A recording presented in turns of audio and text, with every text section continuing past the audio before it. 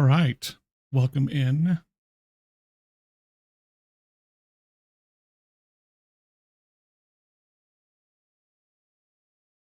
I should be live now on both red and purple. Perfect. Okay. All right. What we are doing is we are starting out with our scene investigators, and then we're going to go into some React, some body cam React, and then, hey, how you doing? And then towards the end of the React, I'll put a video on. I need to eat, and then we're going to end the night playing horror games. I don't know what's going on with notifications. It kind of sucks. But then again, we know that about Twitch and notifications. Not very good with them, honestly. No, he can't. Only so he can get notifications about his the hot tub streams he wants to watch.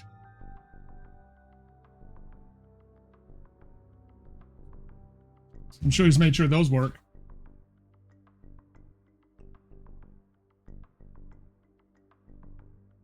Indeed.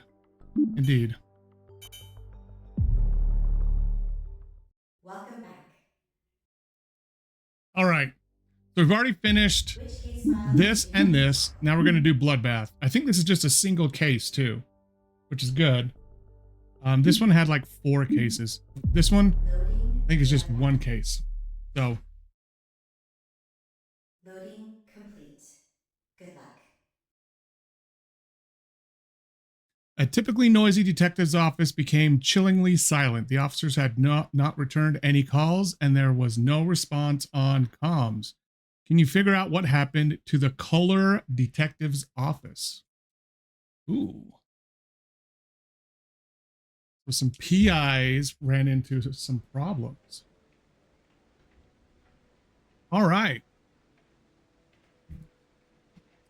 Well, first of all, let's look at what do we need to answer this time? What is in the package by the exit? Okay. Was the gun the killer using standard issue? Who died by the office doorway? Who was the dirty cop? How many people were murdered? Was Harry Baker in a reasonable state of mind? Yes or no? Maybe he's a murderer. Which prisoner was interrogated in room number 1? Interesting. Okay. So we'll think about these as we go. Are you Harry Baker? I'm thinking Harry's the killer. Because look, none of them says who the murderer was. I think we know Harry Baker is the murderer. None of them says who the killer is. So welcome in, Harry. You and Winton. Okay. Wow. That's kind of... Okay. Now, what is this thing doing? Oh, man, that thing is tearing something fierce.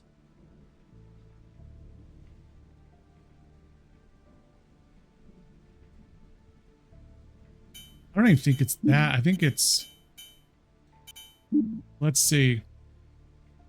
Yeah, my mouse sensitivity is super low.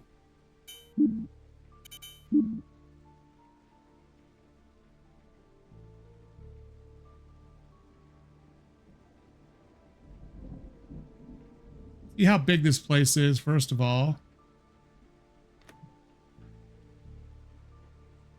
Wow, this is a hot mess.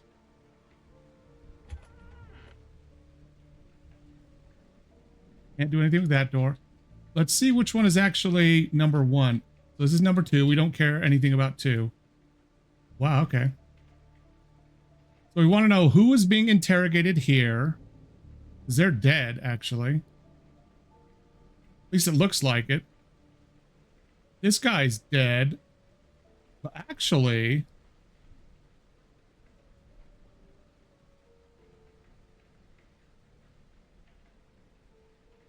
there isn't a whole lot of bloodshed there, is there?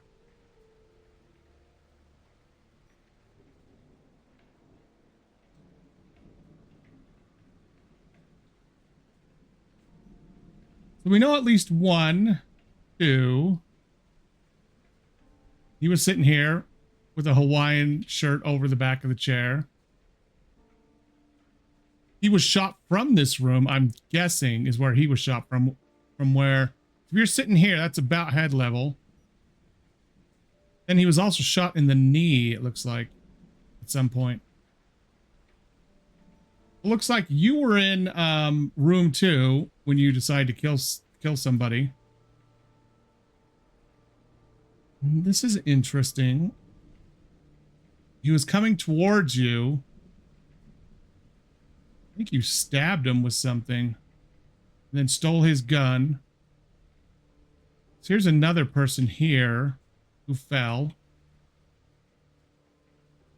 You were over there. The killer is over there. Oh, wait. I thought it was going to let me examine that stuff. I guess not.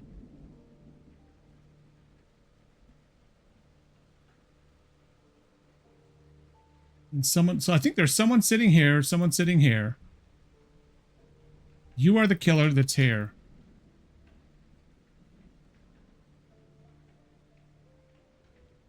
This guy was shot by you coming out. He stumbled over here. Another prisoner was here, but he doesn't really look like... Or is that too obvious? Maybe he fired right here, and that's what happened to this person. Maybe someone fired through here. And that's why he fell down, as opposed to firing out. Could be. There's another one here, another one there. Nah, that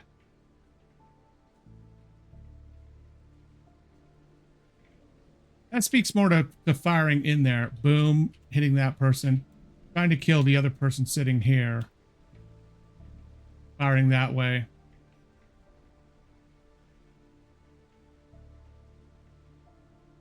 It is Harry Winton Baker. Out of order, okay.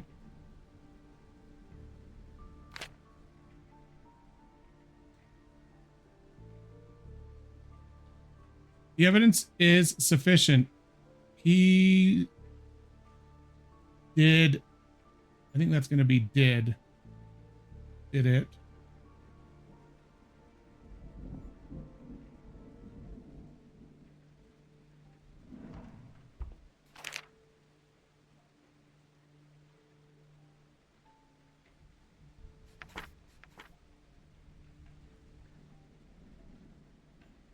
Oh, witness report.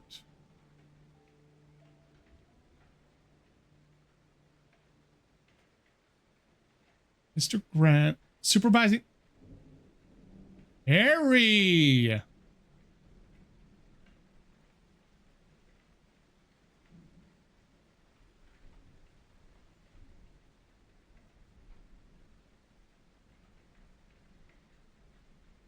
This kind of changes things a little bit, because it's looking like, okay, so the question was Harry Baker in the right state of mind?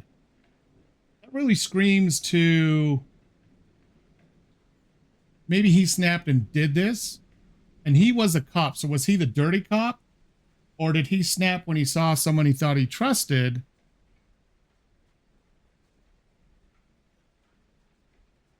Changing teams in the middle and doing something he shouldn't be doing.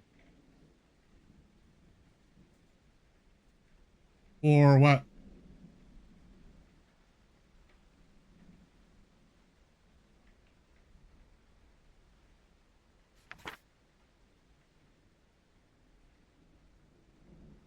Was brought in due to relation to witness number 1, sister, current concern of reliability of witness number 2's testimony from 1987. Sister was able to confirm suspicions about the testimony. Harry is also on this one. Invalid report.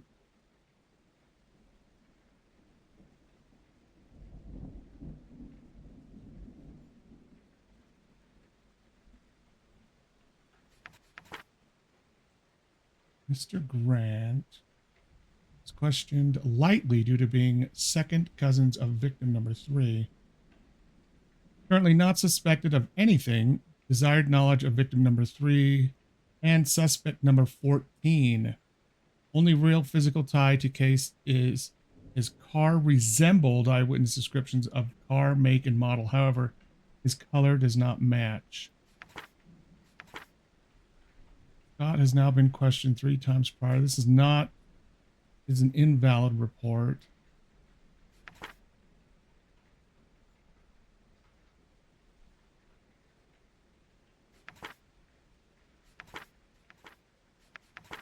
Oh, that's a lot of reports.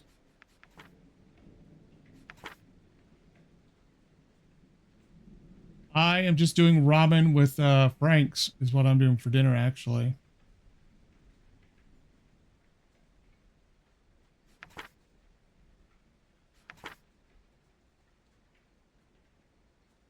It should be tasty.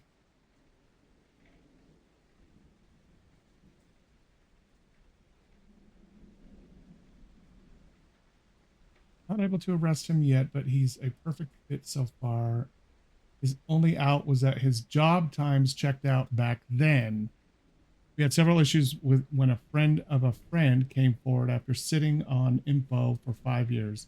This person only came forward after Mike found a gun, evidence number 129, on this person during a traffic stop. Issue is that this man could only have gotten the firearm from Scott just post to Scott's time for the impersonation. Trent. Mrs. Trent is only being interviewed by this unit due to the recent pending charges against her, re-permitting us to ask about case 736-6W. She was the prime suspect of the incident, but the lack of physical evidence blocked officers of the time and our own unit from ever being able to nail her. This time, we've now been given a probable cause to search her property, and are hoping to find anything that could have been missed in the prior search from 1998. So they're using this opportunity to search for other evidence for another case. The witness report is not in relation to the current case, but only in regards to the 1988 allegations. No question was asked in regards to the bar incident. Ralph. This questioning came in part due to Mr. Mason reaching out to us. It seems as if he's currently willing to speak due to his poor health. The last time there was any sort of interview or anyone related to the case was about a decade ago. As much as we note him as tangential, he provides us with the best image of the mental mindset of his good friend and the main suspect. Note, full impact of this interview is going to be sealed. Supervising officer has demanded that this be the only public out-facing record of anything related to the discussion had today. Okay. Detective Snyder. Oh, different supervising. Rochard Bolts. Detective Snyder desired to re-examine Miss Ebis as part of a routine check-in with the 1989 cases. Sometimes we contact McClellan healthcare providers to see if any current persons can talk with us in regards to the Carl Tristan case, but we get no response. As Miss Tebis has moved on from working at the facility, we have interest in seeing if she can be more forthcoming. Her contract may be over, but her clauses still go on for another few years. She seems very genuine about her testimony. Okay. Simon Snyder is, different supervising. So this one was Detective Snyder. And this one is Supervisor Snyder. She is sick. Nothing. I'm going to look at that real quick. Drunk. Rosa. Nothing. Nothing. Nothing. Okay. But one was drunk, one was sick. That sounds really, really good. Mr. Mead was only a child during the initial investigation of Case 5R. His recollection of events was colored by his perspective of, again, being a child. This interview is done in part due to the subject's current age and regular outreach process for the time it's been since the case was given to the unit. The failure of the recent tip to deliver any tangible evidence is another reason why the witness and people associated are being requested.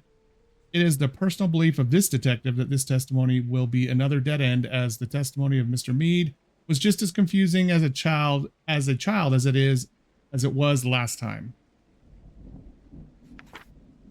Back to Baker. Mrs. Pinder is still the prime suspect in the disappearance of her child and the child of a former friend. Her various testimonies given to us throughout the years have consistently been solid enough to stop us from cuffing her on the spot. The issue for her now is the fact that her last testimony came into contradiction with one given earlier on. It was nothing immediate, but it was enough to know that she's slowly either losing the memory or her story isn't watertight.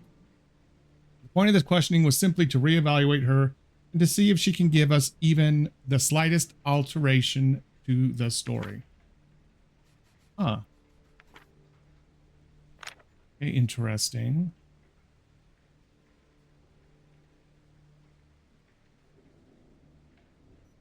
I don't know if there's anything else in here.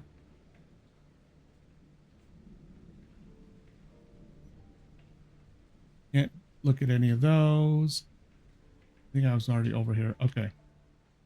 Let's go back in here.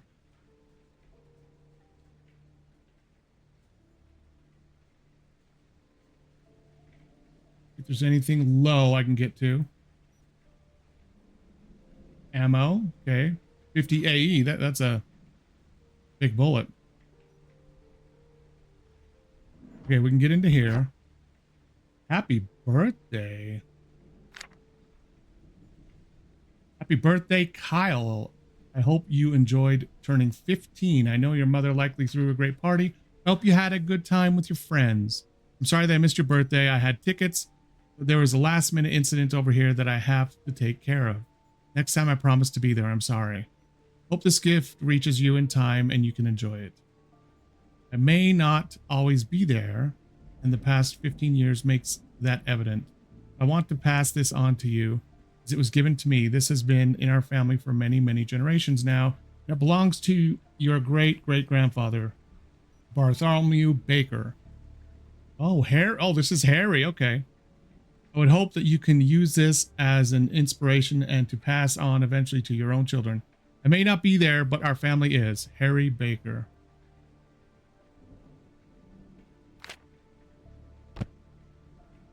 Interesting. Okay. Kid's name is Peter Josie or Jose. Friend says Peter hid issues or had. I don't know. Pastor says kid has no issues. Only direct evidence sub for now.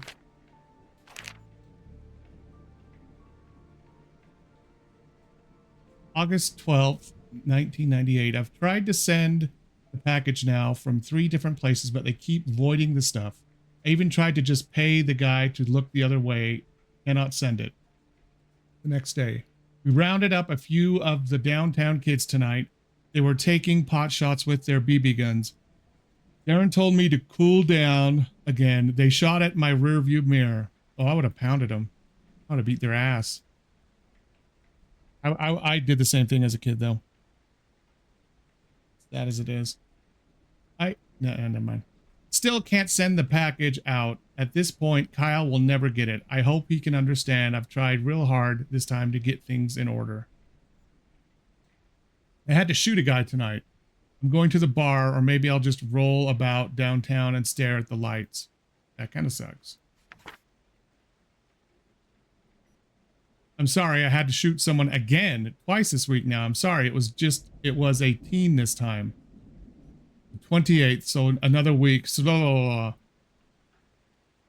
next day, Chief woke me up at my desk this morning. He asked me a day or two ago if he should be worried. I told him I was running okay. I don't like office duty. There'll probably be another month of this. I hate how they junctivate that word. It's annoying. I need help. I need to get out of here. All I do now is drink and write papers. Okay, maybe he wasn't in the best frame of mind, Mr. Harry Baker, according to this. There's nothing here. I still haven't talked to Kyle, and I'm stuck here doing these GD papers, and now I can only listen to Darren complain about things. Chief told me I cannot drink anymore in the office. Wow, what a shock. Cop can't drink in the office. It's affecting me, really. Bullshit. I think you're kind of coping there, Harry. It's the only thing that can help me right now. I'm going crazy. Okay, dude. He loved his drink in the office. Hell, who wouldn't love to drink at work all day, every day? I've been really testy lately. Testy again. Well, I need to go to the bar, but I cannot do it right now. Need to be clean, even if only for just another few days. I don't want it to end like this, like it did last time. The only good thing is now I can go do what I want. My flight leaves tomorrow evening. I ain't staying around here. I need to meet with him face to face. That was on the 24th. This is Harry's desk. Call her back next week. School says call back tomorrow. Ask N if he can take call. Who's N? School says no records on history. Plane leaves tomorrow. Get plane ticket. Miss Josie or Jose. Still won't talk. Send flowers. Mom's name is Jasmine. Mom's number. Really thought that you would have been able to pick up that picture. Mom isn't talking. Go figure. Really? Call the mother. And what's the one on the side? Judge K is still sick. Post-its. K6 papers signed and verified. I don't know what the K6 is. Judge R has given the clear. Get more floppies. Yeah. Well, if you're relying on floppies, they don't hold a whole lot of info. Okay. 50 AE. Well, someone took some out in a hurry. Or why would this? Okay. Someone was in the middle of cleaning their gun when something happened.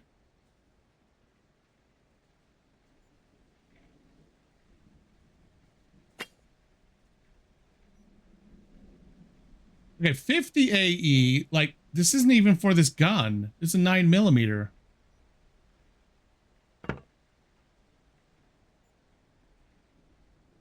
It's 50 AE. Isn't that 50 cal? That's 50 frickin' caliber. These things are huge. And 50 AE is not gonna work in a 9mm. Well, I don't think so. I'm no gun expert, but he's in the clear. ACC to tip.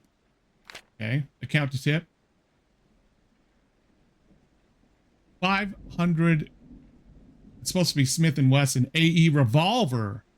Prize winning the NV sharpshooter state competition of 1994. Always keep it loaded and you'll never go far. Or and you'll go far. Winton and Smith, exactly. A Dune Sweeper 45. All hail the gold medalist of the 1982 NV Sharpshooter State Competition. Semper Fi. All right. Holy shit, and another gun missing. Bartholomew Baker, lieutenant in the United States Union Cavalry. Okay, this is an old weapon. Old weapon. National Veterans Long Gun Competition of 1986. In appreciation of your many years of dedicated service to our country and to your town as a veteran sharpshooter, we salute you. February 15th, 1986. Okay, so the 50 AE for this is a revolver. That's not a revolver. So the revolver is not in here. Probably what the killer used, I'm guessing. Floppy 1 through 8 of J case has to be submitted formally. Get audio of admission. Warrant if needed. Kent Mayers. Read all those. Gill was murdered here, but his body was found in Drent. Maybe buy bigger object and sneak it inside that. Okay. See if Jim in Postal can get package to slip in. What is he trying to slip in and where? That out of context is really bad. Inspection reconfirms tip impossible timing. Get back on records with county. Oh no. I didn't even have to say that. MacArthur Road incident case report. Is this really important? Maybe.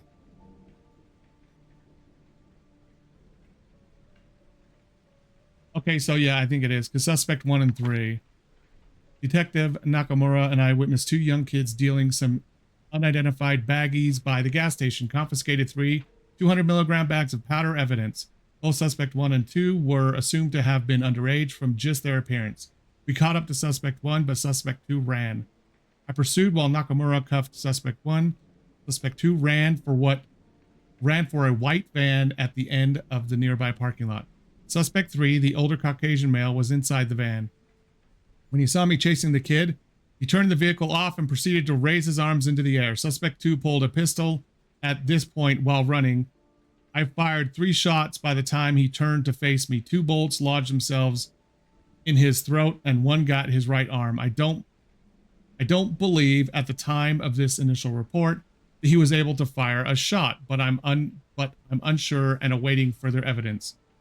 Requested suspect's 2 firearm to be examined for gunpowder residue and suspect 2's hands to be examined as well. General officers eventually arrived on scene alongside EMS. Suspect 2 bled out before me. EMS was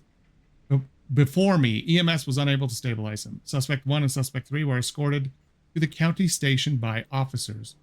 I received a question from another officer on the scene, and I want to answer it here in writing.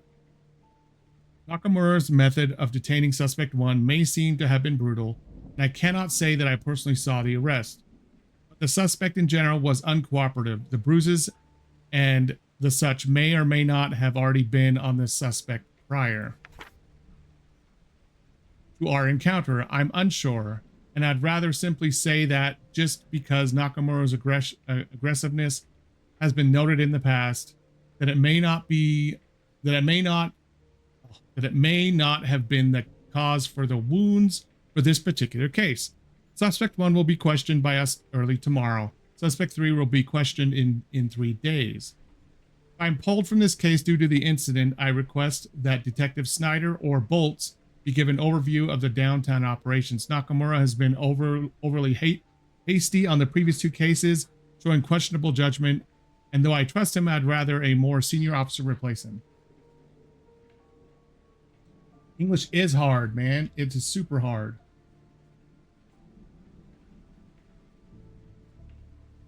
Okay, so Nakamura, and this is Harry. Okay, so Harry and Nakamura are partners. One of the people I think he was talking about killing when we were looking at his journal was this suspect here on September 22nd. Actually, we can probably verify that. No, he had shot someone else. This is August 21st. August 15th. Man, he shot 3 people in like 2 months. He killed this kid in September. Wow. Harry. And he's been drinking like crazy. And he says that Nakamura is in poor judgment. I don't know about that. Keep your issued sidearm. Yeah. Keep your issued sidearm on you at all times. Please do not leave it behind for someone else to mess with. You will share the blame. Please keep other standard issue equipment in your locker or vehicle, not on the wall where someone can grab it. Especially when the plaque says to keep it loaded at all times, Mr. Sharpshooter. We don't expect you to carry your rifle or shotgun on you 24/7. The fact that I have to say this is disheartening. But given that Jim had neither sidearm nor primary on him at the time of the Main Street shootout 2 weeks ago, means that self-preservation must be recommended and enforced. Had Harry not been there, we would have lost a good man. Please supply yourself as your job requires. Police Chief T.R. Sheridan. Okay. Today's morning. Okay, yeah, never mind. Today's morning and noon shift, 6:30 a.m. Nakamura to unlock our squad racks in equipment room and unlock doors. Bolts to meet with department head. Baker to come in and finish report before additional meeting. Donuts coming in hot. Jimmy from 2 offices over is supplying today. Morning announcement on PA. Snyder and Bolts to talk with department head. Expected call later today to Bolts from HR. Oh, that could be bad. Escort of prisoner 1 and 2 to respective interrogation cells. Transfer of keys to Snyder. Questioning of prisoners switch at 12:45. Lunch break begins. Harry in charge of watching over prisoners. Lunch break is over. Baker meeting with department head. Reacquired equipment check over by Bolts. Bolts reconfirm with department head about reacquired equipment. Baker is officially on paid leave. Please refer to Snyder for respective cases. Refer to late noon and evening and night shift for other stuff. Interesting. Town dinner celebration at the Color-VO Public Library. I don't know what the -VO is. September 29th. Color just hit 23,000. We're almost at 25K for our town's population. Sun County is now nearing 800,000. You're invited to a small dinner celebration at the library at 6:30 p.m. Invite your neighbors, coworkers, and the whole family. I hate having to hit that twice. Okay. We've had a number of recent complaints about drinking occurring throughout the office, mainly just Harry. Drinking is an adequate manner to alleviate the stress. Okay. Drinking is an adequate manner to alleviate the stresses felt during doing this job. Wow. We understand this and we will refuse any manner of taking that away from you. However, during work hours, we ask that you remain sober. Drinking inside the office is perfectly okay during lunch hours or off time. I would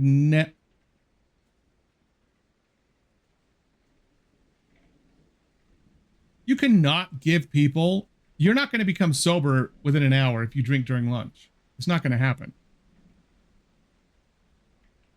If anyone is caught drinking during hours, they will have a strike on their record. If one's work is determined to have taken a dip in productivity and we discover that consumption of alcohol is the cause, a strike will be placed on the record. Good. Do good out there. Please, Chief T.R. Sheridan. I don't know how you can give permission to drink during lunch, as weird as that sounds. I don't, like I said, I don't think you're getting, you're becoming sober if you drink during lunch. Voided contraband. Ooh, contraband. Kyle Proper. Due to current state and county policies, we're sorry to inform you that the package was not permitted to be sent out from any of our local offices until we gain clearance. The start of the procedure and gain the right paperwork, make sure to call this number. Okay, interesting. Well, yeah, I mean, like, where your judgment is so key. Absolutely. Ooh, beanbag. Ooh, is that something? Yes, it is. There's quite a bit. 9198, new medication today, not like the old stuff I was using. It's got a bit more of a kick to it. I know my doctor told me to likely avoid this if I'm on anything else, but he said it was a great alternative if I start to notice a dip in the other medicine. Seems to be doing fine. I don't notice any difference. Beanbag's so good. I don't notice any difference yet, but it gets the job done. My headache is still there though. Well, I don't feel so weird anymore. I think it's good. So far, so good. The headaches are just dull. Next day, I think it's just another fine day. The whispering stopped. Thumbs up for this stuff. It's only been a week, but I can say that this got the job done fine, just fine. My headaches are still there, but they hardly compare with the normal ones. My trial amount ran out today. Bought some pain reliever to help the layover until I can get another bottle in 2 days. I don't know why they always have to drip feed the amount. I almost collapsed when I finally got the stuff yesterday. It's a fast actor, however. Came in a little late though, so I could get worse. Stuff to quiet down. And now it's completely normal again. Good. I'm stretching a little to wake. Sure, I can pay for this next time because it works 100%. It is hampering my other expenses, however. Nothing on the 13th. Almost had an issue. Didn't take one as an experiment yesterday. Line through yesterday. I think even by the end of the day, Baker was a little concerned. Feels good. No issues to report today. This might be Nakamura. You know, I think that the prior medicine was just putting me off. You could tell me Green Man had taken over the government and I would have bought it. 17th, all good. 18th, had to buy another bottle in the morning. Completely out of money though. I'm going to have to start a second job or something to help pay for my issue. Okay, I don't think this is the stuff that he's getting from a doctor. Thumbs up again. I can't find the medicine. I left it in my car and now it's gone. I've been doing fine for the most part. I need to find it again, at least before my issues crop up again. My headaches have already returned and I just don't want to hear the voices. This has got to be Nakamura's office, right? Morning stroll, buy more drinks from Walmart. Oh my gosh, look at all these. Harry asks for papers again. Find them. Need new bag of wrappers. Already out. Withdrew from bank before coming to office. Morning walk, 10:30ish. Paperwork or rest of day. I'm supplying office donuts today. Used $20 found yesterday. Found. Check with bank in the morning before office. Morning walk, 10:30. Sounds like he's taking a 10:30 stroll to like meet his dealer is what it really sounds like.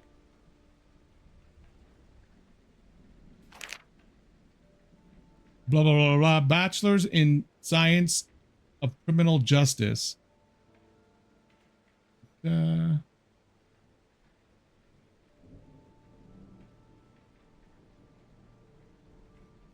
Nakamura. Okay, Darren Nakamura. Okay, good. Yeah, this is Nakamura's office. So Nakamura had a substance abuse issue of some sort. Maybe could contribute to his rashness that Harry mentioned. State of Nevada, Office of the Attorney General. This is to certify that Darren Y. Nakamura has completed the Nevada Peace Officer Basic Training Program. More post-its. New coffee filters. Ask Ruby about mom. Okay. Color Weekly. Breaking Easter Morn Sacred Silence. I'm not going to read that. Call 1006. She can help with dollars. Ralph, wait till Thursday. Jay claims was McMillan. There are so many freaking post-it notes in here.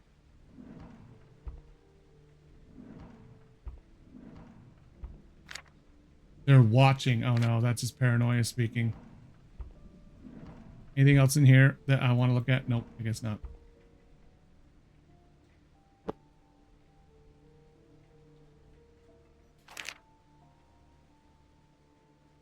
I forgot my wallet today at home. I couldn't enter the office until Richard opened the door for me.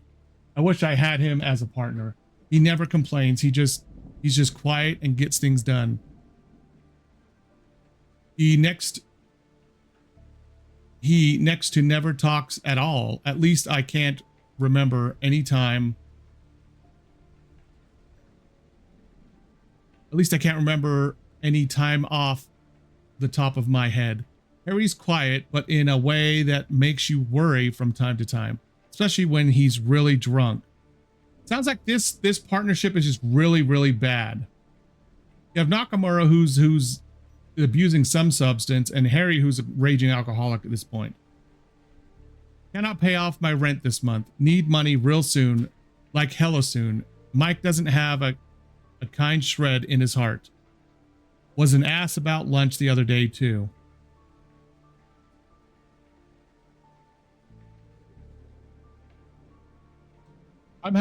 Is this fart or fast?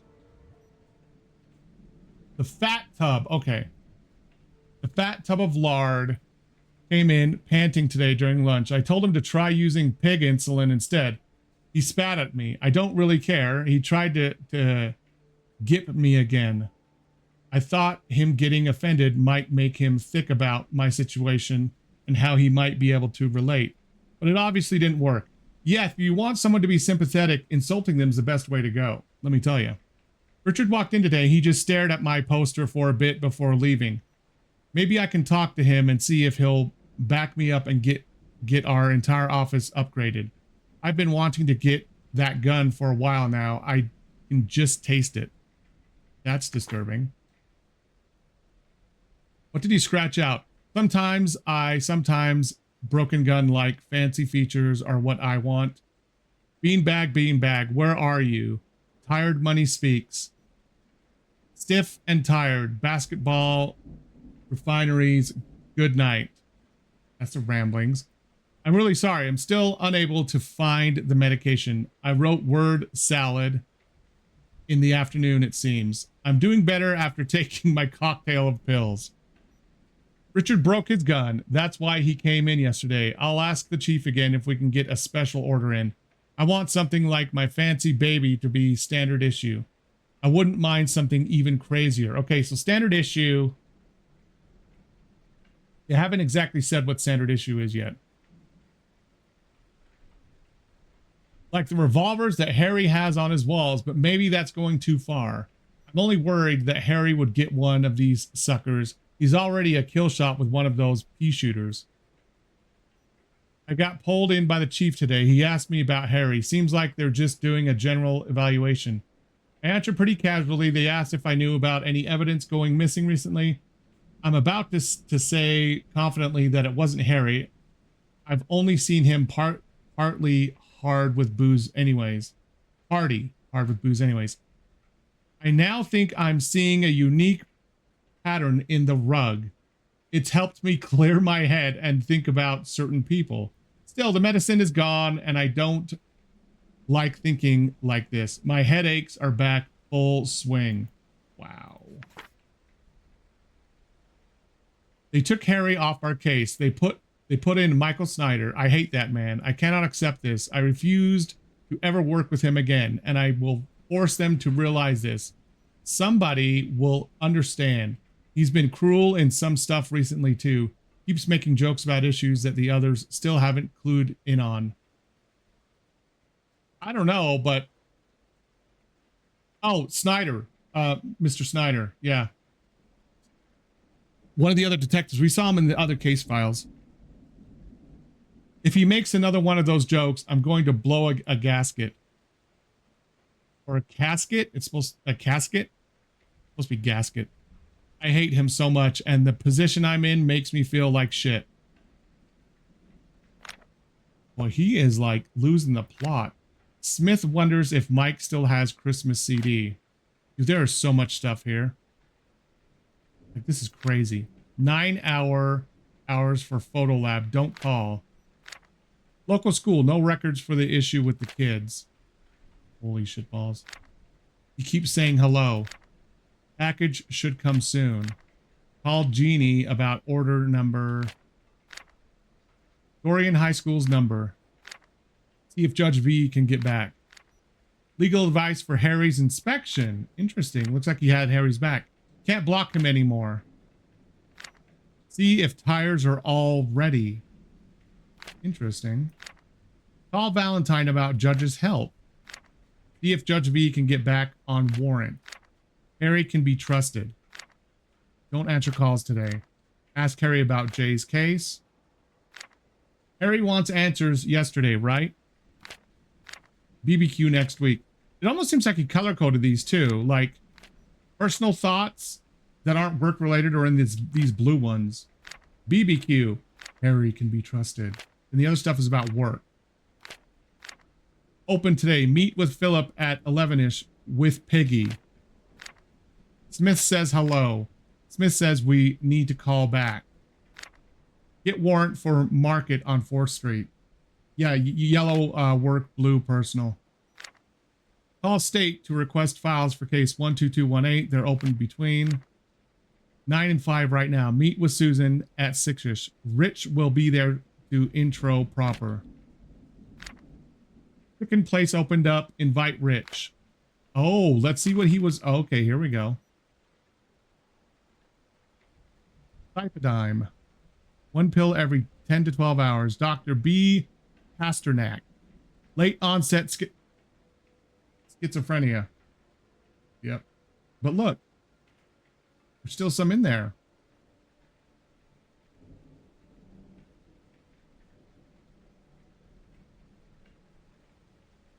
So he was a schizophrenic. That makes sense. But like, what is he? He talks about a drug cocktail. And I can't imagine that Tylenol, extra strength. He was taking that. Reconnect phone tomorrow.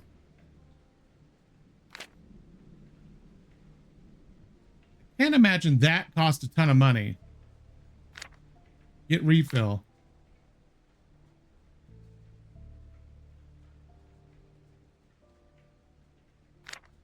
Average drowning time. There's a new sheriff in town. Meet the new Beacon Bell Toll 40 Super. When the bell tolls, it tolls for them. Oh, mercy. This looks just like a gun ad too, that you would see. The lightning in the background, gun in the sky, like it's some like evangelical type of object.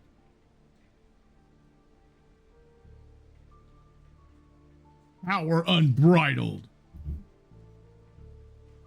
Power eternal. Oh my gosh. This has got to be the gun he wants, right? The Beacon Bell Toll 40. Okay. That's the gun he wants. Because it sounded like someone walked in and stared at his poster. He was talking about that. Hi. Okay, let's see what else we got over here. We've got this. Bullet size too large for Jay's issue. Interesting.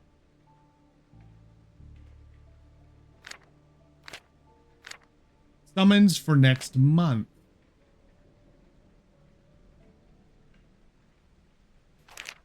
Okay, yeah, I already saw that. That's his little private thoughts.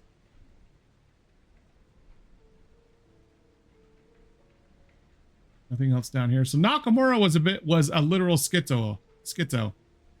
He was taking medication for it. But he was a schizo. Okay, who's this?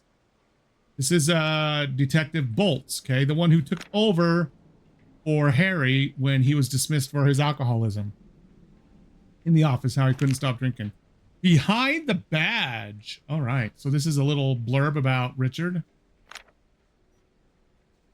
There's some photos. Laws and regulations of the state of Nevada, 1997.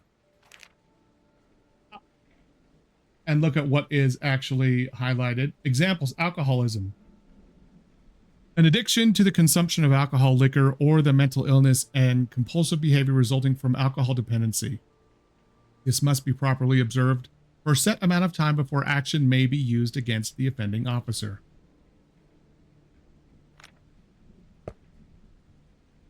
Ooh. Copperhead family, 9mm. So this matches the gun in Harry's. These bullets kind of match the gun that was in Harry's area. He actually had open. Well, that's a shit ton of 9mm.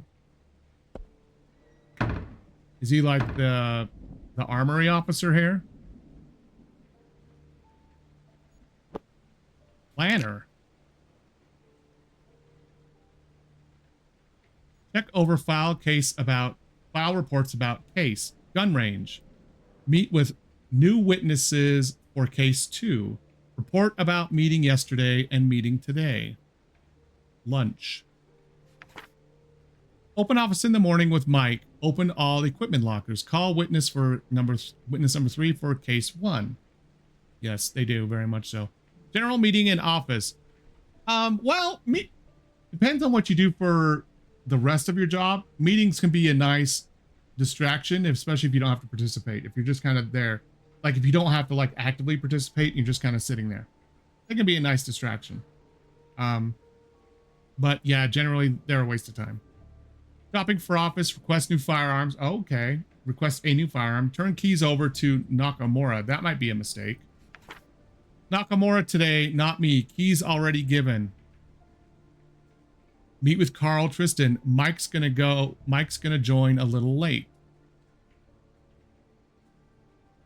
Mike's the one everyone hates. Or at least Nakamura hates. Yes, exactly. Free time away from work. Report about meeting yesterday and meeting today. Meeting with chief, likely about recent issues and new employee. Some small dinner with Nakamura and Susan. She's asking if I can buy more potato salad. Nothing on the 27th. So it could be that this murder took place on... The office incident took place on the 27th.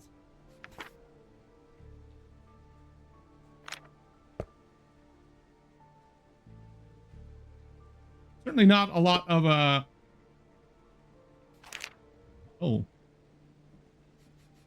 just quite a bit. Right recommendation for Mendoza. Faulkner needs report.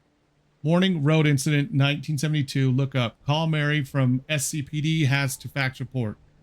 Fax chief weekly breakdown. Fax Judge K with paperwork. Judge V's section still hasn't faxed. Mike wants Oval Tree. Average gunfight too short for Sun City running killer cases. Consider maybe 2 people this time. Wrong about the call. The bond amount was right. It does seem like a really shitty place to look. Kids shattered Harry's rear view. Get another replacement. We need to give school tour next week. Tell Mike and Nakamura to clean cubicles. Second VHS found by Marty, retrieved. Mike needs evidence right up soon. 1 hour, 37-minute vid. Recommend check over with SCLL. Mortimer hit last week. Could be related to teen biker gang.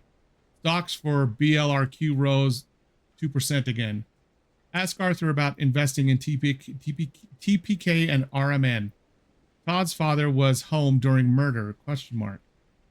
Secretary says not able to meet. Do a background check on Harry.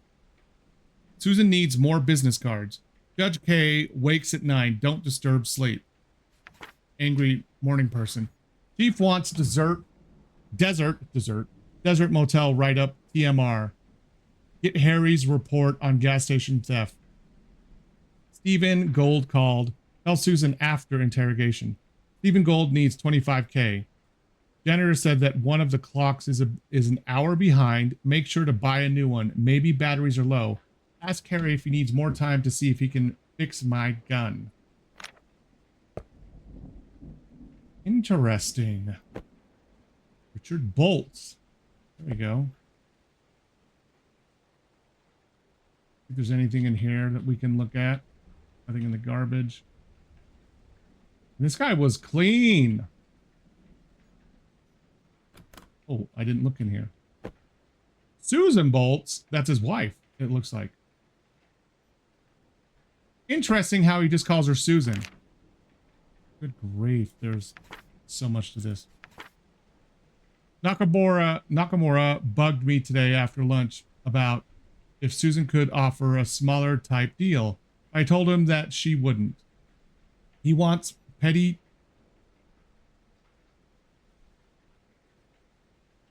change, enough to buy fountain drinks and ramen probably. Susan already expressed that she wasn't interested, unless he had enough to pay off his already late rental charges and then some.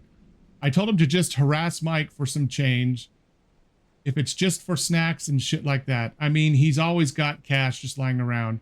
I know Mike might not help, but given his dislike for the guy, but it'd be worth the try. Nakamura just turned and left. Seems like that put him into one of his moods. Mountain Dew and ramen is a great combo. It's been a long time. There's just so much going on in our current case. Both Mike and I hit the mother lode. This is the holy witness we've been waiting for. She's going to break the entire case against Carl Tristan. From here, notes we can read that the 11 kilograms of DDP-39 the company was transporting was switched out at the last second for another trucker. Tristan didn't mishandle the insider stuff. He was either set up or a very unfortunate victim of pure coincidence. Whatever it is, this is evidence enough for us to pull this out of the fridge and grab any warrant that we'll need. Interesting. I just need Baker to not kneel over and die. I found him on the corner of Swiss and Baker's this morning. He was a complete wreck. Dragged him here in the car. Harry, get it together.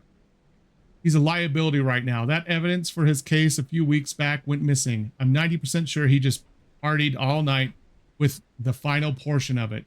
Nakamura may be the largest hiring blunder we had in the last decade.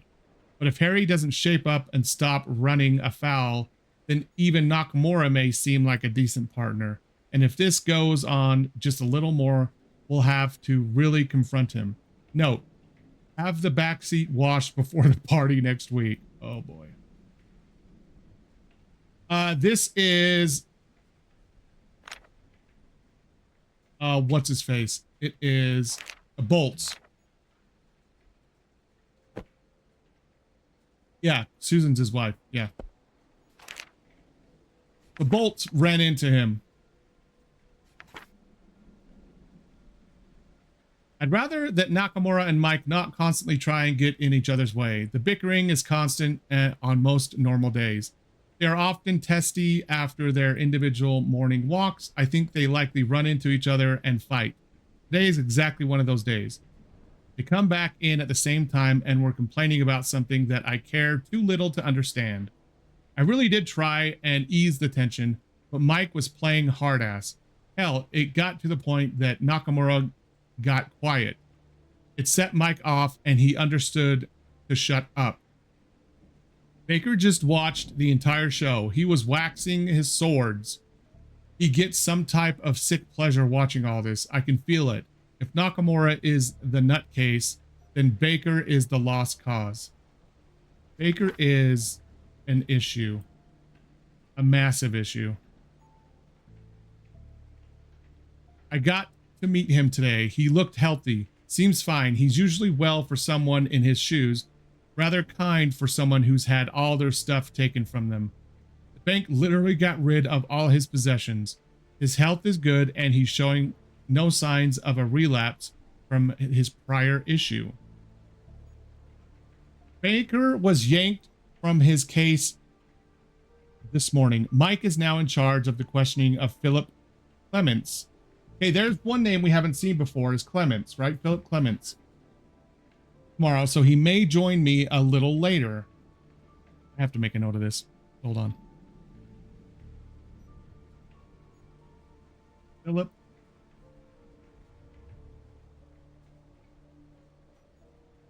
Clements, witness or suspect.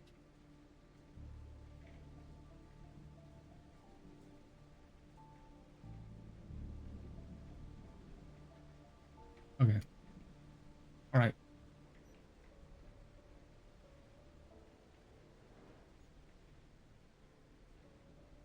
Wicked's a good movie. The play is way better than the movie is. So he may join me a little later with Carl. From what I've heard, the man's just going to get some potentially heavy charges. But they're also offering a massive deal if he happens to just babble long enough about his friends out on the streets. I don't think Mike is very excited. I think he respected Baker enough that he's peeved at all that he's peeved at all this. Told you not to eat the fingers, Carl. He never liked Darren since he fudged the big case last year. Those two together will be a mess. Baker was passive, a little too passive. He immediately ordered a plane ticket over the phone. Lots of mumbling. He's been acting off since his last shootout. You don't say. So we have one Philip Clements who came in and was supposed to be questioned. He might be part of the problem. Well, part of what happened. Okay, now let's check. What? This looks like flour or sugar. Interesting. Is this where we keep evidence lockup now? Okay. Well, that's a problem.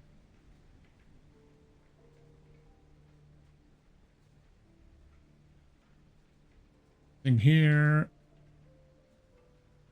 Nothing there. Okay. So all that's fine. All this back stuff. Okay. Now so what we've got so far is we have this mess, which is Harry. This is Harry's area. This is Nakamura. And this is, I can never remember his name, Bolts. So is this going to be the douchebag Mike? Send $300 to repair shop. Okay. Buy Oval Tree.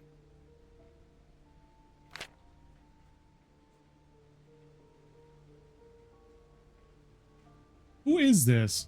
There's got to be something in here. Okay. This is Michael. Okay, so Snyder is the dickhead no one likes. Well, at least it seems like we know Nakamura doesn't like him. We know Nakamura and Snyder don't get along. Okay. So this is Snyder, Bolts. Is this Harry? Yeah, that's Harry and that's Nakamura. So these are the four detectives we have here.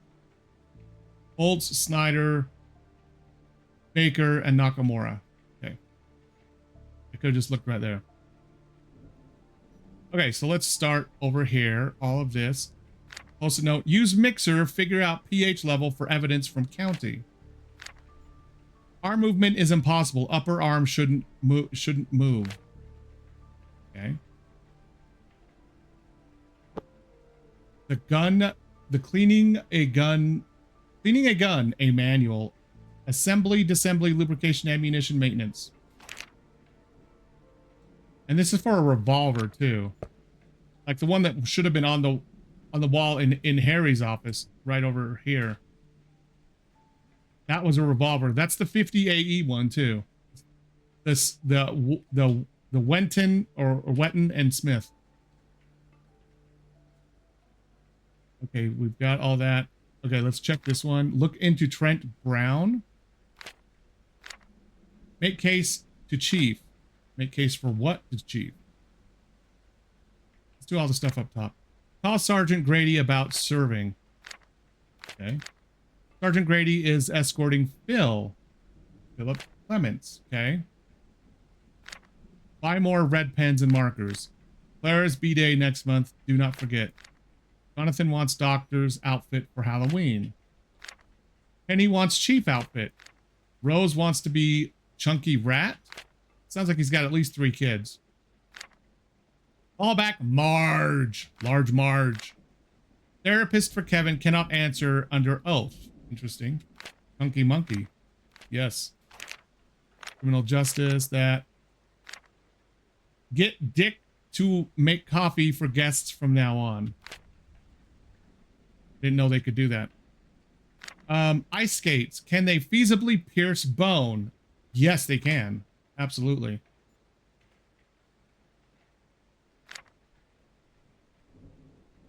Draw up sheets for ship layout. Interesting. He's just got money. He does have money like laying around everywhere, doesn't he? Wow. Okay, yeah, and he is like the post-it king. Call person of interest 3, 9, and 2 for Frank's case. Judge K's new assistant, Rachel. Pudgy sounding.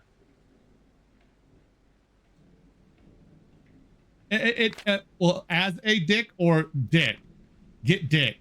Or you thought it said get a dick? Summons ready to send.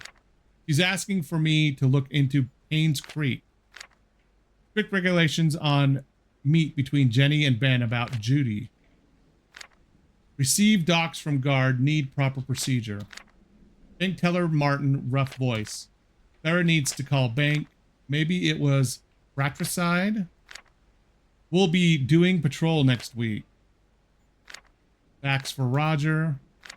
Money stolen from Roger, 9 grand. That's a lot. Reassure Grady on processing. Get Dick to write up report. Harry stuff in lockup. Tell Rich.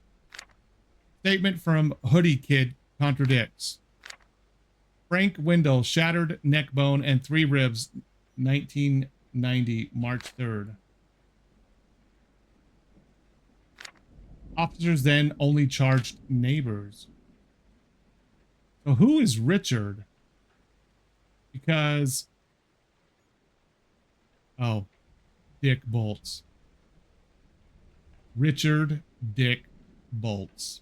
In quotations. Mike. No nickname for Nakamura. What about Harry? Nope, just Harry Baker. Senior detective. Okay, so he was a senior detective. He's just detective. Senior. Okay. And senior. Okay, so there are 3 of them were senior. Nakamura was the new guy. And Mike's got it going on. Yeah, look, he has 3 kids. And that's Mike.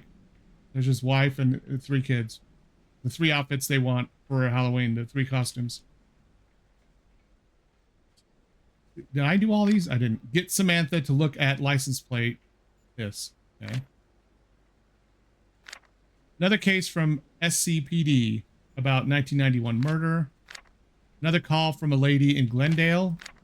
She's masking her voice. She's changed her number 2 times now. Okay, interesting. Okay, so I've gone through all of this stuff. Everything here. Okay. I still don't know if I really...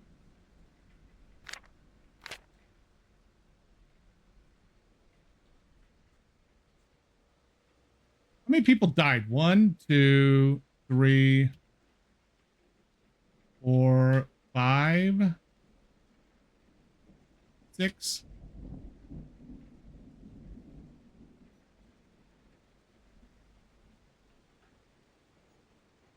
I don't know if one of them died. I don't know if this one died, honestly, right? I don't know if this one died, because look at how little blood there is. It sounds like there's 4 that work here, because I don't see the chief's office anywhere, unless it's through here. They talk about these 4, and then the chief. So I don't know who was sitting here. I don't know who was. But it looks like like an officer here, suspect, one officer here, which is probably this death right here. Another officer and a suspect. So we have 1, 2, 3 officers, and this is probably officer number 4 right there.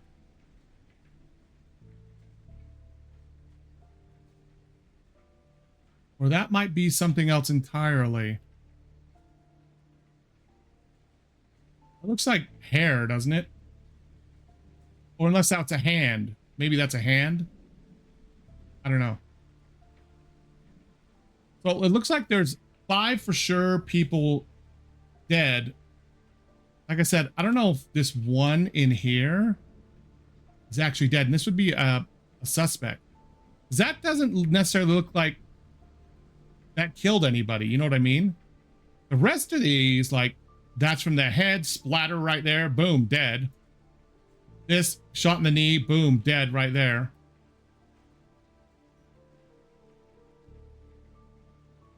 Okay. If he was shot through in the head through here, why is there a big splat over here unless he was shot twice? And when did he get shot in the leg?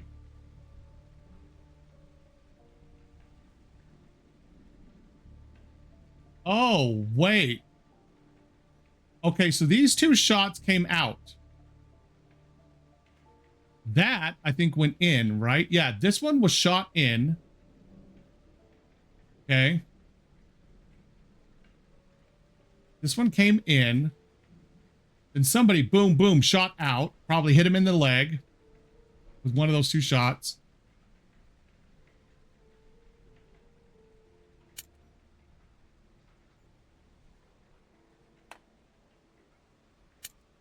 Wow.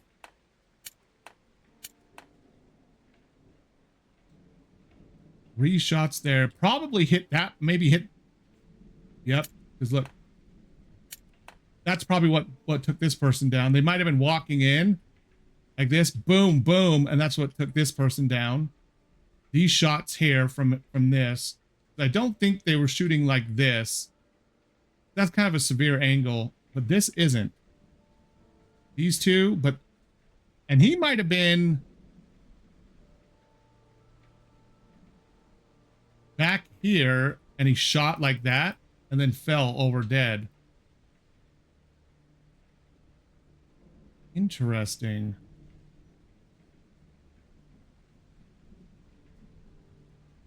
I don't see a bullet here.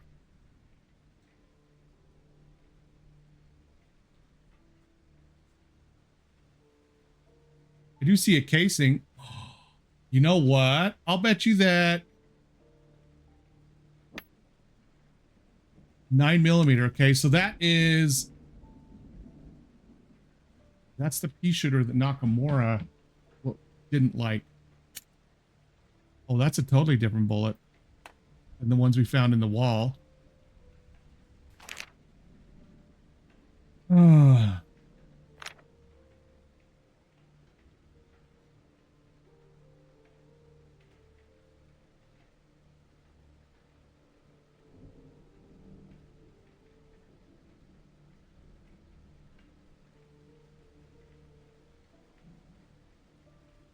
This was not shot out.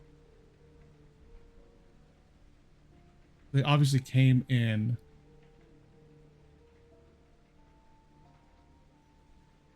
So someone shot in there.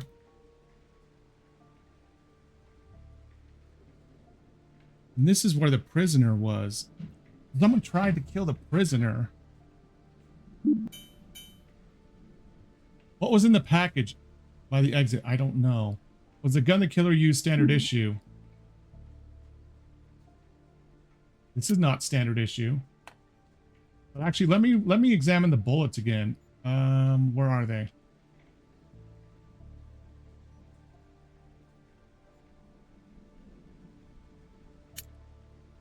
That's not the same bullet.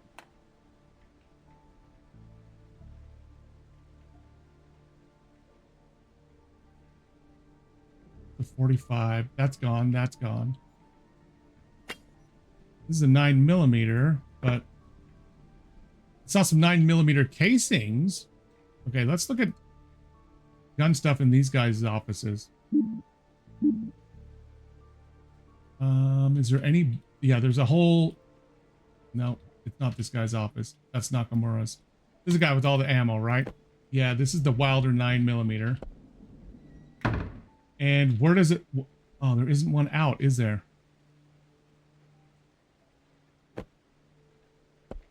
Dang. We found a casing though.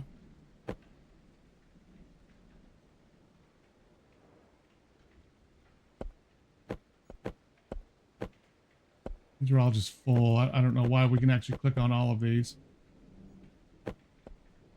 Are any of these different? No, I don't think so. You don't think it's Baker?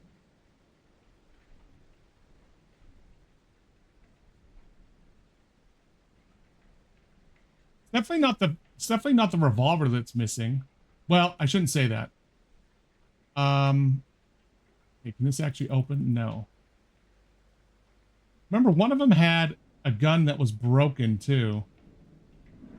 Oh, I didn't even look at this. Milk duds.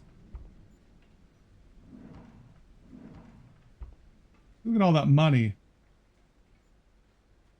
Cigar, screwdriver, $20. A lid opener. It doesn't let me click on any of that. Neither one of those. I know, I wish I could have some milk duds, man. I love them. Okay. So what was he trying to ship? Like, what is this? Express shipping, 1.8 kilograms. From Harry. I don't know what he's trying to ship. I didn't find anything in his cubicle to kind of say what he was trying to ship, did we? Inspection procedure change sounds like a no.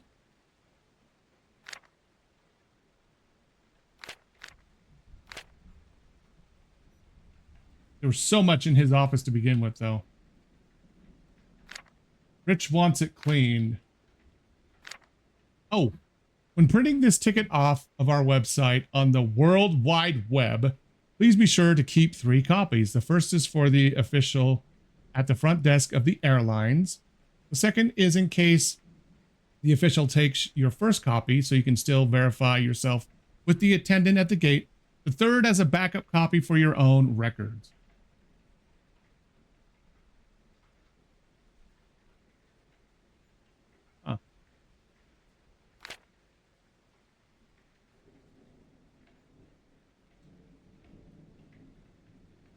There. That's a lot of 50 AE bullets. I think we looked in this and there was just the card. Can't click on any of that. Can't click on any of the books or the calendar. So this is Harry's office right here. This is one that had all this other stuff in it, right?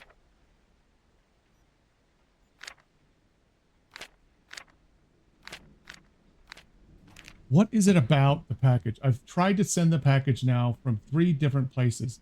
They keep voiding the stuff. I even tried to just pay the guy to look the other way. Cannot send it. We rounded up a few of the downtown kids tonight. They shot out his window. Still can't send the package out. This point, Kyle will never get it. Oh!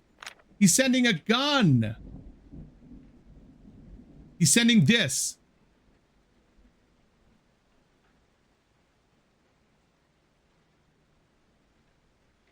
Think about it. He said it was in his family for multiple generations. His great-great-grandfather, right? But he can't send a gun through the mail. You can't.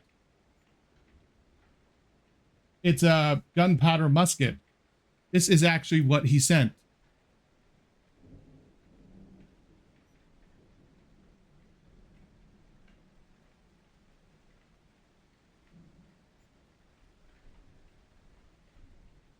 Oh, it doesn't say the name though, does it? It talked about this somewhere else. Where was it? Wasn't there another place he kept like a journal or something? I thought there was. Or is it all in here? No, card. Maybe?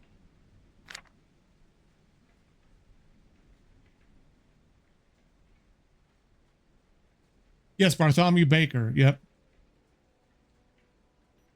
Want to pass it on to you as it was given to me. It's been in our family for many, many generations now. It belonged to your great-great-grandfather, Bartholomew Baker. I'd hope that you can use this as an inspiration and pass it on eventually. Okay. Still doesn't say what it is, but there was something somewhere that said it was a musket. Because it doesn't actually say here what it is. Damn it, where is that?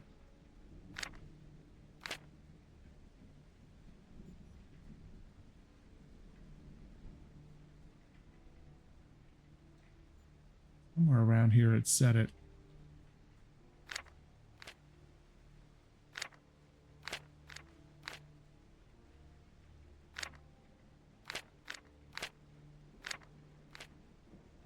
Damn it, where? Now I'm getting bothered, a little bit bothered.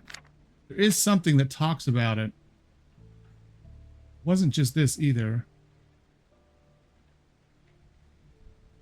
Sharpshooting. Veteran sharpshooter. Because none of these actually say what, like, that doesn't say what kind of gun that is. But there was something that talked about it. Damn it. That is what he tried to send in the mail. That is actually the gun right here. That is the gun. The gun from right there. So we know where this gun is now. This gun is by the front door. So these two are gone. Neither one of these is this either. Because it's a gun. You can't send a gun through the mail. No, normally you can't. Yeah, that's the 9mm, which I think the 9mm is their standard issue. But what has me confused is the tip of this bullet, which is the 50 AE. Look at the color of this one, okay? Okay, remember this color. There's one of these in here, and it's right here. This looks like one of them, right? So at least that's what it looks like to me. It looks like that color, okay? The ones in the wall are not. This is also a lot smaller too. And that's what the color of all of these are. All these are the small ones.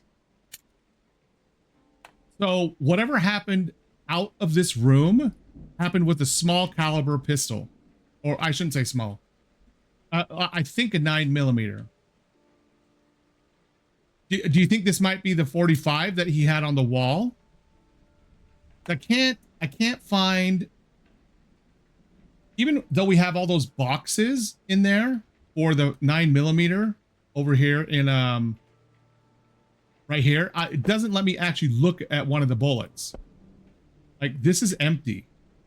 It's gone. And I don't see a bullet anywhere, and all these boxes are just there. I don't know why we can click on every single one of these boxes.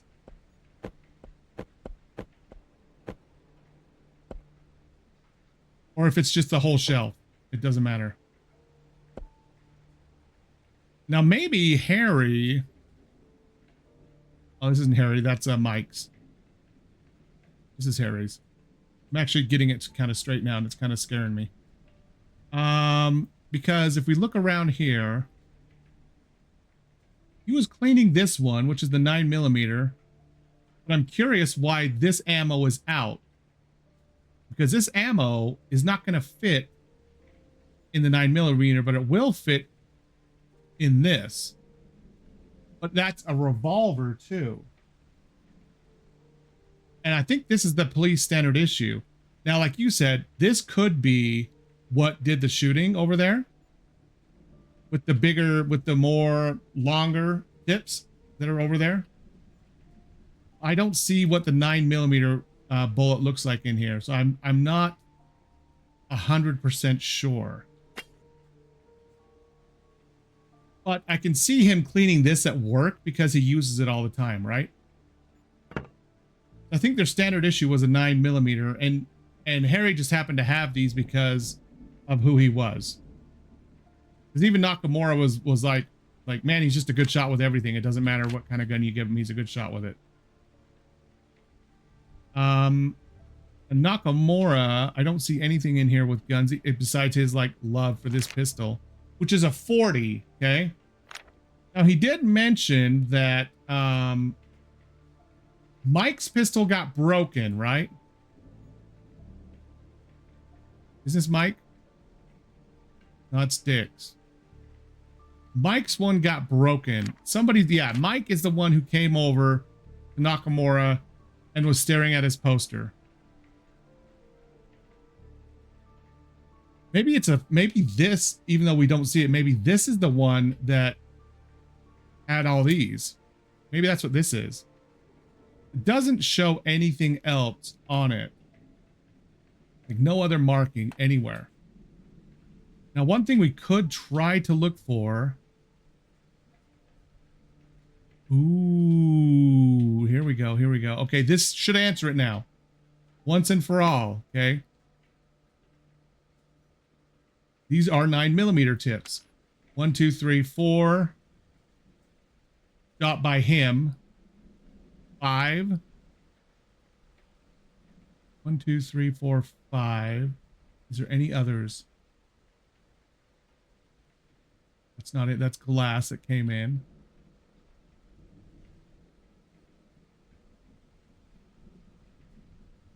Okay, so he's got 5 shots that we can see right now, right? 5 bullets. It's 1, 2, 3, 4, 5, 6. These are all the same.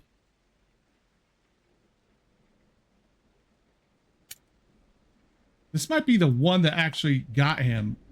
Let's see if there's any casings. More 9mm out here. A whole shit ton. Where's the big one?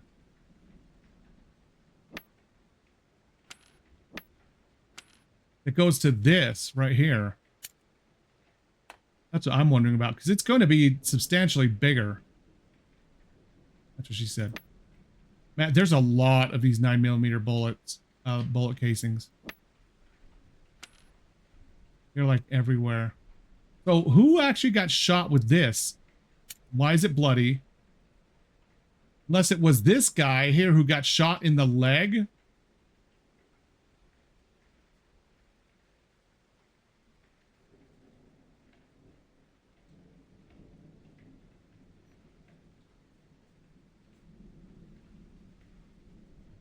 All of these still have this in here. I don't think these hit anybody.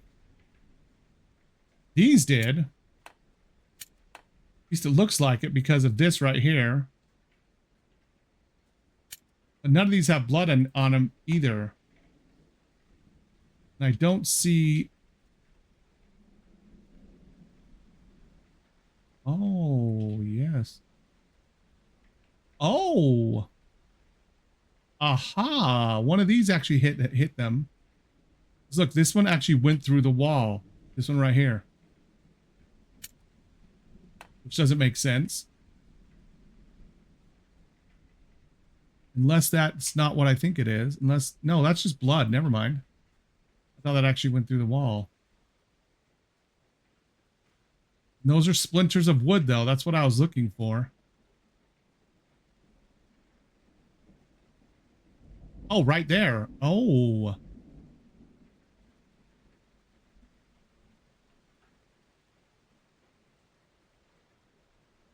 Ah. Look at the level of that. Oh, they might have got hit in the knee. With this one, right? Because this looks more like the stomach. I guess that could be this. That's kind of low to be the stomach. You think that the stomach would be more like right here, more in line with the handle. If this was going down, it definitely, like at a downward trajectory, it definitely could hit the knee for sure. I really want to find the casing for this. Figure out who was shot with that thing. I think this was all done in here. So where are the casings in here? Because this glass is not broke. Oh.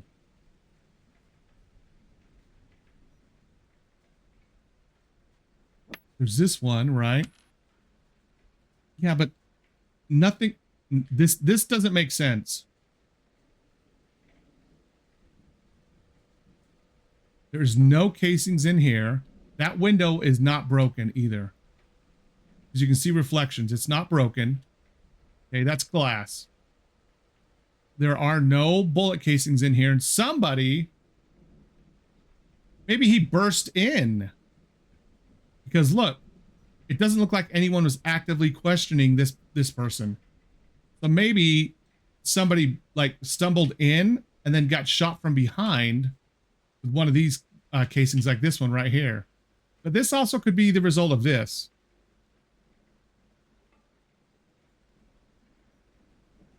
Okay, now I want to look out here to see if any of this started out here.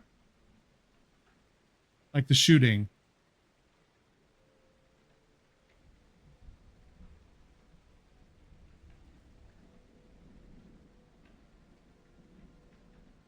He was sitting here and stood up really quickly and knocked over his stool. That's Harry.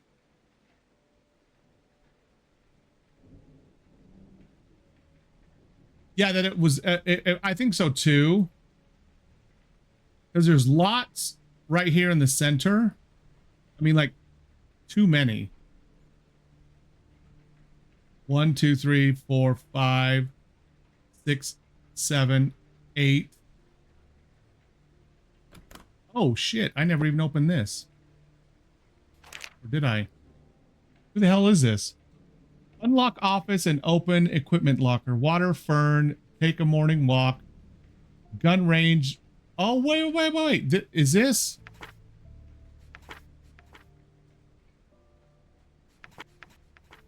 This might be Mike's. Because look, he takes a walk the same time Nakamura does.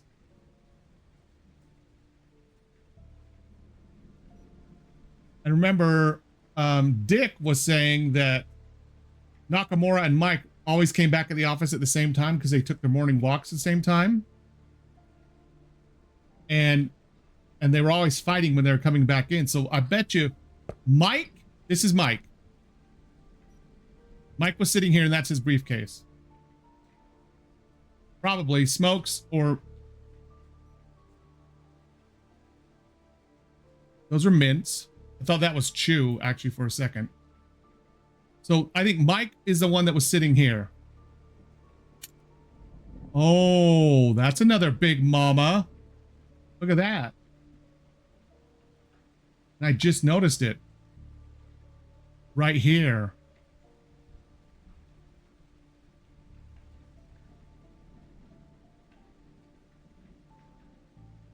Okay, new theory. Somehow, suspect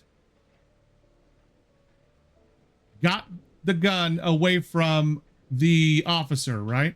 Wait, there's something on the chair. Oh, just another 9mm. And wrestled it away.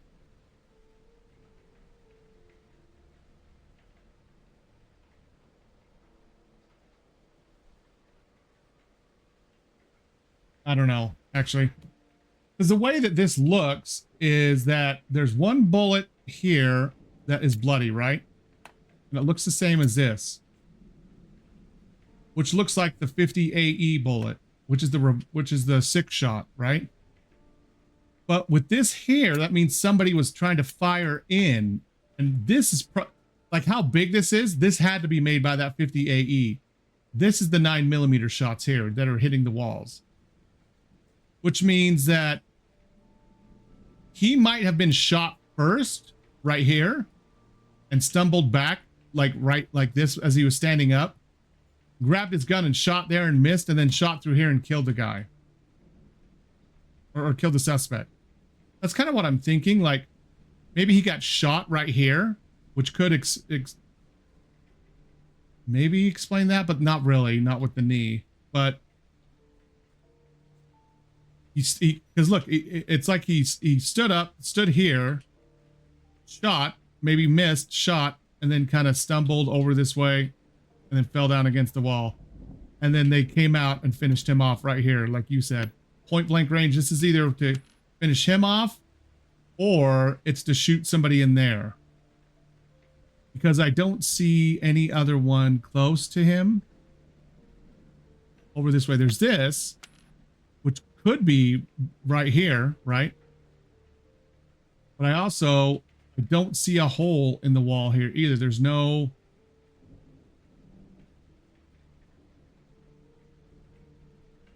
I don't see any hole. I don't see any holes in the wall. Any in here. No broken glass. I'm more curious about what happened in this room, honestly.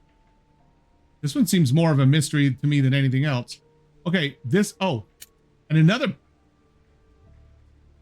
Now I'm totally confused. I wish I had a flashlight. Let me see. I do.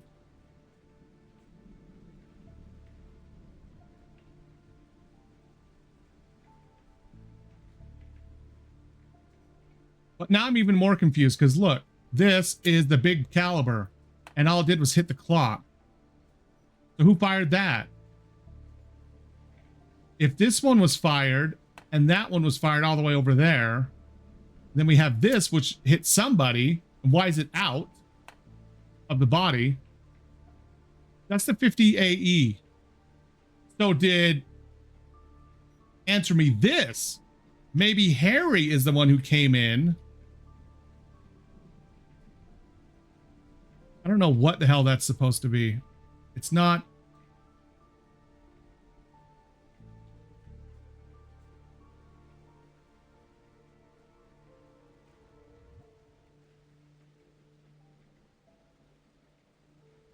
It's not,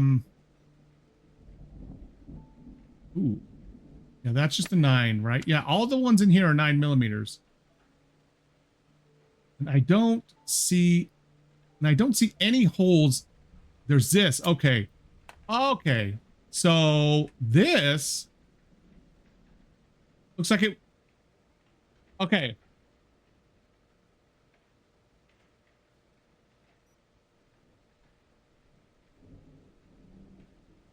This has an angle.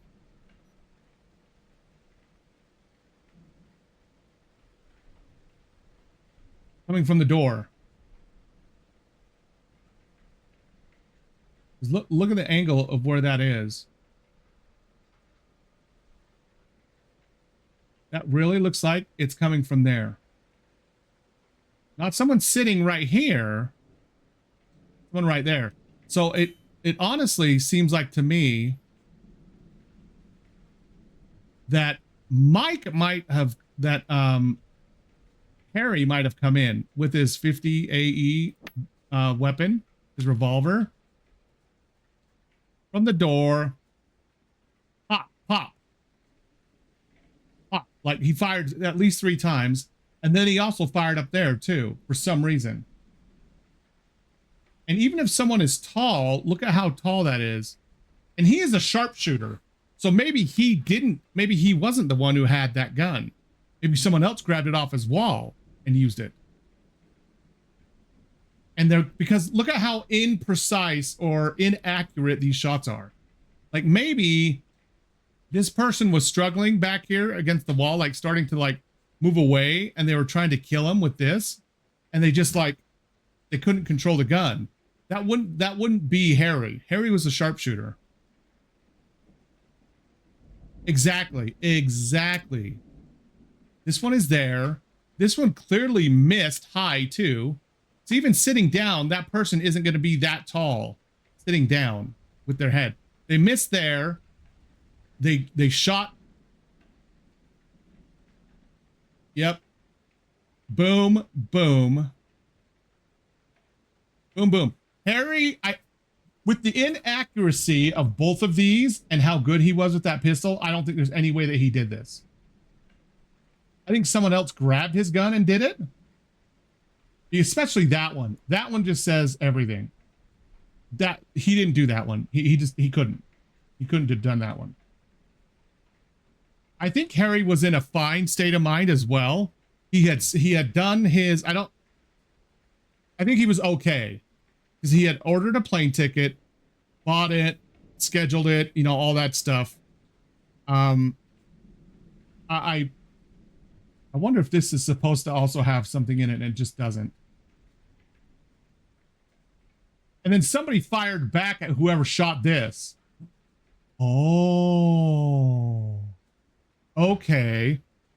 Someone came in here hot, right? And they were like, pop, pop, like that. At least, pop, pop. Those two. And maybe the cop that was sitting there fired back. Because it was like, pop, pop, you know, did that. Was shooting at him. And then whoever was in there started to fire back here. And that's what all these are. And that. As they maybe tried to move in. But I still don't see any of the casings for that big gun anywhere. So whoever did it cleaned it all up, because this is all like wood and stuff. So if they are here, they are cleaning up their casings. And whoever this is, I think, who did the shooting here. I do think Baker, I think Baker's in the clear for this part of the shooting, at least. Because we know that, Mike is the one sitting here, right? Because of this.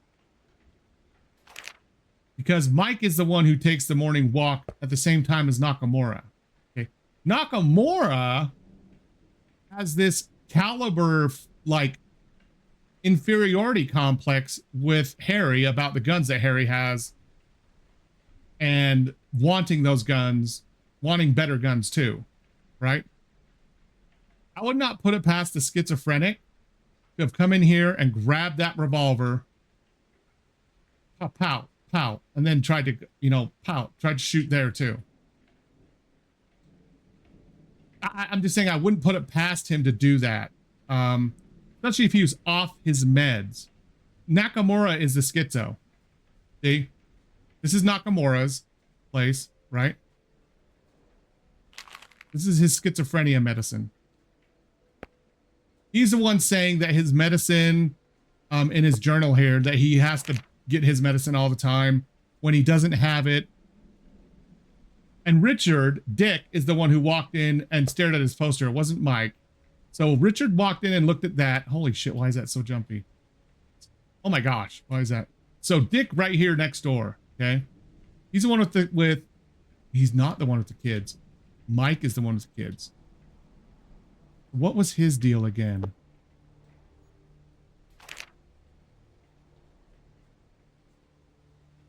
Let me see. Call witness. Open office in the morning with Mike. This is Dick. Mike is the one across. Nakamura today, not me. Keys already given.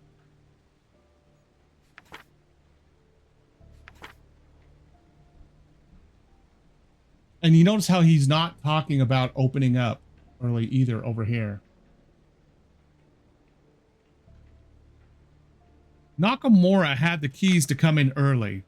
Let's remember that too. Starting on that date, he had the keys.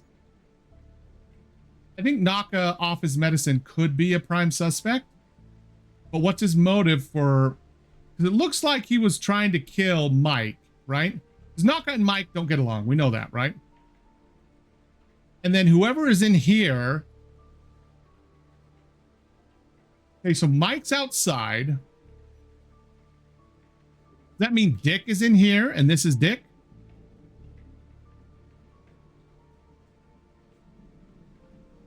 Well, it's right here though. Like, You're talking about Harry, right? Because remember, this is Harry's gun to his kid, Kyle. And he was going to get on a plane and take it with him in person, is what he was going to try to do. Remember what he said? He said that in his little ramblings, been really testy again. I need to go to the bar. I want my let's see.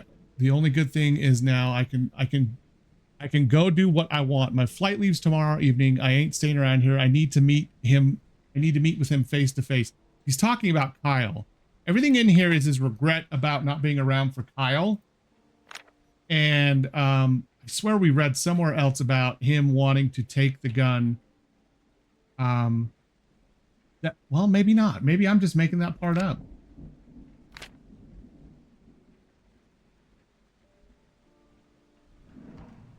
That just talks about him wanting to give the rifle to him. And this is just about the incident on the 22nd where he shot someone. He shot, it was suspect 2, right? Yeah, suspect 1 and 2 were questioned. Suspect 2 is the one that he just pulled out and just shot. So I think I know the murder weapon. The murder weapon is this. The 50 AE Winton and Smith revolver. You gotta remember that revolver. That's the one that did this right here. That shot, the one in the wall, one right there, and then one right there. There's nothing else in here. And then whoever was shooting there, they're the ones who shot back from here.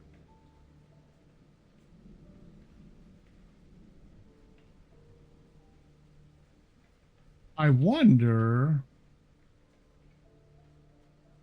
I don't think whoever did this was actually trying to kill this person. I think they were trying to kill Mike. You know what I mean? They were right here. Boom. Kind of where his head would be. And they missed. Then that was totally wild. Nakamura hates Mike. Nakamura hates Mike. And we know Mike was sitting here from this notebook right there. Nakamura hates Mike, and I think this was pulled out of Mike. The same type of bullet, and it's all bloody. There's no other hole in the wall. I think that's what this was. But what has me concerned is, if this is Mike, why did the killer stop using the 50 A&E? Like, where's the 50 A&E that he was using here from the doorway? Why did he like switch guns and grab the one that was in here to walk up and kill Mike? What if it's not Nakamura from the beginning? Right here. But what if Nakamura was in here or took advantage of the fact to kill Mike because he hated Mike?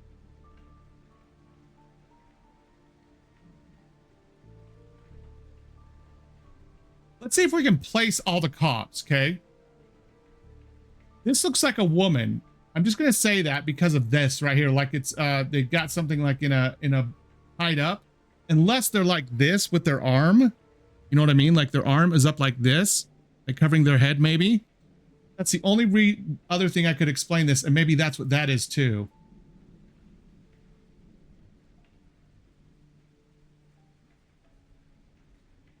That could be that elbow. That could be an elbow and then the arm or this, you know what I mean? Or yeah, this could be their hand kind of balled up like this right above. And that's what this could be right here too. That's what this could be, is their arm. Because you have that and that. So if it's oh, what does that do? Now I want to know what that does. Camera, but what does a camera do? Oh, whoops. No, I want to keep that. I want to keep that. Okay, so actually, let's do this.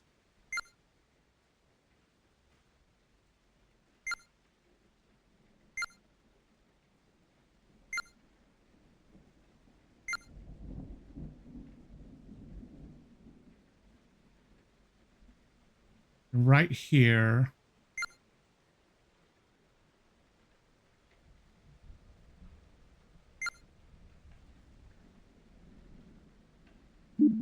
Oops.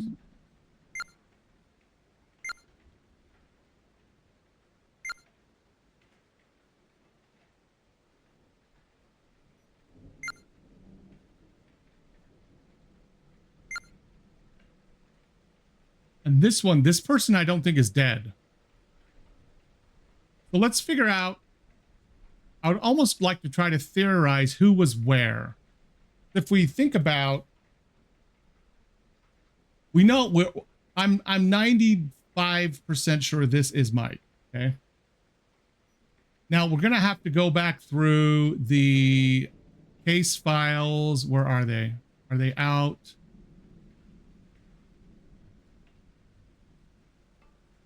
Were they in? Oh, right here. Okay. So we got to go back through this again. We got to actually go back to the end. Okay, so this is the most. Oh, this is date of interview. This is ages ago, though. So 96. This is more recent. This is the 18th.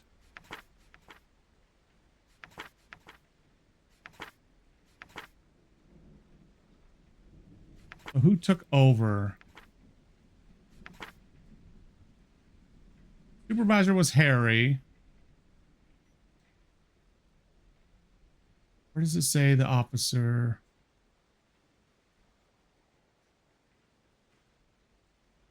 Doesn't actually say, does it? That was up here at the top. Oh, Nakamura. Okay. So Nakamura is this one. Reports and all associated files. Okay, this is Bolts on the 18th. Wait a minute. Is there anything? What? Oh.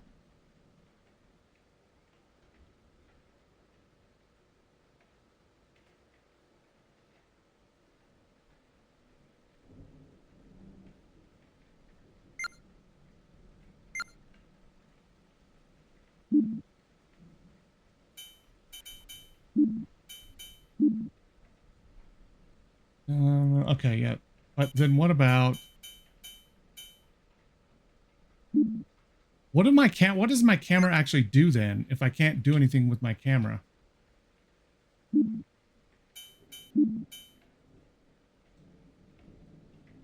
Which prisoner was in interrogation room 1? How many people were murdered? Was Harry Baker in a reasonable state of mind? Kinda. Who was the dirty cop? Who died in the office doorway? Okay, that is important. And we already know what this was. The gun the killer used standard issue. That's my hang up because whoever was in the doorway, no. But Nakamura's death, yes. No, I don't think so either. But Harry's dead. Well, yeah, I think. Okay. So let's see if we can find the 4 cops. Okay. Police officer number 1. Police officer number 2. Police officer number 3. Okay. And we have victim. And then this is possibly police officer number 4. Okay. There's nobody out here, no bodies, but there's 6 body outlines. We have 4 officers and 2 witnesses. Okay. Like I said, I don't think this witness is dead. There's not nearly enough blood, even though they do have an outline. Like that. Nowhere near enough blood. Just throwing that out there. And I think this person almost stumbled in and hit the wall and fell because I see no bullet marks right here for them to actually have had this happen, right? None. So, who was interviewing who? They were talking about, hold on a second.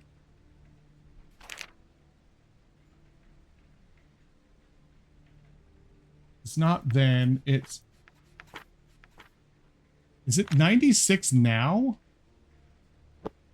No, it's 98. So that's all old shit. But someone had to take over somebody's case, remember?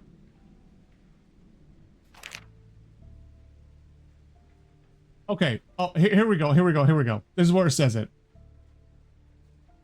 This report. Snyder unbolts to talk with department head. Expected escort of prisoner 1 and 2 to respective interrogation cells. Transfer of keys to Snyder. Questioning of prisoners. Switch at 12:45. Lunch break begins. Harry in charge of watching over prisoners. Lunch break is over. Baker meeting with department head. Okay. Reacquired equipment check-in from Bolts. Bolts reconfirmed with department head about reacquired equipment. Baker is officially on paid leave. Please refer to Snyder for respective cases. Refer to late afternoon and evening shift for other stuffs. Okay, so it was after he was off of stuff at 3:30. It was after 3:30 that Baker did his plane tickets. Okay, let's see if we can find that in his garbage again. Is there anything on here that says date?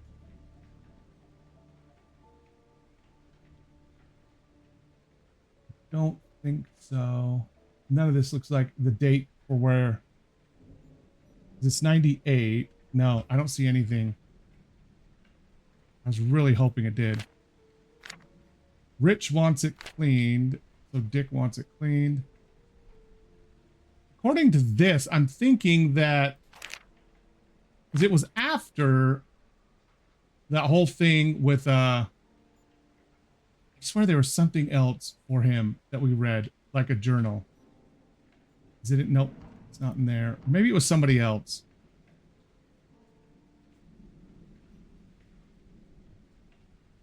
I think he was okay. Ooh.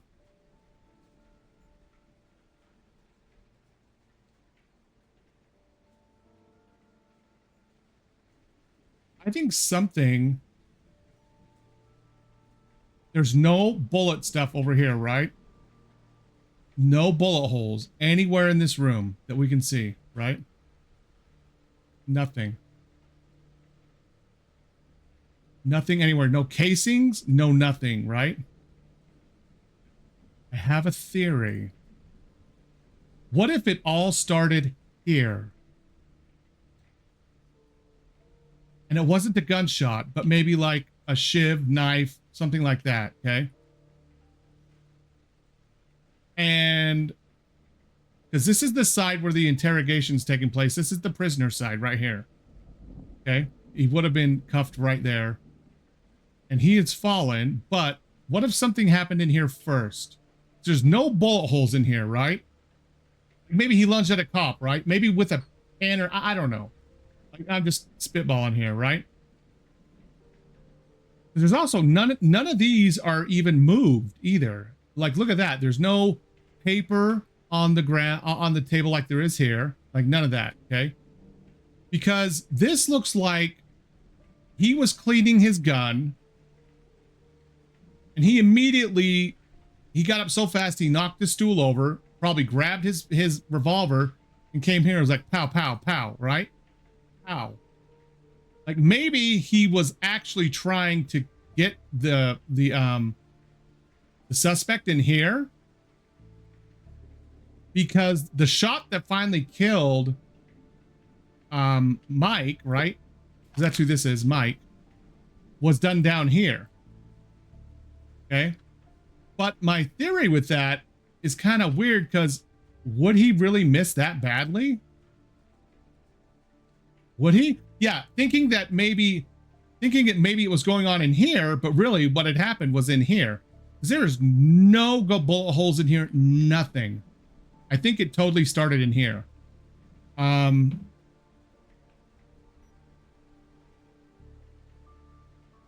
But I can't see Harry missing this badly. Because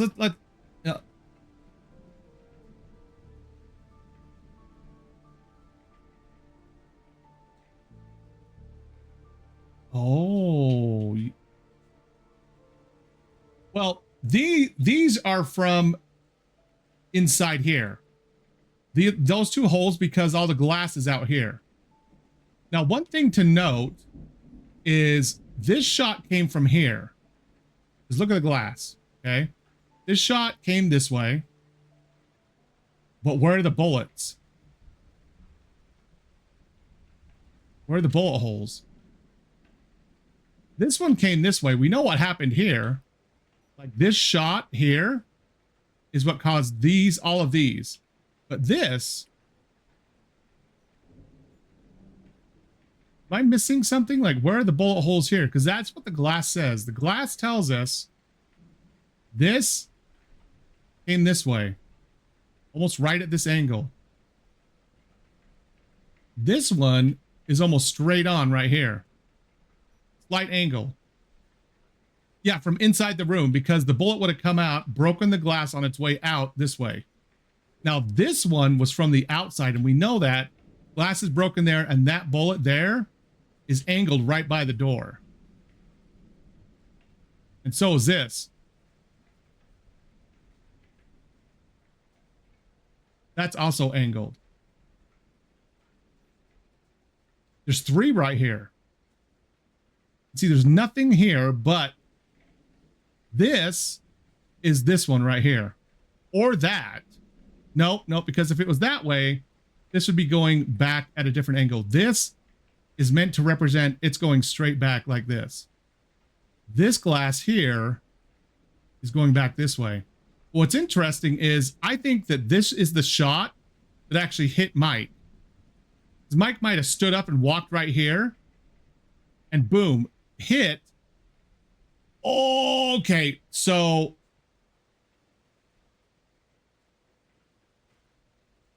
what if this happened? Okay, so let's think about this. Gun was wrestled away in there, right? From the cops somehow.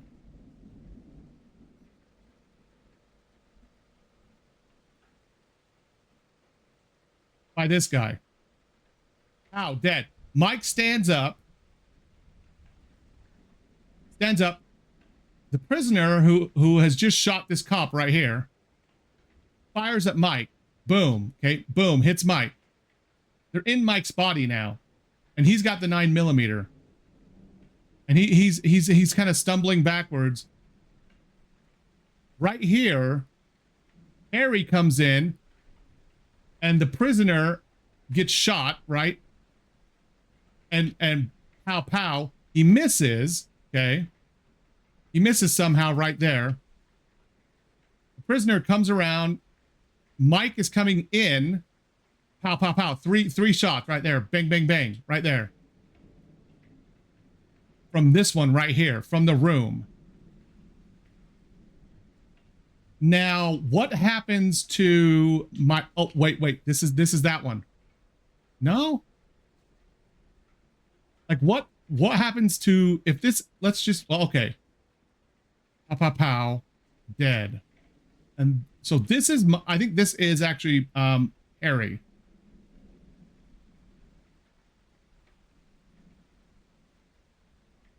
You're right. Okay, so let's also think about who the dirty cop is, because this guy died right here. So what if someone gave him that? What if someone gave him this? The prisoner, okay? Now, who escorted the prisoners in?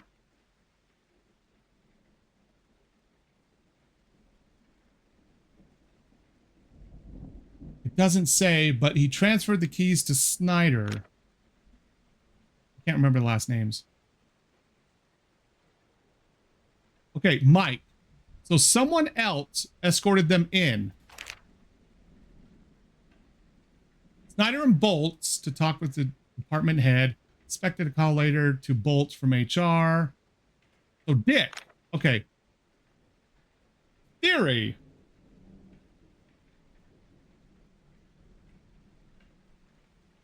What if it's too easy to assume Nakamura did this? What if, because remember, the two that have to work together on the case are Mike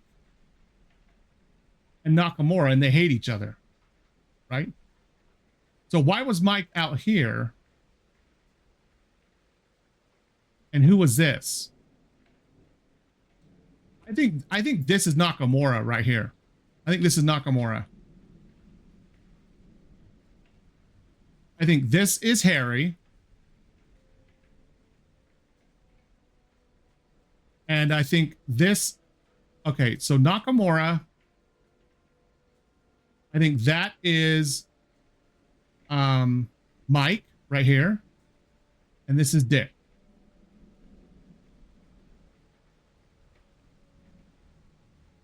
Do you think Nakamura was the dirty cop? What could have happened was Nakamura could have given the gun to this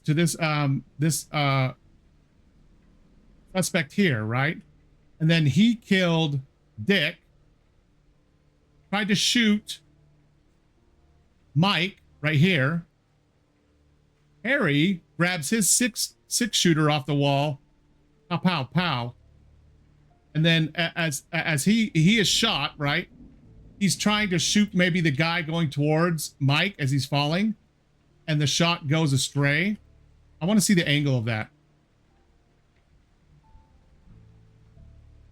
Look at the angle of that right there. That is at this type of angle. He was not in the room. No. See, it's at a slight angle. See how it's at a slight angle? Dead on would be like this. Because I am like dead on straight like this. And then look. It's at a slight angle, like towards the door, right?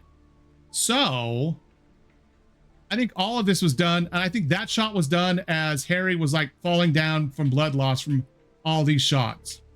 Because all of these right here, all 5 of these were shot at Harry by someone inside the room right there. All that done. This shot right here is at Mike. And then they shoot Mike down there too. Now, what's interesting is where the hell did all this come from? What is all this glass? Where is that? Unless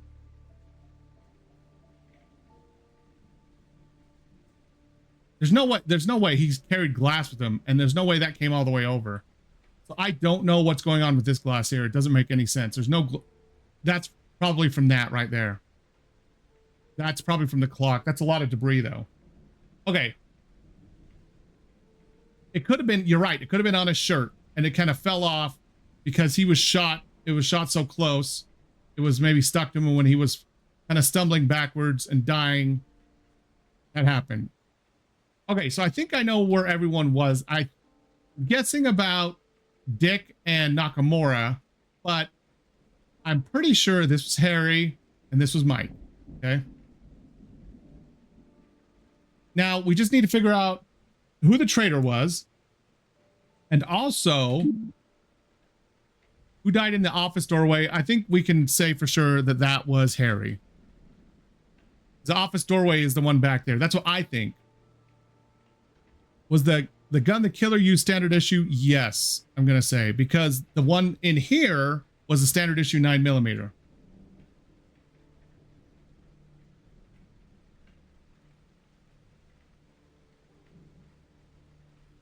Yes.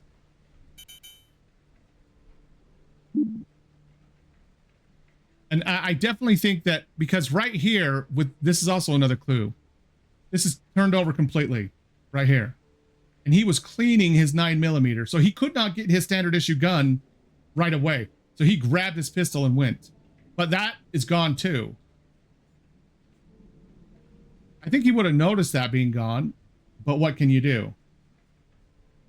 I don't know. I don't know why that's gone. Honestly, I don't know why that's gone, unless Nakamura took it, because the killer used a 9mm, a standard issue. And that's what Harry was cleaning here, but his gun was apart, so he grabbed his 50 WE AE ammo, and this is Harry right here. Bang bang bang. That's Harry right there. Okay, and he was shooting this as he was like falling backwards, because these are, yeah, angled just like this from right there. So the person used this to shoot out again.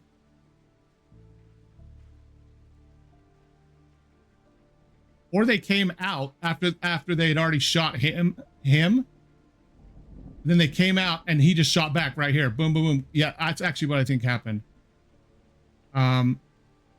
He shot, I think they shot right here to by accident. I think this is either Dick or Nakamura. I don't know. We got to decide who the dirty cop is, first of all. Which one of them is dirty? Let's see if we can, because this doesn't actually say who went in where. Baker was out. Bolts reaffirmed with department head about acquired equipment. Okay, Bolts to meet with department head Nakamura to unlock our squad ranks in equipment room and unlock doors. So he could have actually set Nakamura. I think Nakamura is the dirty cop.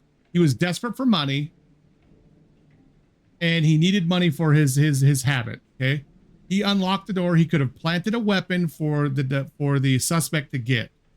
That's what I think. Philip Clements, I think, is the one that is the one we want to have in the room. So I think Philip is going to be, this is, I think, going to be 5. Yes, I think he was. I think it's going to be Philip.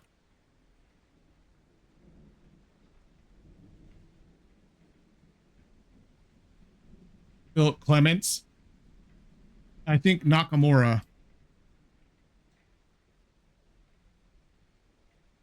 This is going to be, I'll say, rifle. Okay, so how do all those look? Harry, shit, what's his name? Damn it.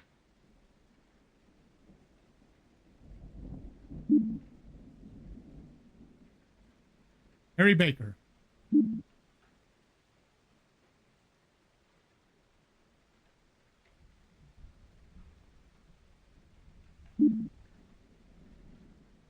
Darren Nakamura. I spelled Nakamura right. Good stuff. I spelled Darren right? Yep, I did. Okay. So, okay, what do you think? What do you think about my answers? So, remember, the only suspect they actually named by name was Philip Clements that they were bringing in. He's the only one I found in any of the case notes by name. That's it. There's no other ones. So I think that is who was in there, to be honest.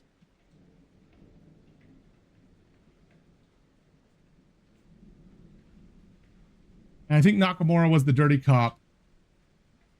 I think this is Nakamura here. I think he was killed.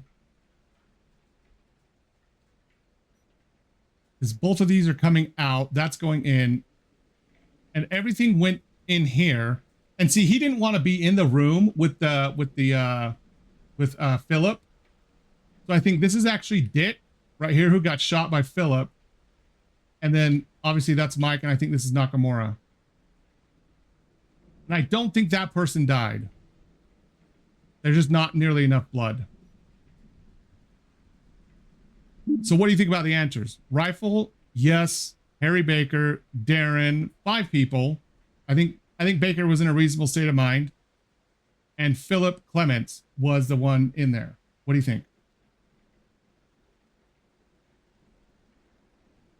I don't know who the other prisoner was, because they did it based on this here, but they named Philip in, whose was it?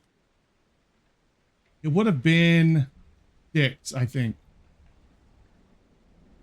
Didn't we find a notebook? Yeah, right here, I think. Okay, yeah, Baker was yanked from his case this morning, which, remember, he was put on leave. Mike is now in charge of the questioning, of Philip Clements tomorrow. So he may join me a little later with Carl.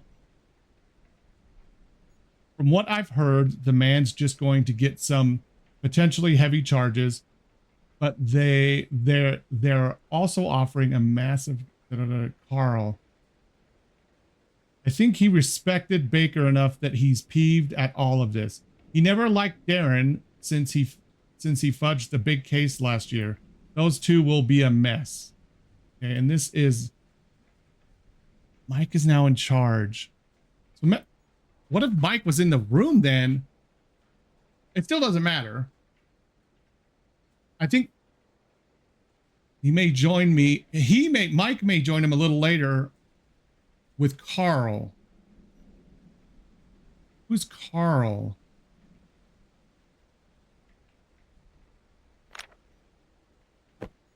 That's Susan. Who the hell is Carl?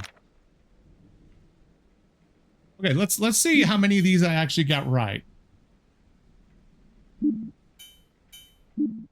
If I got any of them right. Damn, 3 out of 7. That's terrible. Which case file would you like to loading bloodbath? Loading complete. Good luck.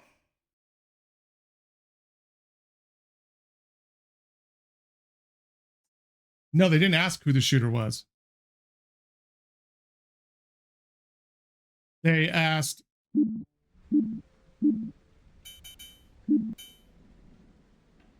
who died in the hall, in the office doorway, which is right here. Like this doorway. And I think this was Harry right here. Then they asked, who was the dirty cop? Darren. What was in the package rifle? Did the gun use that 5? Was Harry in a good state of mind? And yeah, I only got 3 of these right.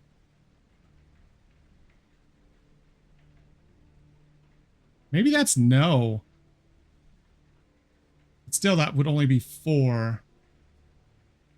Maybe that's wrong. Because it's this, but what is that? It's not a rifle.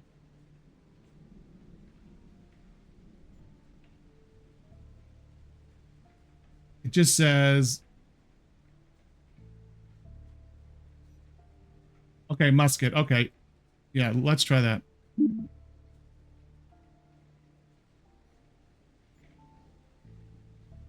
Yeah, you're right. Was the gun the killer used standard issue?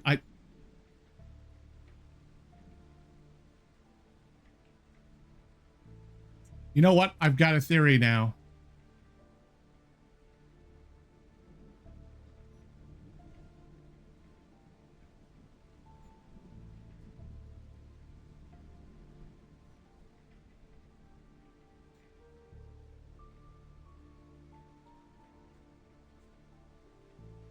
He is missing 2 guns.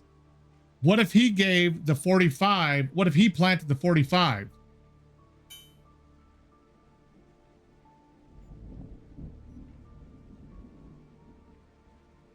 Let's see if this does any better or way worse. Oh, that was way worse. Okay.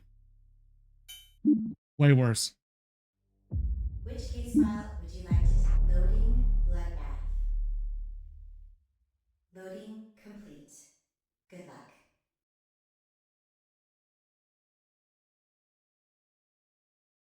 One out of 7. So what did I change? I changed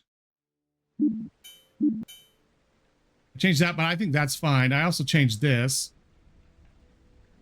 I changed that. I'm going to put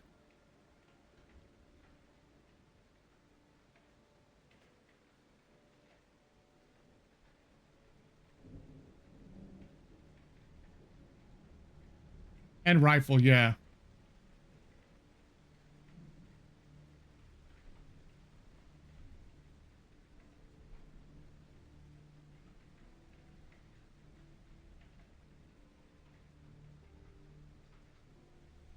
What if it's just gun?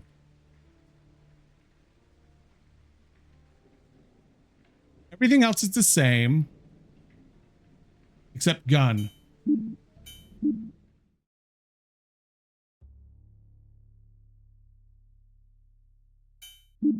Still 3, huh? Which case file would you like to tackle?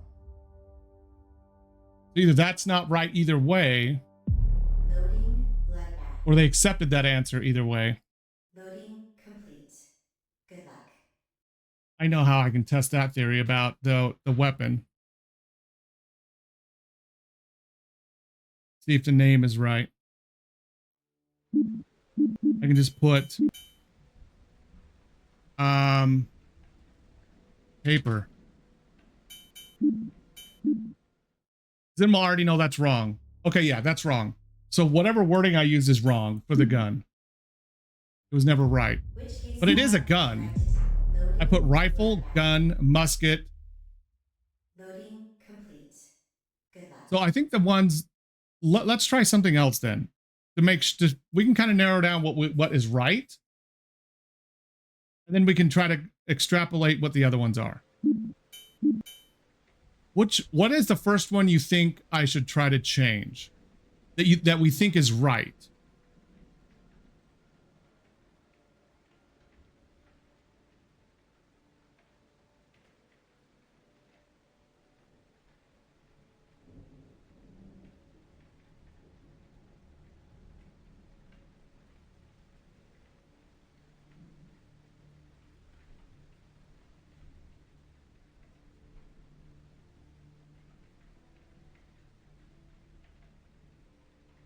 We know that's not right.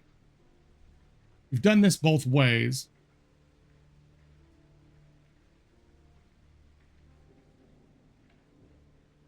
What if I did...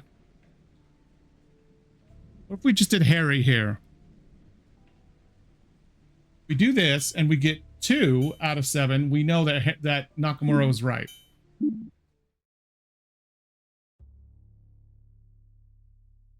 So Nakamura was not right.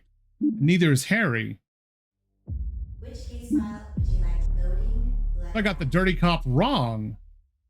Loading complete. Good luck. Okay.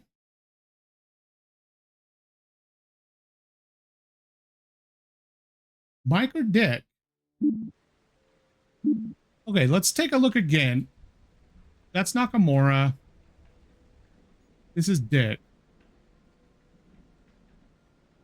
He was the one who broke his gun.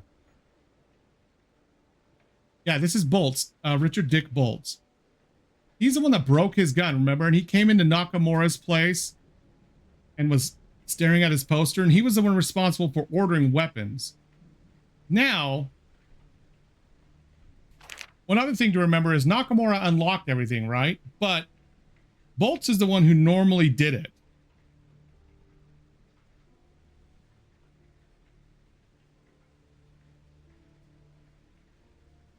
Harry in charge, watching over prisoners.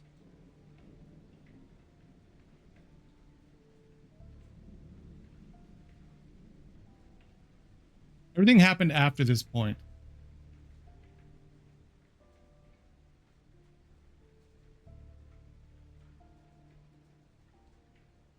Snyder and Bolts both talked with department heads. Oh.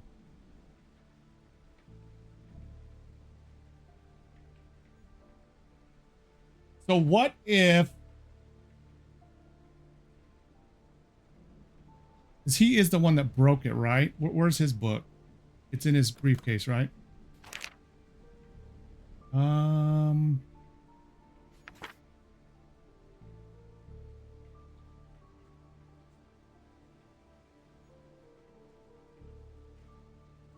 Let's see.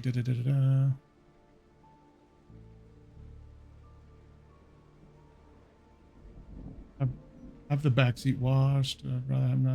Rather that Nakamura and Mike not constantly. This is when he talks about them arguing all the time.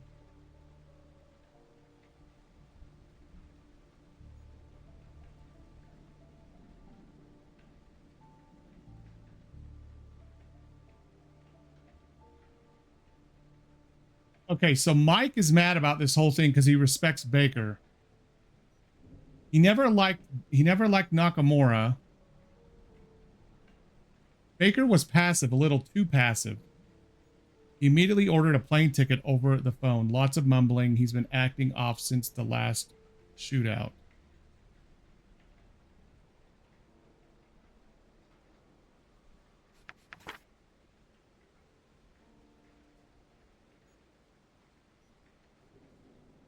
Maybe it wasn't him. Maybe Mike is the one who had to borrow it from him.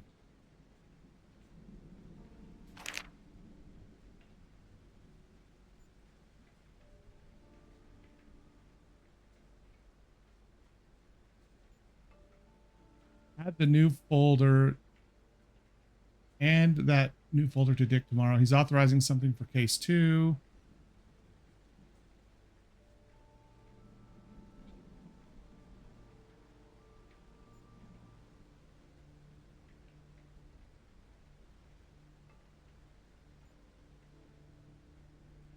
Why would...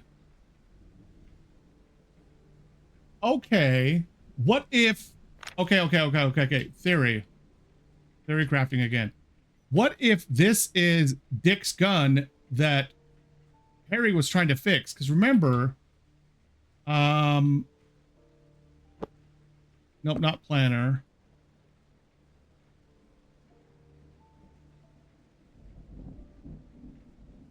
Wait, no, this is Nakamura. We don't care about Nakamura. Which one of them had the broken gun? Whoever that is who I'm looking at here.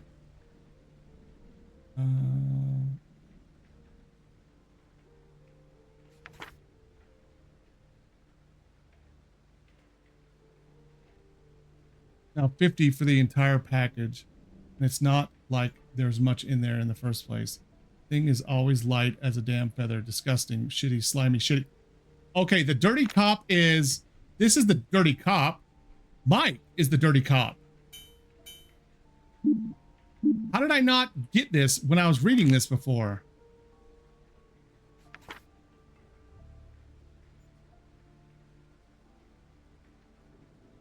Now, $50 for the entire package, and it's not like there's much in there.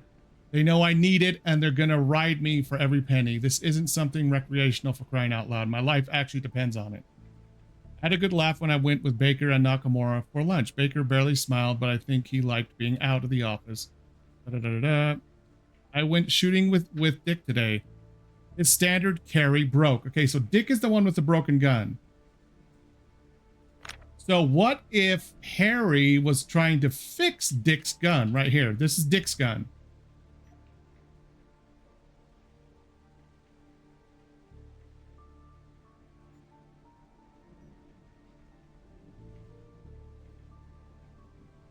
What if it was just here? And what if this was knocked over because someone leaned over to try to get a gun? What if Harry is actually in one of... No. Unless this all... None of these should be Harry. Unless this is Harry sitting out here chilling because he's been dismissed.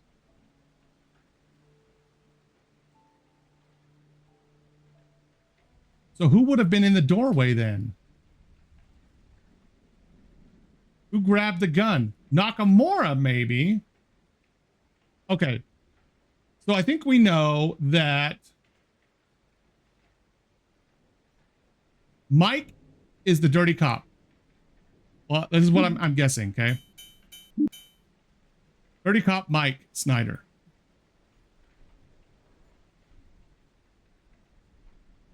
Nakamura.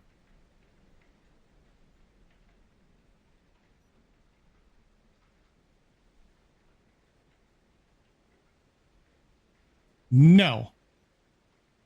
I think that's still right.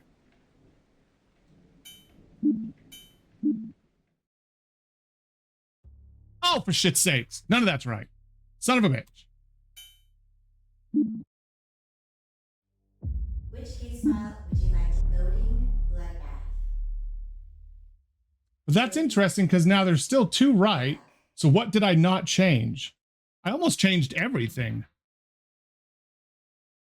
I didn't change the number. I've never changed the number. So I think that number's right.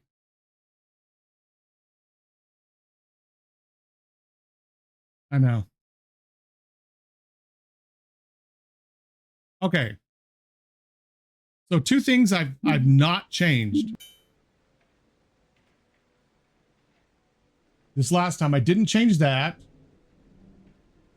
I didn't change this, and I didn't change that. These two I think are right. I think everything else is wrong. I'm going to try some. Was Harry a reasonable state of mind? I'm just I'm like,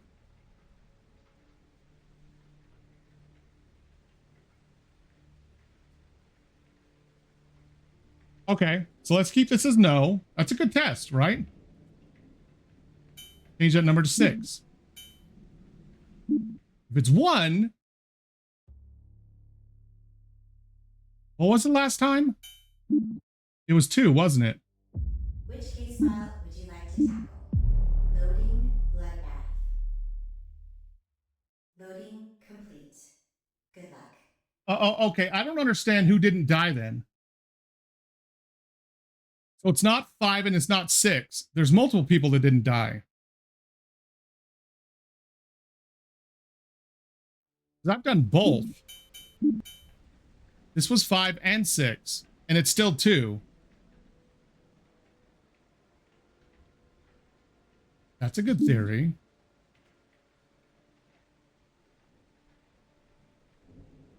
Okay, so let's just count headshots then. 1, 2.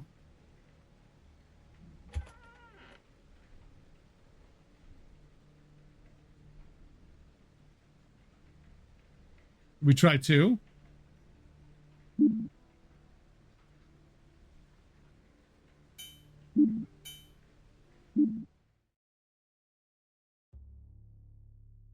That's not right either.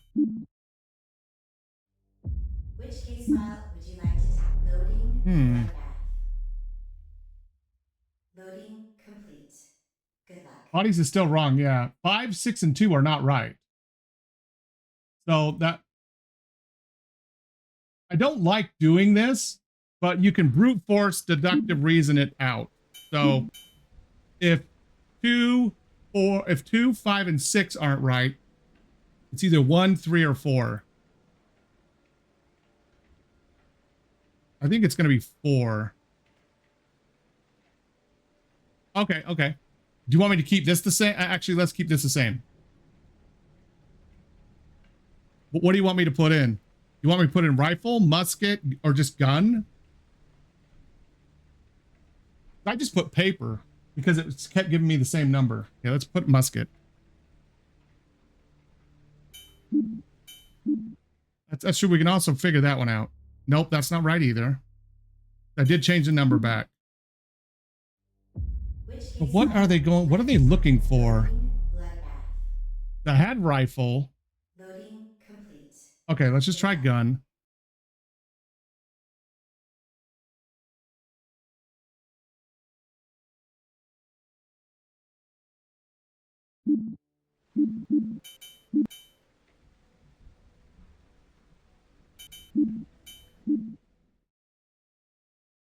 Nope, gun's not right either. Which case file would you like to loading bloodbath? Loading complete. Good luck. I don't think anything. I think it is that weapon. Oh, wait.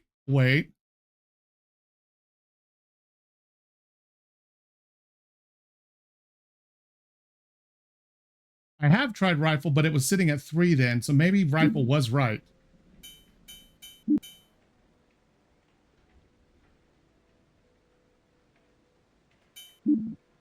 Yeah, I got no clue either if this isn't right. It's not right. I can't see why they wouldn't let him send anything else in the shot, and the shape looks like a rifle, doesn't it? Loading complete. Good luck. We did. Oh, what if we did? It doesn't say it's a gun though, does it? What if it's a sword? like something that they carried like in the Revolutionary War, right? Like a sword, like what an officer would have carried, right? What if we put weapon?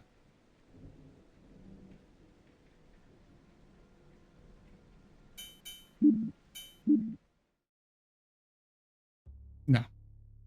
Okay. Which case file would you loading bloodbath? Loading. I'm going to get the number. complete. I'm going to get the number.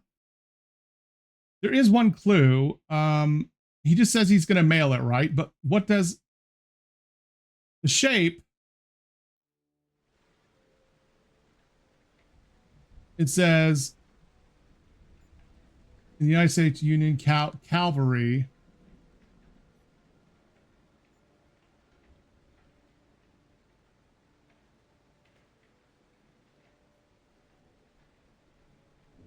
Wait, it doesn't say this. 5th Cavalry Union Medal.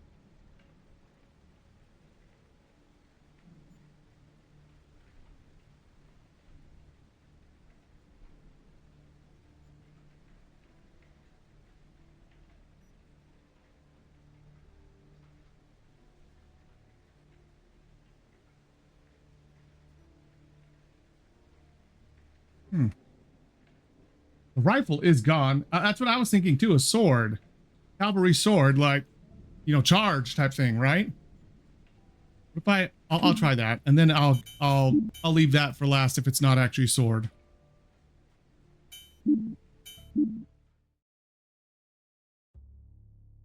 Sword. There we go. We got it. Okay, perfect. Yep, sword. That's why. Let's go. That's right. Okay. Which case file I think that's going to be the hardest one to get because we couldn't. The terminology was weird. Good luck. Man, I want to wrap this up so we can watch some stuff. Okay. I also want to eat. Okay. Let's brute force the number now, okay?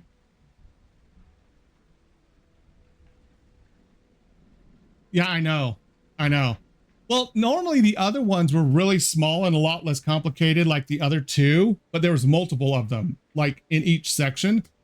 I think this takes stuff from that's enough clues for like 3 other cases and just slams it all into one. Okay, let's just get this out of the way. We've already tried 5 and 6 and 2. Let's just try. I know one is not right. Let's try 3. No.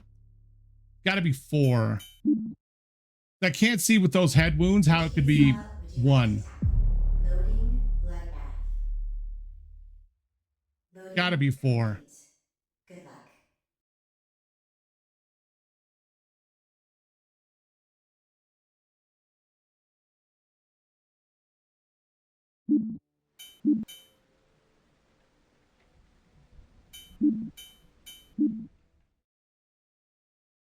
Let's go. It's 4. Okay, 4 of them are dead. Okay. We got 4 that are dead. We got the weapon correct. Loading bloodbath. So let's go over what we know is right. Complete. Good luck. We know that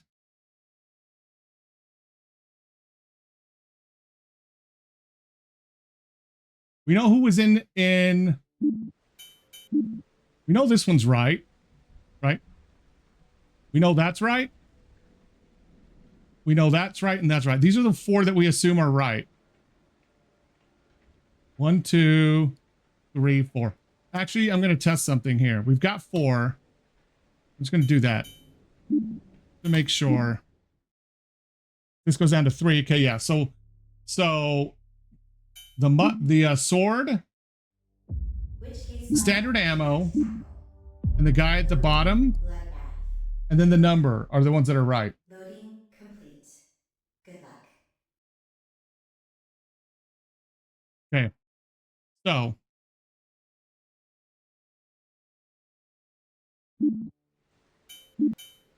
this is yes. So this is right. That is right. We know those two are right. We know this is right. And we know this is right. Or is it this?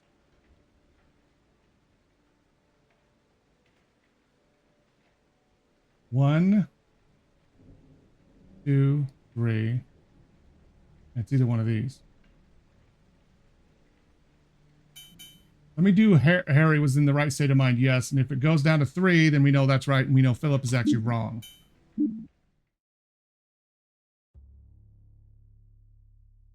There's another one. So now everything is right. Philip is right. Now we just need Which case file would you like? who was killed in the doorway. Loading complete. And then who the dirty cop is. Now let's go over who we've actually done for that. We have done Nakamura as the dirty cop didn't come back. I think we even did Snyder as the dirty cop. Yeah, Mike Snyder. He's not either, and neither is Darren. So we know Darren didn't die in the doorway. We know Harry didn't die in the doorway.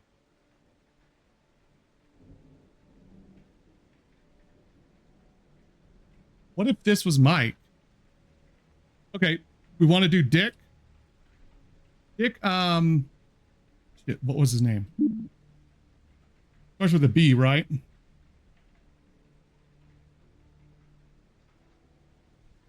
Bolts. Bolts.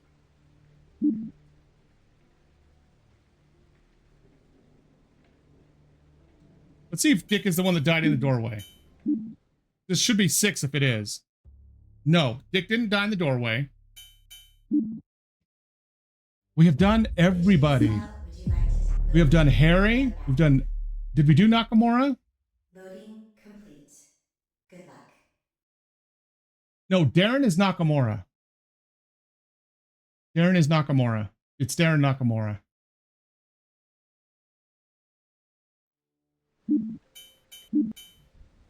So Dick wasn't in the doorway. What if it was Mike?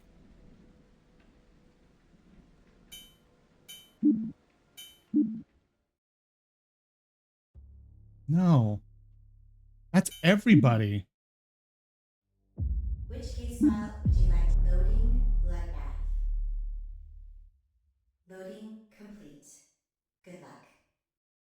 Who could it be?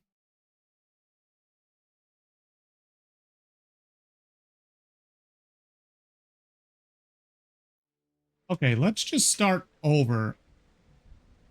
Harry Baker.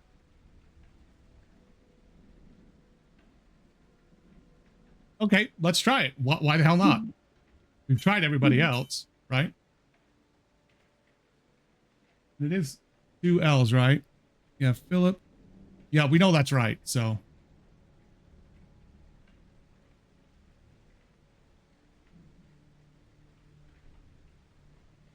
It's double L, yep.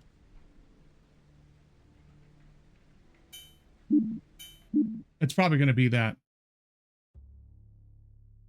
I was convinced it was going to be that, honestly, just to throw you off. What if he was on his way of being like walked out and he thought he feared for his life, right?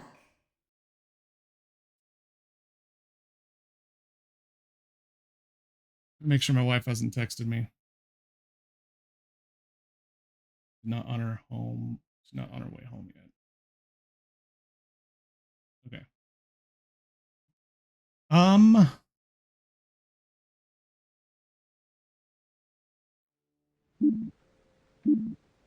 Okay, let's just do,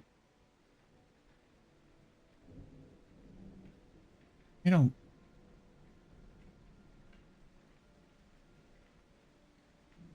did we do Harry as the dirty cop?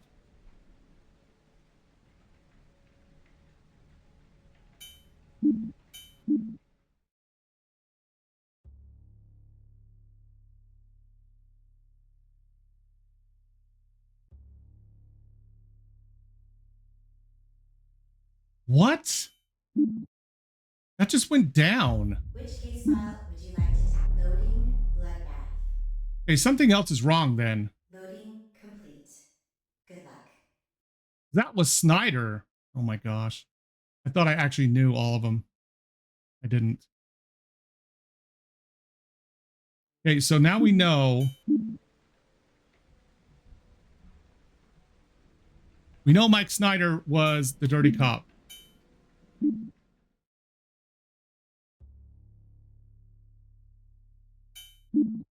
That means then what are the two that we're looking for? Which case file would you like to tackle? Loading bloodbath. Loading complete. Good luck. Maybe the bottom person isn't, maybe it's not Philip. It's the witness. Maybe it's Carl. Okay, let me try that. That's the only other person they've mentioned, right? Carl. Yeah, we know the amount of bodies is right. We know this is right. We know these two are right too. And now we know Snyder is right. So it's got to be this and this, I'm guessing. This should put us at 6, if I'm right.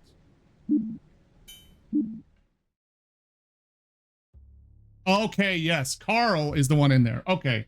So he said he might join me later for Carl. Which case file would you like to tackle? Wait a minute.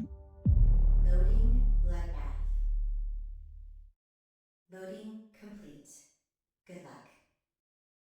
Who was it who said that?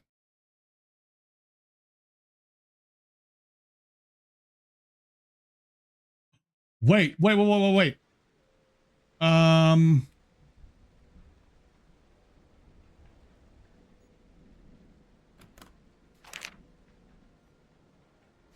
No, it's not this one. It's this one.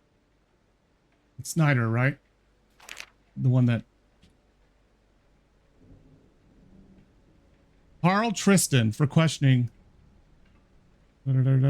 Also, don't trust Nakamura until you know that he actually has his wallet on him. He keeps muttering how it's not his fault when he's asking for something that he cannot pay for. I'm not Charity.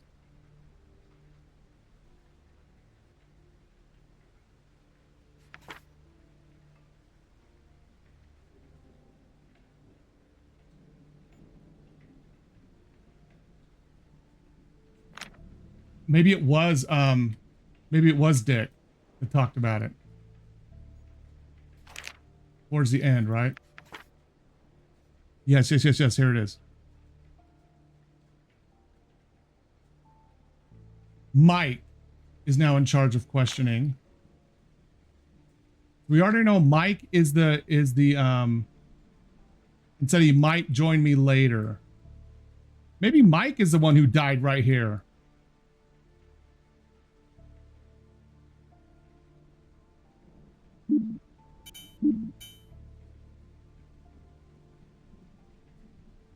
He was the only one out of the room. Let's try.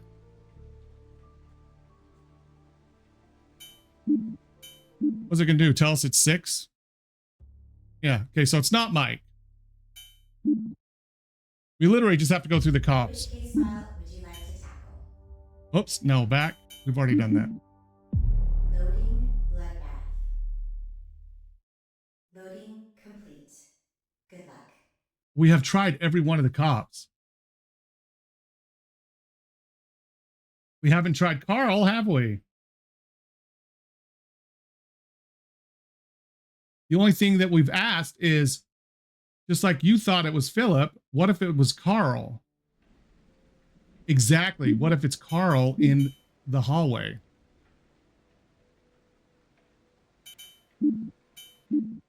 Same idea you had earlier. Oh, I really thought that was going to be it. I thought we had tried every single one of these. Every one of the cops. So it wouldn't be Dick. It shouldn't be Dick or Mike. I just tried Mike too. It can't be the player. We weren't there.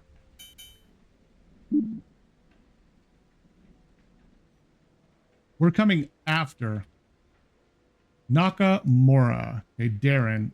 I'm going to try that again.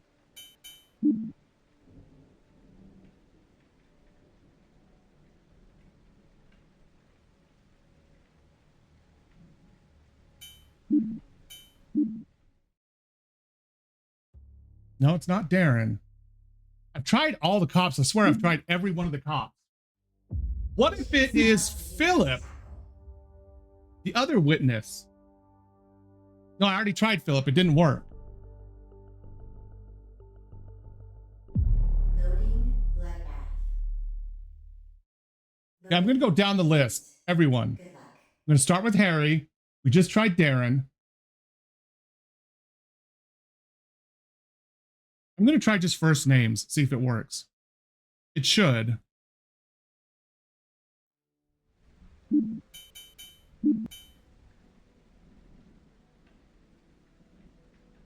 It's Harry Baker, though, right?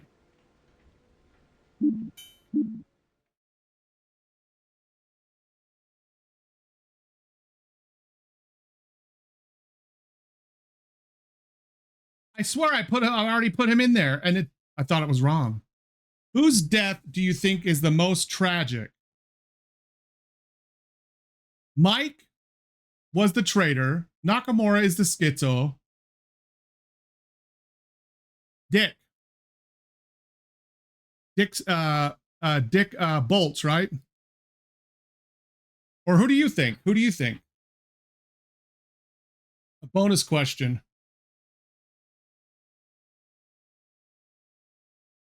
Whose death? It was Harry. I could have sworn I already put Harry in there, but I guess I didn't.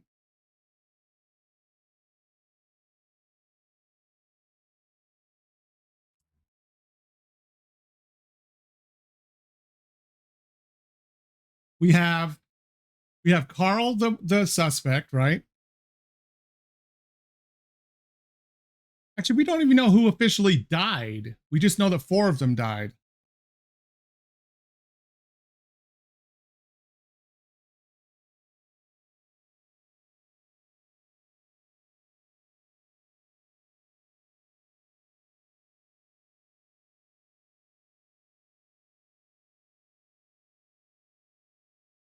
The guy with 3 kids was the dirty cop. That was Mike Snyder. Dick Bolts is Dick is the nice guy. Mike was the dirty cop who hated Nakamura. Harry was off his frickin' rocker trying to mail a sword to his son. Maybe. So who do you want me to put? You want me to put Mike Snyder, Dick Bolts, Schizo Nakamura, or the alcoholic Harry?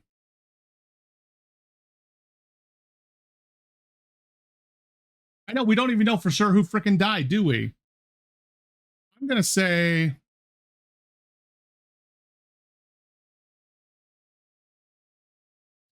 no, because Dick was in that room. Well,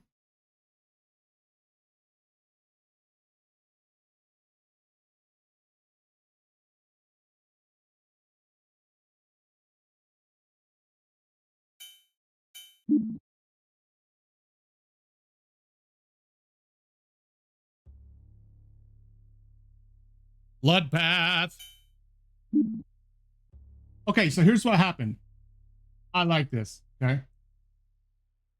On the afternoon of September 25th, around 12:30 p.m., Darren Nakamura and Mike Snyder were interrogating Philip Clements. Okay, in interrogation room 2, which is the second one, right?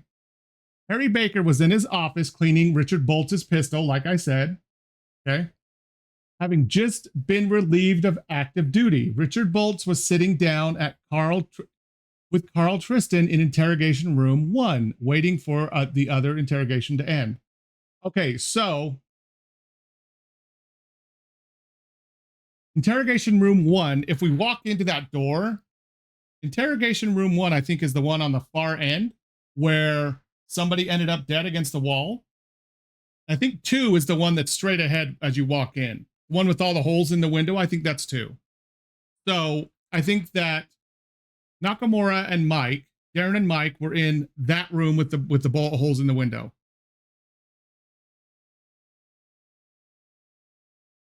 There was 2 bodies in there, right? But there's only 2 bodies in the other one too. Well, let's see what else it says. He was in interrogation 1, waiting for the other interrogation to end. Darren had not received his required dose of medicine to deal with his oncoming schizophrenia. As he sat with Mike Snyder, a man he already deeply hated, he heard enough jokes at what he personally believed were at his expense. He snapped and began shooting his colleague before standing and shooting the suspect in interrogation room 2.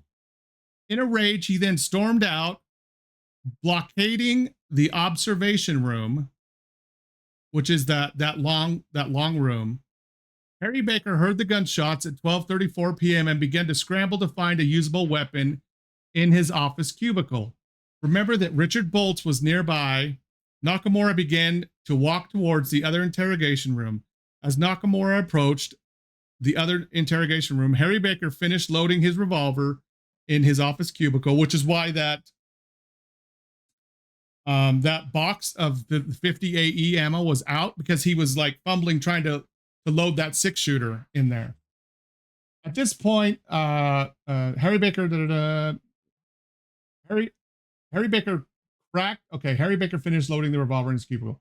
Harry Baker cracked the door to the observation room open and took a few shots at Nakamura. At this point, the clock was hit by a stray bullet, making it display its final time of 12:35 p.m. Nakamura quickly returned fire and shot numerous times back at his partner.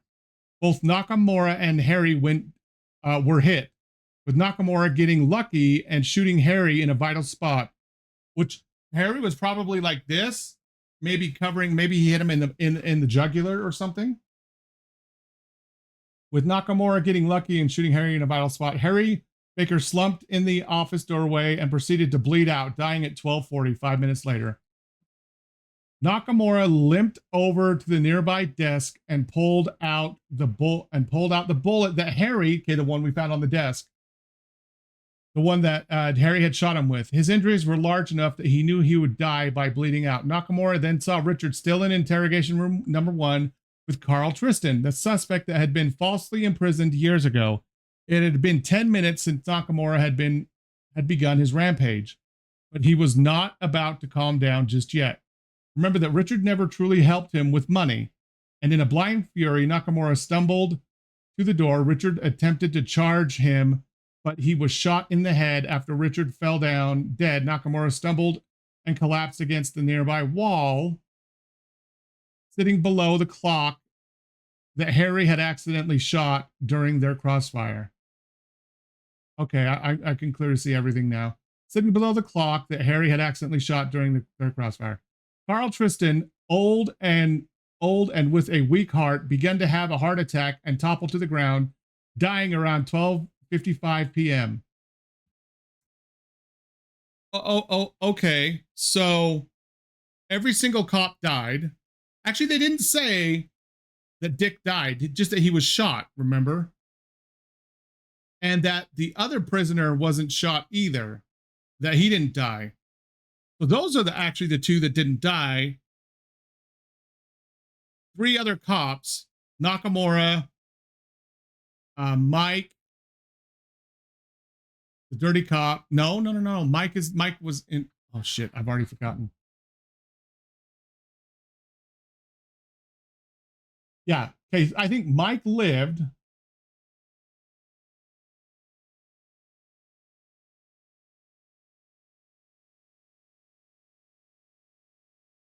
See, it doesn't say that Mike or the other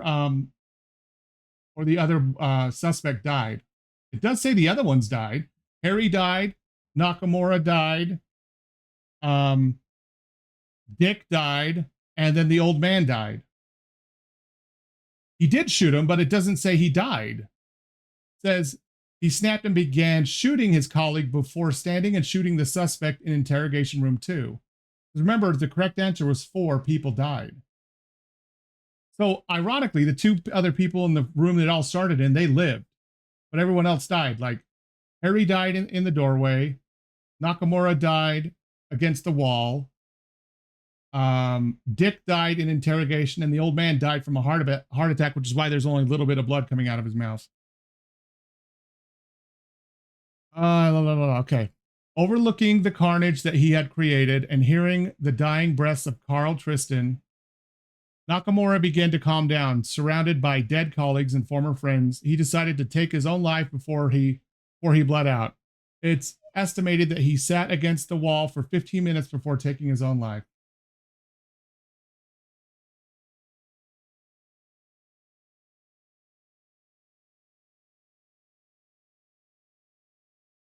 If we could have pieced together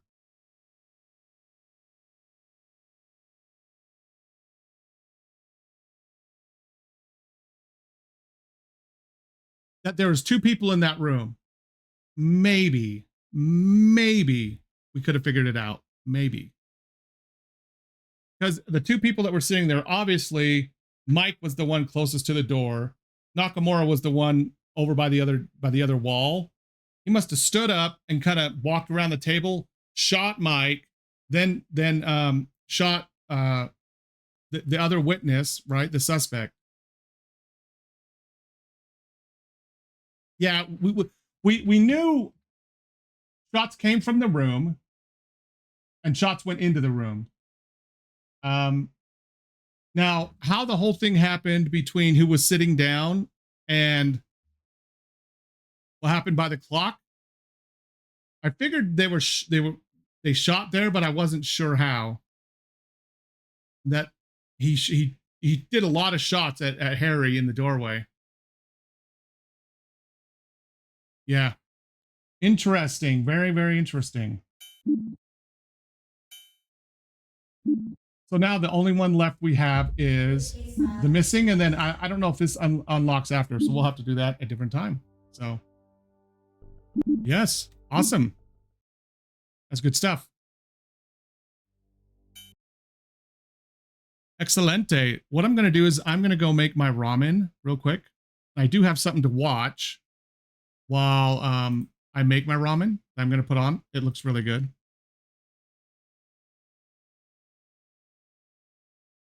Oh yeah, my brain totally hurts. Completely hurts right now. Let me do this.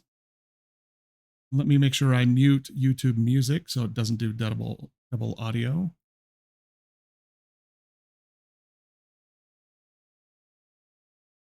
Tell me if the audio, it is kind of high. Tell me if the audio's good. Oh, no, double audio. Where am I getting the double?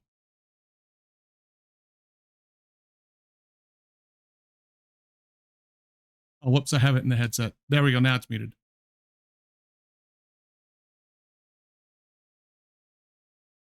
How's this for volume?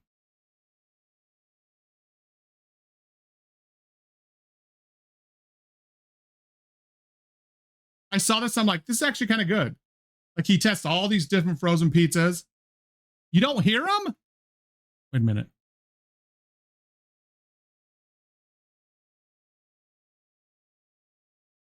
Oh, hold on.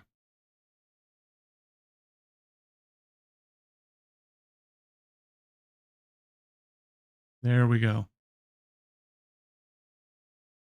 On today's video, we are putting every frozen pizza to the test. Cheap ones, expensive ones, the ones people say are amazing, and the ones that should probably... Got it? Good. All right. Good stuff. Is the volume good or does it need to be a little bit louder?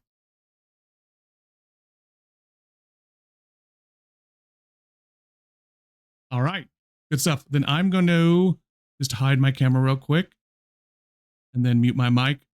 And I will be back. I'll put this on and I'll go make my noodles. I should be back probably by about this point right here. And yeah, then when this is done, we've got some other like body cam one, like one or two we can watch if we still want to. On today's video, we are putting every frozen pizza to the test. Cheap ones, expensive ones, the ones people say are amazing, and the ones that should probably stay in your freezer forever. But here's the deal, we are keeping this 100% fair. Every single pizza is being cooked exactly how the package says. No tricks, no upgrades. And I'm judging them on 3 things that actually matter: flavor, texture, and how good they look when they come out. By the end of this video, we're gonna find out which frozen pizza is actually worth your money and which one are total trash. Let's eat some pizza. Tombstone. Now here's the deal with this pizza. It was named after a bar in Wisconsin that is near a cemetery. It's one of the oldest frozen pizza brands in the US. Let's take a look at the back. Oh no, we didn't get a nice char on this one over here, everybody. That's interesting. I thought it was gonna be a little bit charred up more. Now remember, every single one of these pizzas are being cooked in the same oven. It's really famous for its slogan, "What do you want on your tombstone?" Now they build their reputation by being inexpensive. And if you take a look at this right here, you can see that they're not really using high quality ingredients, especially the crust itself.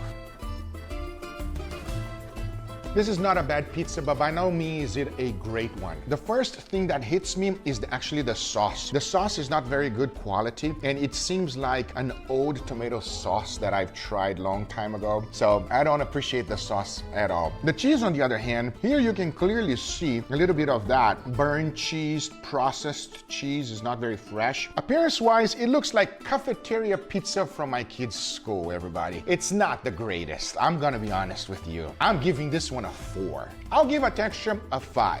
Flavor, I'll give it a 6.1. Francesca. Take a look at this pizza, everybody. This is crazy. This is a frozen pizza. Look at the bottom of this pizza, everybody. Take a look at that. That's what you want on a pizza. And I love that the crust has puffened up. This is like a freshly baked homemade pizza. Let's go ahead and cut this open. I'm using the Mortal Kombat pizza slicer. Finish him. I love it. Oh, so satisfying.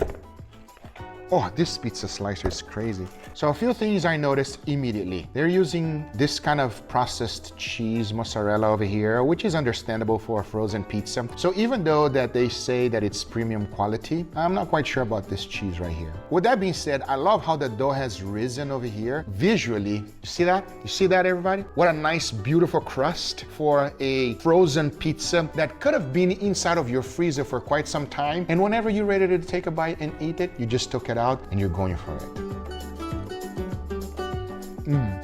I'm gonna be honest with you, it feels like it was freshly made right now, straight from the pizzeria. And now let me just tell you something, probably about 2 to 3 months. And the fact that it tastes nice and fresh is mind-blowing to me. I actually like the cheese. I was trashing about the cheese. The cheese feels nice and gooey. I wanna take a bite of the crust. Feels like bread. Feels like you're taking a nice bite of garlic bread. I actually think they're putting a little bit of garlic butter right here. The looks of this pizza is incredible, everybody. It looks like it was freshly baked straight from a pizzeria. It's getting a 9.5. Texture is crispy on the bottom and also nice and soft when you take a bite. And the bread here is really nice. Could it be a little bit crispy on the edges? Probably. So I'm giving it a 9.1. Flavor-wise, this is phenomenal. It's fantastic. I love the taste. I love the combination of the gooiness, the crispiness, and most importantly, it feels like freshly baked. So I'm giving it a 9.7. Daya! What is that? That would look worse than a Chuck E. Cheese pizza. So I'm gonna be completely honest with you guys. I'm not familiar with this brand, Daya. So, okay, I don't know much about it. If I take a look at the back. What is that? That's not even, is that even a pizza? Hold on a second. Plant-based? Are you serious? No dairy, no meat. It uses vegan cheese made from ingredients like tapioca and coconut oil. Now, most of their pizzas have gluten-free crust and one of the first major vegan frozen pizza brands. I have no words. That's not a pizza. This is what you give cows. You know what? I'm gonna be fair with it. You know what? I'm not gonna trash it. Vegans gotta eat too. I mean, do they really? Yeah, I think they do. All right, let me cut this cracker open. I mean, just look at this thing. Would you eat that? I mean, oh. Ah! Oh. Oh! You know, here's what I have to say about this, okay? This is not good by any means. It tastes processed. Oh, this is so bad. This is one of the worst pizzas in the world. There's nothing that will come close to it. Appearance-wise, this doesn't look like a pizza. It is not a pizza. It doesn't smell like a pizza. I'll give it a... I was gonna say 0, but maybe that's too harsh. I'll give it a 1. Texture-wise, it feels like a saltine cracker. It's getting a 0.1. Flavor-wise, I don't think it's fair for me to even judge because I'll give it a 0. Don't eat this pizza, everybody. Chicago Home Run Inn. Let's take a look at this pizza right now. It looks incredible. I don't mind it at all, everybody. I like the ratio of meat, cheese, pepperoni, sausage. And the bottom, let's take a look. Not the greatest. So yeah. Now Chicago Home Run Inn is known for ultra thin tavern style crust. Oh, very satisfying. Okay, there's a lot of things I like about this pizza. Oh, it smells wonderful.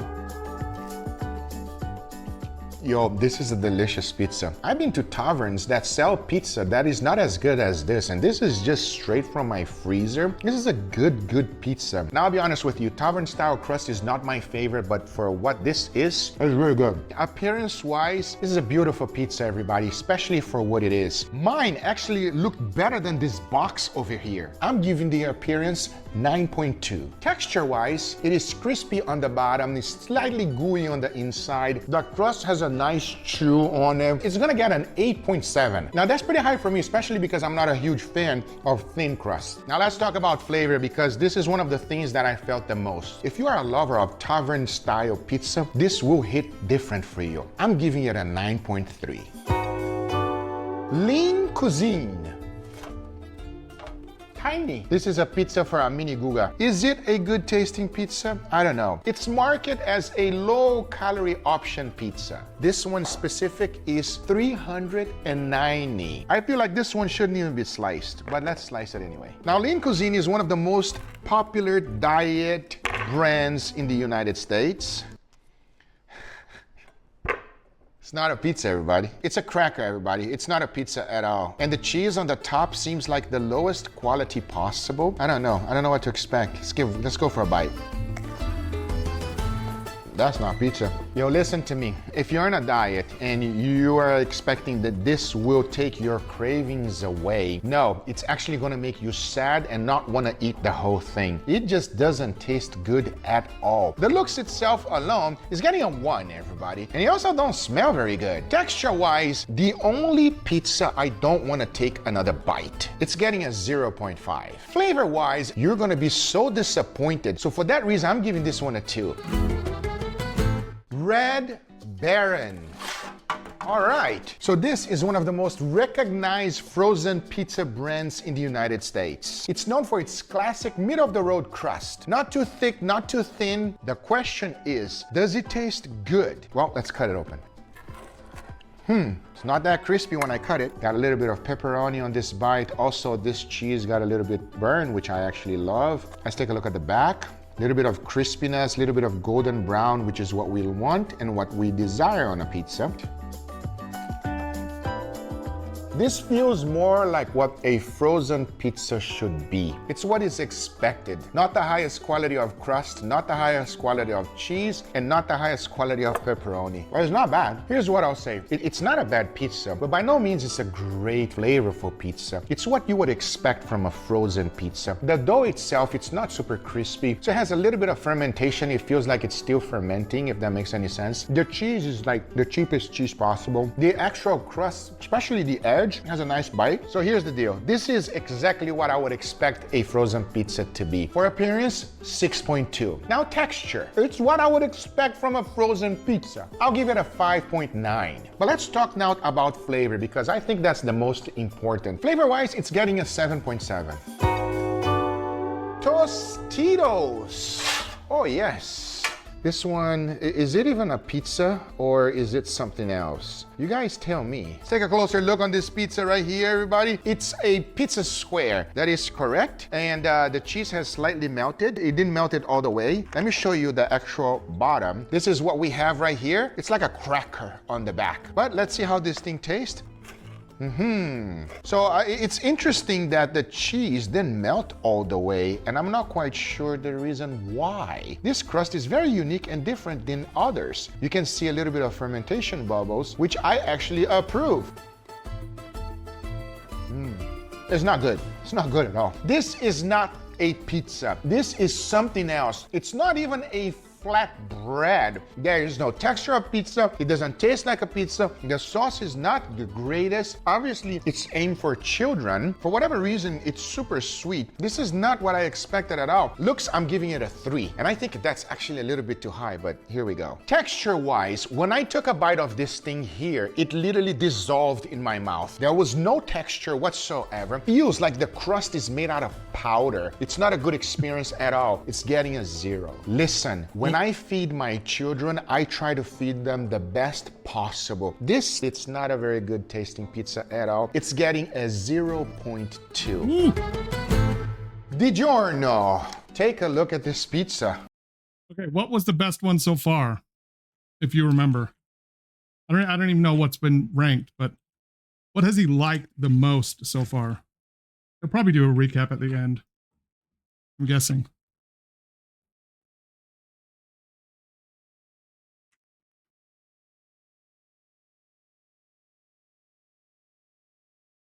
What was the brand? Is it that?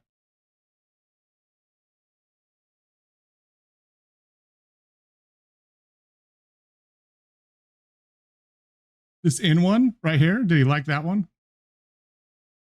Or this one. 1.1 out of 30. Oh my gosh. That was so bad.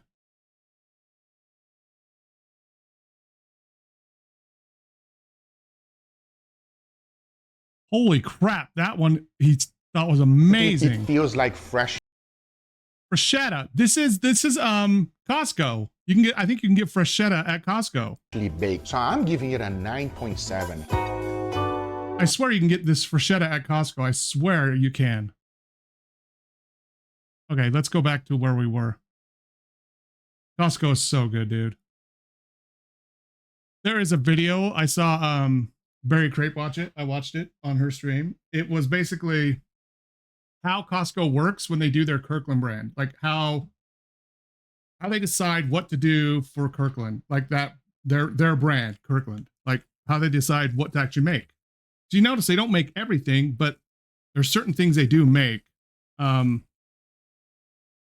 their own, and it was really interesting to see kind of what they decide, how they decide if they keep it, how often they experiment and branch out to see if what they can make is better. Anyways, let's go back to where we were. We're at 9. We're at this one. Mooney's brain would have the experience of what her chat does with the fart redeems. That's what poor Mooney's brain would do. Actually, I can't say that. I think that would happen to her on stream. That I can guarantee that's probably not what she's like in real life, but she is funny.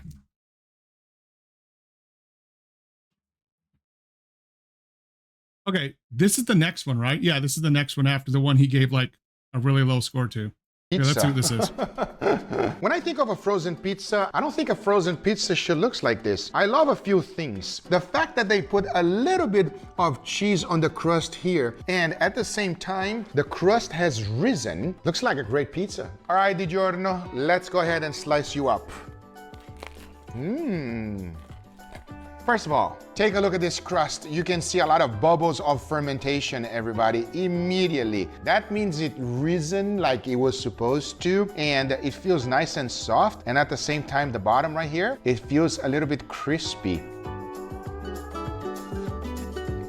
Gotta be honest, this is a good tasting pizza. I like the taste of the sauce. It's very flavorful. The dough also has plenty of salt, so you can feel the flavor of the dough. And the cheese, even though it's slightly greasy, because it has 4 different types of cheese, you can really feel different flavors, which I enjoy quite a bit actually. Oh, it's a good pizza. Love the bubbles fermentation. Love the bottom, nicely golden brown. It looks like the way a pizza should be. It's getting a 9.9. Texture-wise, There's no crispiness at all. So even though the texture is nice and soft and what you would expect from this style of pizza, it's not the greatest. So for the texture, I'm giving it an 8.9. Now flavor-wise, which is one of the most important things, I enjoy the flavor. The crust is nicely seasoned. The sauce is actually very flavorful. The cheese punches in your face with flavor. I'm giving it a 9.5. One of the better ones out overall.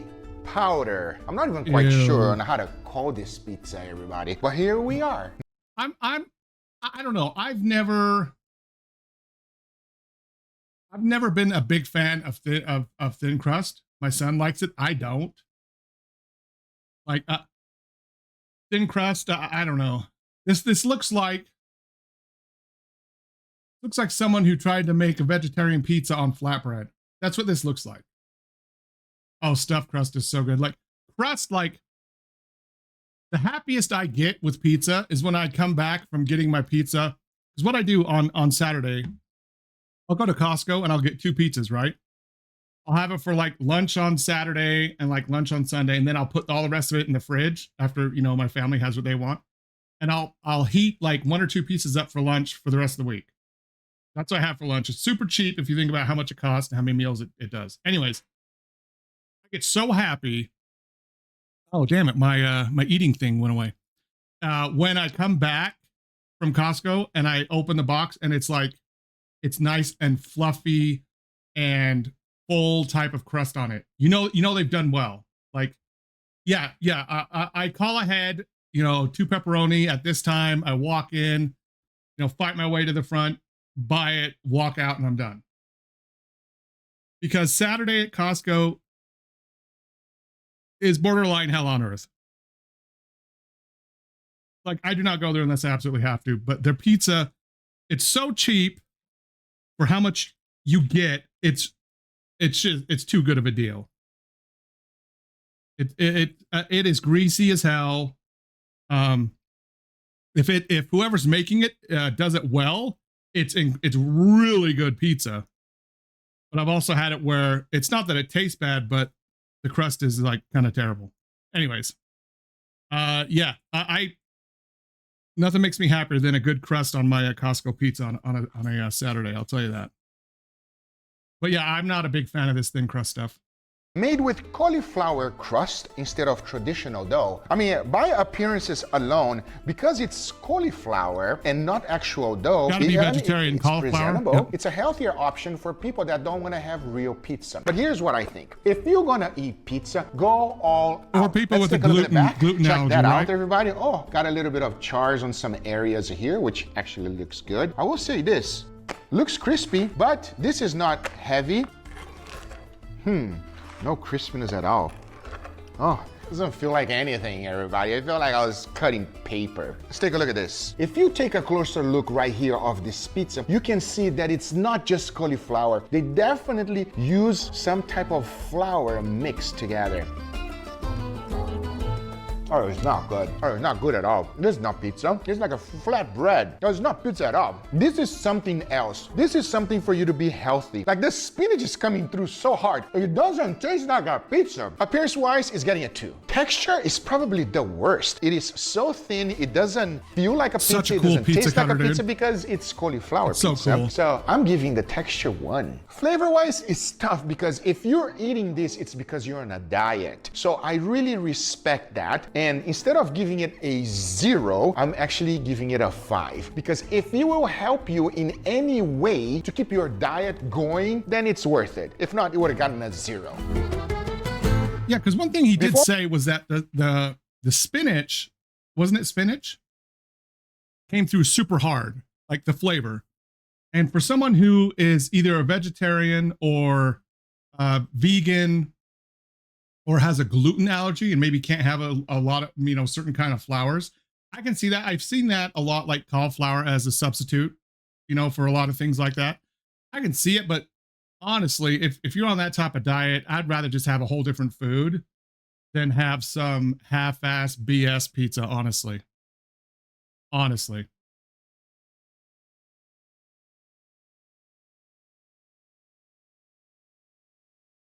Moving forward, I want to thank today's sponsor, Dow Strong. This is how you take a cut of meat from primal to perfect. You need a great cut and a few trusted tools to keep your workflow smooth. When I'm prepping for the grill, I start with a Valhalla Series Crixus. This thing is a hybrid, part chef's knife, part cleaver, and it's perfect for breakdown work. It's got the heft to power through connective tissue, but it's sharp enough to trim with precision. Once it's trimmed, seasoned, and it comes off the grill, it's time for the moment of truth, the big reveal. Time to reach for the 12-inch slicer. This is what separates good presentation and texture from great. Long, smooth, gliding cuts, no tearing, no dragging. Every slice is clean, tender, and perfect. That's the difference. Precise prep, perfect finish. From flesh to food, both from Dow Strong's Valhalla series. Check them out at dowstrong.com. Thanks Dow Strong for sponsoring this video. Now, let's get right back to it. Rao's Brick Oven Pizza. At first glance, it looks pretty good, and if I take a look at the back, check this out. As you can clearly see, this is the bottom of my heating section of my oven. So, and this gives it a nice little char. So Rao's started as a famous New York restaurant. Now take a look at this pizza. I can clearly see a few things going on right here. The pizza crust looks nice. Cheese nicely melted. And most importantly, if you see here on the box, whole milk mozzarella cheese made with real milk. Yeah, you can hear that crunch when he does the cutter, right? That tasted a lot better than I expected it to be, everybody. I'm gonna be honest with you. It tastes good. It's a good pizza. I like the texture. It's pretty nice. I love the little char that I got behind the pizza right here, everybody. This is pretty good, you know. That's a plus in my book. I like that char. First appearance, I'm gonna give it an 8. It looked great as a presentation pizza. Texture, you hear that? It's nice and crispy, and we got a little bit of a char. It gets a 7. Flavor overall, it's a frozen pizza. But for what it is, it's good. It's getting an 8.5. Jack Jr. So this is a tiny pizza, and it's built for one, no sharing. You can clearly see the size, everybody. Obviously, the appearances alone, what can I say? I want you guys to tell me. You know, sometimes it's better to restrain yourself and get a better pizza. Let's cut this thing. Here's a slice. Look how sad this is. The cheese got burned, and the back didn't even cook all the way through. That's not a good sign, everybody. Nah, it's not. I was expecting it to be worse. It's not great, it's not fantastic, but it's not the worst pizza I've tried so far. It's like a hangover pizza. By no means is it good. The texture of this pizza is just funny, man. For the looks, it's actually not that bad, everybody. It's tiny and small, and it's getting a 5.1. Like I said, late at night, you're hungry, you want to eat something. I know, it's a great comment. For the Hangover flavor, pizza. Everybody, like I said, it's Wake up one at of those 3 pizzas a.m. that and you're it's hungry edible, for but pizza, by throw no it in and means heat it is it a up. great taste. I'm giving it a 5.9. That's not Screaming bad. Sicilian. Wow, that's a heavy pizza. Loaded with toppings compared with most frozen pizza. The crust leaves a lot to be desired, in my opinion, but man, the amount of toppings on that thing looks crazy good. You know what I mean? Like, when he said heavy, and then I saw the sausage, the ham, the Canadian bacon or ham that's on the top, the pepperoni, holy crap. Oh yeah. I mean, I'm telling you right now, this thing is heavy. Oh, it's very, very heavy, especially for what it is. It's famous for its hot pepperoni with tons of pepperoni slices. The crust is thin by design to hold heavy toppings. And let's see how it baked. Oh, not bad at all. It actually looks nice golden brown. We don't have chars on the back, actually. I mean, take a look at this slice, and the sausage made a decent is crunch, immediately too. falling out, everybody.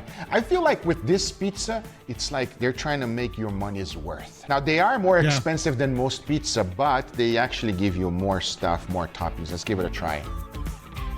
Does that look, though, like it's cooked all the way through? I mean, it is, but it looks really, I don't know, like the dough, the dough. Yeah, it looks like it's almost there, right? Like, it's obviously not doughy. Let's just throw that out there. It's not doughy, but, you know. Pizza, but they actually give you more stuff, more toppings. Let's give it a try. Okay, right off the bat, a tremendous amount of filling. You can feel that sausage pepperoni immediately in there. Now, what I noticed the most is actually the crust. The crust is not very crispy or crackly, and I don't like that. I like my crust a little bit more baked. Now, even though this is a nicely thin pizza, it's not that crispy as you would have expected it to be, but it has a good flavor. So first of all, appearance, it looks very nice, very appealing, and it seems like they ran out of space on to put more fillings. So for that reason, I'm giving it a 9. Texture, not the best texture at all. It wasn't crispy, it's extremely thin. The edge here on the side got nice and crispy. But I think what's happening is because there's so much filling, all of that filling is seeping through the pizza on the bottom and it's not allowing it to get super crispy. I'm giving it a 5. Overall flavor, I actually enjoyed it. And for that reason, flavor-wise, it's getting an 8.1. Not bad, not California Pizza Kitchen. Take a look at this pizza right here. At first glance, it smells like barbecue, everybody, right away. I've even had this exact one where it was the barbecue chicken. It's Look at the back. Wow. Honestly, the best looking one so One of the only far. good things I've had with the California name on it. Actually, a nice little char on the sides according to the packaging on the way they were supposed to made. Now, I will say this. It is a thin crust, extremely light. I'm excited to try this one. Let's cut it. See how crispy it actually is. The flavor's really good. I haven't bought it again. Nice. Now here's the deal. This pizza here was actually created by a restaurant in California. They're known for inventing the barbecue chicken pizza trend. It's one of the first pizzas to use barbecue sauce chicken, ever. so good. I love the crispiness. Seriously. I mean, even that golden brown color. Dude, you know what is fire? Is getting a Domino's pizza, and getting Alfredo sauce, and bacon, and sausage, and pepperoni. With Alfredo sauce on it. It's so good. And barbecue with chicken from Domino's is good too.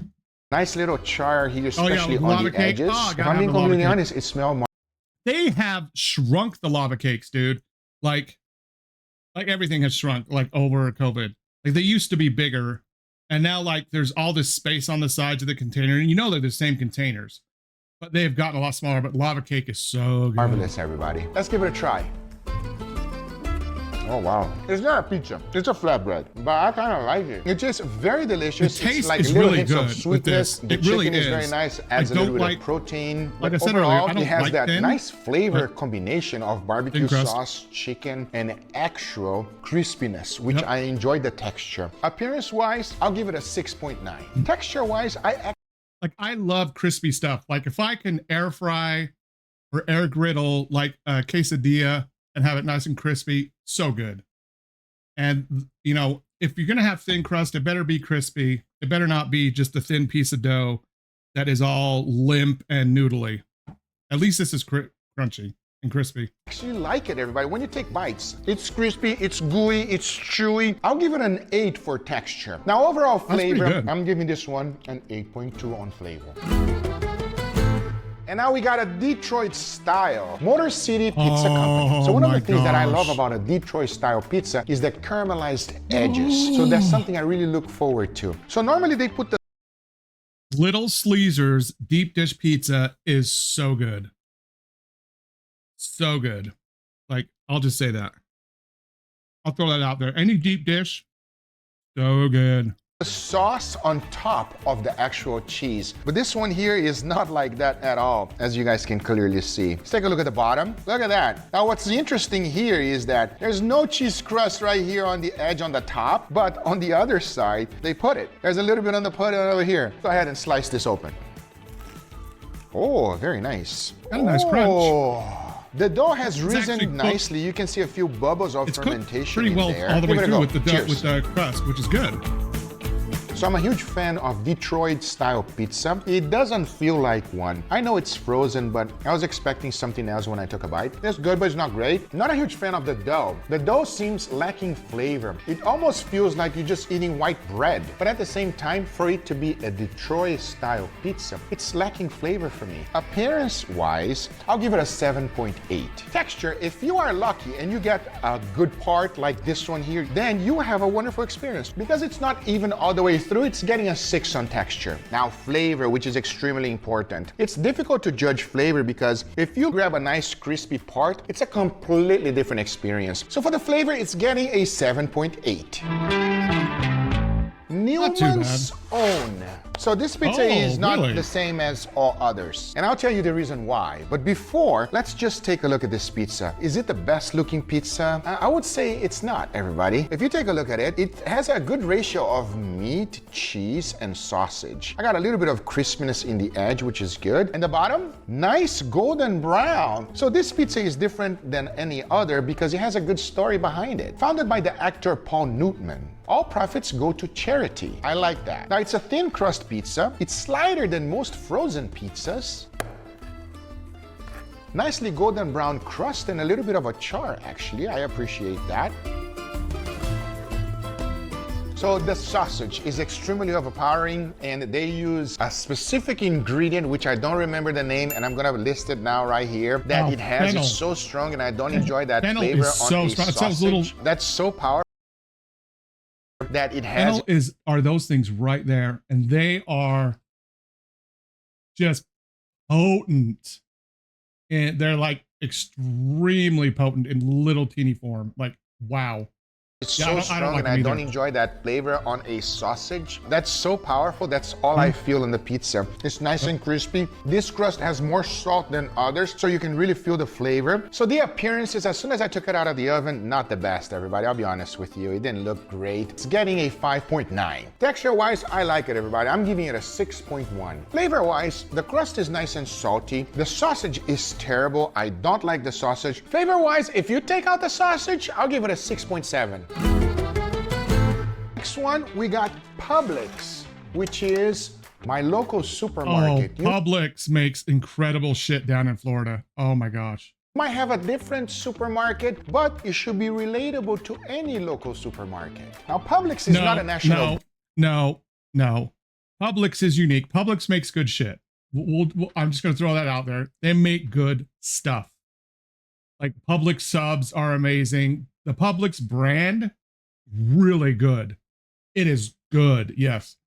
You cannot compare it to other local grocery chains in other states. You just can't. That bar is too high for a lot of other states. I'm just gonna say that. Brand, and it's very local in Florida and Yes. also a few other states as well. But by the looks South. itself of this pizza, it's actually nice. Let's take a look at the bottom, which is one of the most important part. Not the best golden brown caramelization and char that we love. That's like But do you see that stuff that is there? That's the same type of stuff you find on the bottom of like Little Caesars pizzas too. Like that flaky stuff. I don't know what the hell it is, but Little Caesars uses that on their crust too. the most important part. Not the best golden brown caramelization and char that we love. Let's slice this thing open. Look, it looks like a nice frozen pizza slice. Now, we don't have a puffy crust. Yeah, that looks undercooked.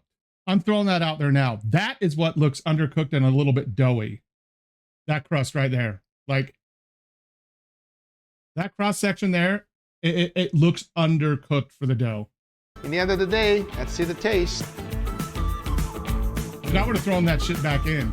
There's no crispiness at all. No. If you want our pizza to be slightly crispy, forget about it. This is not the pizza for you. The crust is super doughy. So my thought on the beginning before I took a slice that it's compressed dough is actually true. It hasn't really risen so much. It just stays there super compressed and is still fermenting. But the flavor is not bad. The looks of this pizza, as soon as I took it out of the oven, it looked pretty good. So it's getting an 8.1. My biggest problem was actually the crust. It was not crispy at all, so it's getting a 4.9. Flavor-wise, the cheese is delicious. The pepperoni is fantastic. It has a wonderful flavor on the sauce. However, the dough, not the best. So it's getting a 4.9.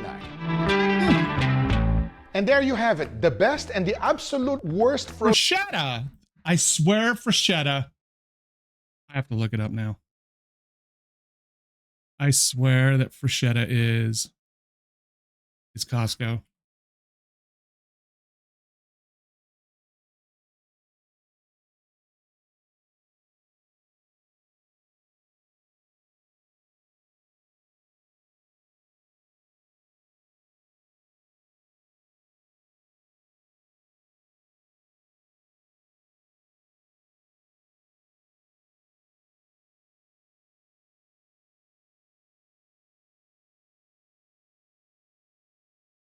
I guess it's not. I guess where I saw it was at Walmart.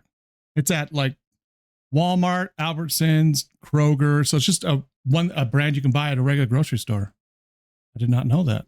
I actually thought it was one of those brands, actual like home one, but I guess not, like one of their own. Frozen pizzas you can buy. Now there's a tie for the ultimate winner, which was Francetta, Fraschetta, Franchetta, I don't know how to say it, and DiGiorno. Both of them are really, really good. If I had to pick a winner between one of them, I would say Francesca. That one surprised me quite a bit. However, be careful when you put it in the oven, it's quite tricky. I hope you guys enjoyed this video. Make sure you subscribe if you haven't, and I'll see you guys on the next one. Take care, everybody. Bye. All right, that's nice. Good stuff. All right.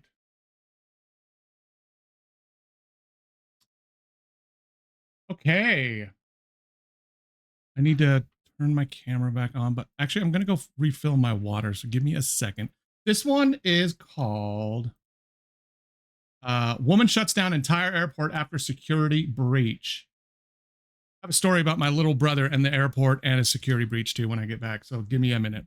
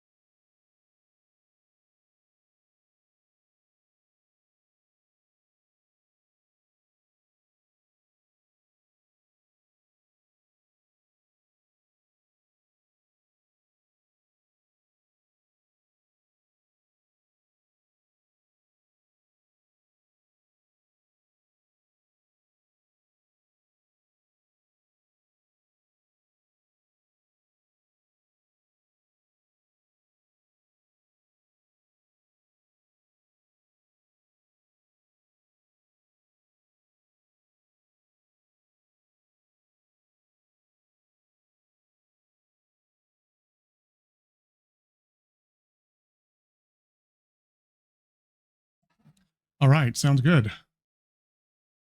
Okay, so yeah, woman shuts down entire airport after security breach. My quick story: when I was younger, and me and my whole family were flying back to see my grandparents in, it was either Michigan or Florida. I can't remember where they're at that time of year. My little brother thought it would be a good idea to not inform back then what was the equivalent of TSA of the fact that he was carrying a switchblade and ninja stars on him, ninja throwing stars. So we backed up the whole pat down line and everything like that for like 30 minutes as they patted him down, pulled all of our luggage out, searched through everything, because he thought he didn't think there's anything wrong with bringing ninja stars and a switchblade on the plane with us. So yeah, that was super fun. So I am kind of curious what this lady did to actually shut down everything. I'll tell you, my mom was mortified. He was just looking at him like, what are you thinking? Like, how did you think this was a good idea? Because there's 4 of us boys and he was the youngest. And yeah, she was just like, how did you think this was a good idea? Anyways, yeah, this is real body cam. And it's, again, woman shuts down entire airport after security breach. See how she manages Police it. officer, I don't care. You're not helping me if my bags ain't here. Are you done or not? I just asked you a question. Gosh, On July she is 30th, so 2024, confrontational. officers in Washington were dispatched to the airport where a disruptive passenger triggered a major security breach just moments Shocked after it's getting not off her Florida, flight. honestly. The passenger bypassed a Most of these things I see that are crazy like this are somehow in Florida. It seems like I can't even, I don't even know why, but it seems like most of them are in Florida. security checkpoint pushing past airport security, triggering an alarm that forced a total shutdown of the airport's train system, causing Who just pushes past security and thinks there's going to be no repercussions or ramifications? Like, who in their actual, and I'll use this term loosely, right mind does that? Like who? I'm going to take a drink while this is paused. There's one thing I noticed in editing my videos to upload is when I drink, I want the video to be paused. I don't want me just drinking in back of the video. I like to cut it out. Okay. massive travel delays. Here, Does that look like Dan Clancy? Look at triggering this. an alarm that This dude forced a right here, total like, look at shutdown his of the face. airport's train system, causing That almost looks like Dan Clancy, doesn't it? We know it's not, but it almost does. massive travel delays. Here's what the officers did next. How about you shut the up? Who? I You? haven't talked to you at all. Yeah, you haven't. So what's up? We're trying to figure out what's going Whoa. on. Yeah, where's my bags? You Like, what is this we're seeing in these videos where people just tell officers to shut the F up, like straight off the bat? What is this? And why are these officers so nice? I know they have to be, but like, it's like customer service representatives. Like, they don't like, I don't know how to say this nicely. I won't say it all, but like, I don't know why people think they can just treat whoever they want and say whatever they want to people without repercussions. Like, this is someone like face to face too. And this isn't just another person. This is someone with legal authority to do something to you if they think it's warranted. This isn't just some other random, like, regular citizen you're back talking and sassing. It's a police officer. It's law enforcement. You wanna look up my name? You don't even know my name, do you? told. Oh, you're a police officer, so you automatically do, huh? No, you don't, because my name was never a Wow. Why are you issue. yelling at me? Am I I? know. Why are you being Am such a I? bitch? You're raising your voice. Okay, so look me up. You're being audio video recorded, by Look the way. me up. Like, you can't push I through need my security bags. That's and what the think there's said, not right? anything. You can have some solutions. You also have to figure No, out why you're I trying just to take care said- of you when you don't have business there. I don't have Yes. business here. Yeah. Why are you Where'd I going back come there? from? Where'd I come from? Tell me. Am I what? Sorry, paper's on me. So, what's the word? What? I'm a Being detained? no. That's not what the I said, right? That's what I said. No. What's the word? It's a. Why are you I'm asking gonna us for the hang the word f- if you don't even know what Because it you're is and then not getting picking me pissed up. off when they don't know it? This lady is a colossal bitch. I'm just throwing that. I'm just saying that right now. Total bitch. It's a. I don't know what the fuck the word is to it. So what's up? What's up? Because you Wow. left me. You're in your car. She is so whatever. entitled. I don't Like, give a f. To just like, I don't care. Shut up. I can do what I want. I got off Come on, Dan. Alaska Come on Airlines. outside. I could not carry my bags on my own. They were over 50 pounds. My fiance came. How did you even get the bags on if they're over 50 pounds? Like, literally, I've had my wife at the airport and they made her take shit out of her bag to make the 50 pounds. Like, Alaska's nice. Alaska Airlines is nice. Holy shit. Like, some of the other airlines are not that nice. Like, you're at 50.1, you're taking something out of your damn bag. Like, they're assholes about it. Like, real big assholes. in here to carry my bags. I could not find my bags. That's what you want me to So say, you just right? stormed out? Right. So Okay. you just stormed So out through security because you couldn't find your bags? You hear him? I'm not talking to you. I'm talking to you. But do I you know. hear him? We're not talking to someone You else can through the take me to jail. I phone. don't give a f. Okay, great. Turn around. Let's No, I handcuff don't you. because they're in my bag. Okay, where are your bags right now? Okay. How and why would, when you have to have Okay, this doesn't make sense. First and foremost, you have to provide your ID when you go through TSA at the other airport. You have to provide your ID. How the hell is it in a bag that you don't have if it's not your carry-on? How does that work? I'm just curious. Like, how did you even get into the airport to get to your gate without having your ID on you when you'd already checked your bags? And that's before you get to security. You got to have your ID to get through security. So where the hell's your ID? Come on, lady, your story ain't matching up. Where's your ID? That ain't the way it works. I don't know. Just like I said, I got off Alaska. Look, I'm a count to 1, 2, 3, right? Alaska Airlines, I got off. Wow. Yeah. Wow. I cannot carry my bags. Count 2, right? Alaska, are you counting? Or am I? I don't need to count. I'm not your child. Cannot carry my You're bags. treating me like I'm some infant. My fiance came out here. 1, 2, motherfucking But 3. these Take guys me to are jail if what? you want These to. guys are so patient, I don't man. know what happened. That's why you're being detained. We're talking with you. Right. I got drunk on my flight. Okay. I cannot carry big my shock, huh? bags. So You my got drunk fiance and were came probably to even a pick bigger me up. asshole than you are right Listening now. or not. You I'm can take looking me right to at jail. you. I don't give a f. Dude, where did you? Okay, let's So, just, are dude. these check bags or are these? Dude, at this point, this is why I couldn't be a cop. At this point, I'd be like, okay, put your hands behind your back. Let's just take you into jail. You're asking to go to jail. I might as well just take you, detain you. Why not? Something to do. You're being a total a-hole. Why not? You're basically begging for it at this point. They're check bags. So I'm at the check bag area, right? Baggage claim. Yeah. Yeah, baggage claim, which is check bags. Why- We why can are you acknowledge causing- that or why are you not. causing- Okay. Nobody calls it check bag area. First of all, I've never heard anyone refer to it as, I need to go pick up my baggage from the checked bag area. Called baggage claim. That's how it is on frickin' signs inside airports. If I'm wrong, let me know. Like, I've never heard anyone refer to it as checked bag area ever. All you do is check your bag when you get on. You don't go and collect it from a checked bag area. It's called baggage claim. A breach alarm to go off. Meaning you went. I don't care. You went I don't through your- Oh care. my gosh. I don't care. And now the I airport's went she to has where? zero- I went she to has where? zero. Where I was not supposed to be. Northwest. Where? Zero Actually proof talk to me. I just told Write a to report. her like Write a escalation here. report.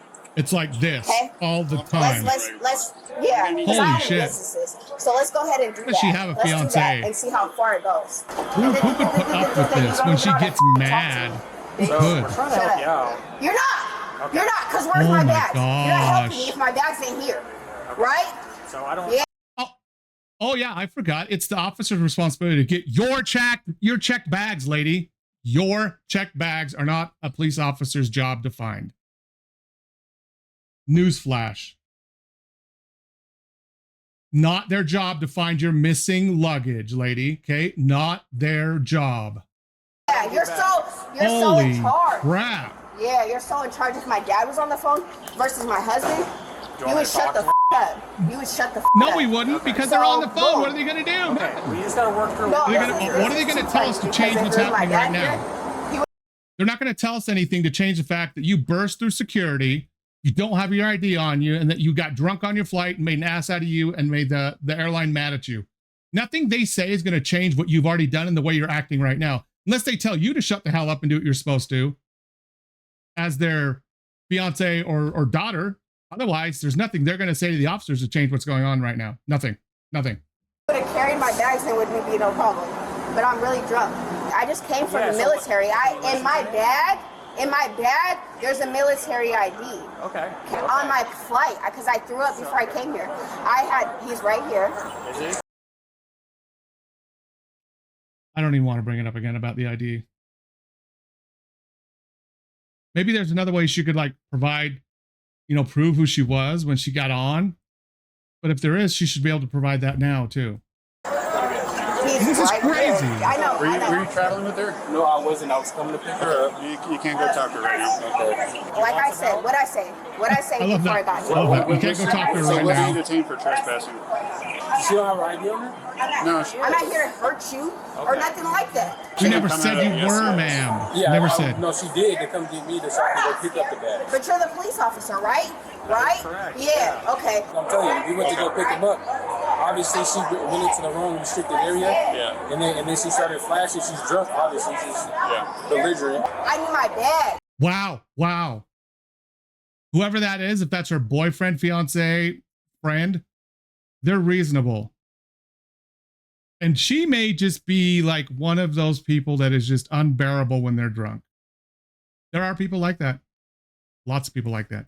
That may be what she is, because she is obviously still a little bit drunk, and she just admitted it from her flights. Okay. That's all I said. Do you want me to get your bags for you or not? Are you going to or not? I I'll need your bail name. myself out. I don't care. You can't go She's get your being bags detained without for your damn investigating name. trespass right now. Do you know what her middle school is? I don't know. I just know her first name.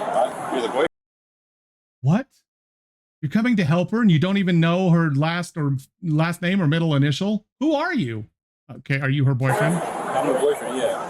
How do you not know her last name as her boyfriend? I can't with these people who are lying. I can't. Like, are you her boyfriend? Is this like a one night stand turned into like boyfriend girlfriend thing? Like, what? How do you not know her last name? You don't know her date of birth or anything? I don't know her date of birth. You don't know her birthday? How long you guys been dating? 7 months. The hell you don't know shit. Give me a break. You've been dating 7 months. You don't even know her last name? Are you kidding me?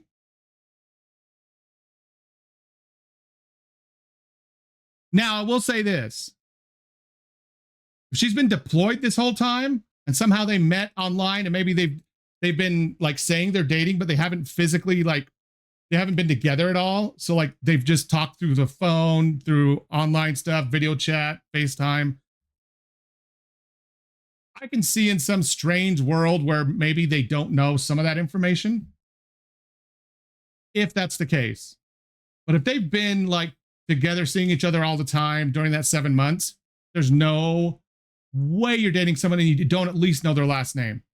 For 7 months? No. Yeah, miss her birthday. Look. Hey, if you want me to help you, you got No, listen. Because I might have left my check-in bag on the airplane. Are we talking like carry-on baggage No, or they're check heavy. baggage? They're check baggage. Okay, so Okay, you don't. Never mind. I don't need to keep explaining how airplanes work. You don't get to leave your check-in baggage on the plane. They take it off. It's in the belly of the plane when you fly. Your carry-on shit could be in the compartments above, sure. And the flight attendants usually go through that and then bring it out, and it gets put in that lost luggage area for you to find or go check on. But check bags, no, they don't get left on planes like normally, unless it's like put on the wrong plane and sent somewhere else. They generally empty that whole thing, unless there's people on connecting flights, and maybe sometimes it would, but that's not what normally happens. that would be on a carousel. Yes, But exactly. I have 2 check bags because it's military and they're free. Okay. But she was trespassing down into the train station. Yeah, I was trying to grab her. Train station. What's that? No. No. Doesn't even know where she's going, man. I'm going to stand by him. No, No, you're no, gonna you're walk not. back up there. Why? Because they're directing, because you're being detained. You don't get to walk free right now. I already tell you you're detained right now. So walk back up. I know, lady, like, she's not understanding any of this at all.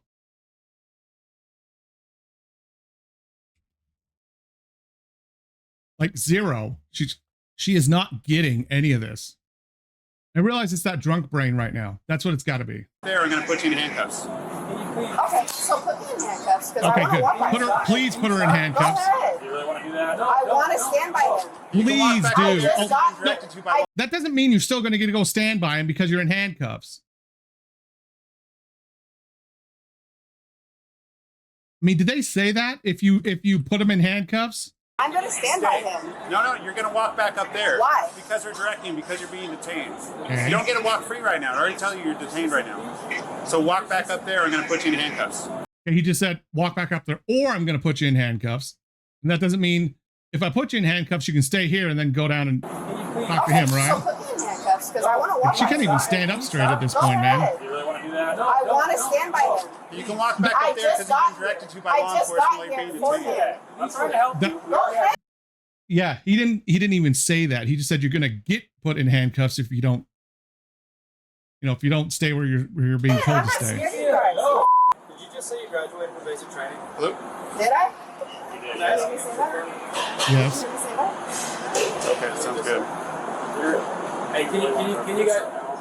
I'm right here. What do you want me to walk cooperating. Yeah. There's some place where they want you to be. That's what you guys been wanting me to do. I should have been called my dad.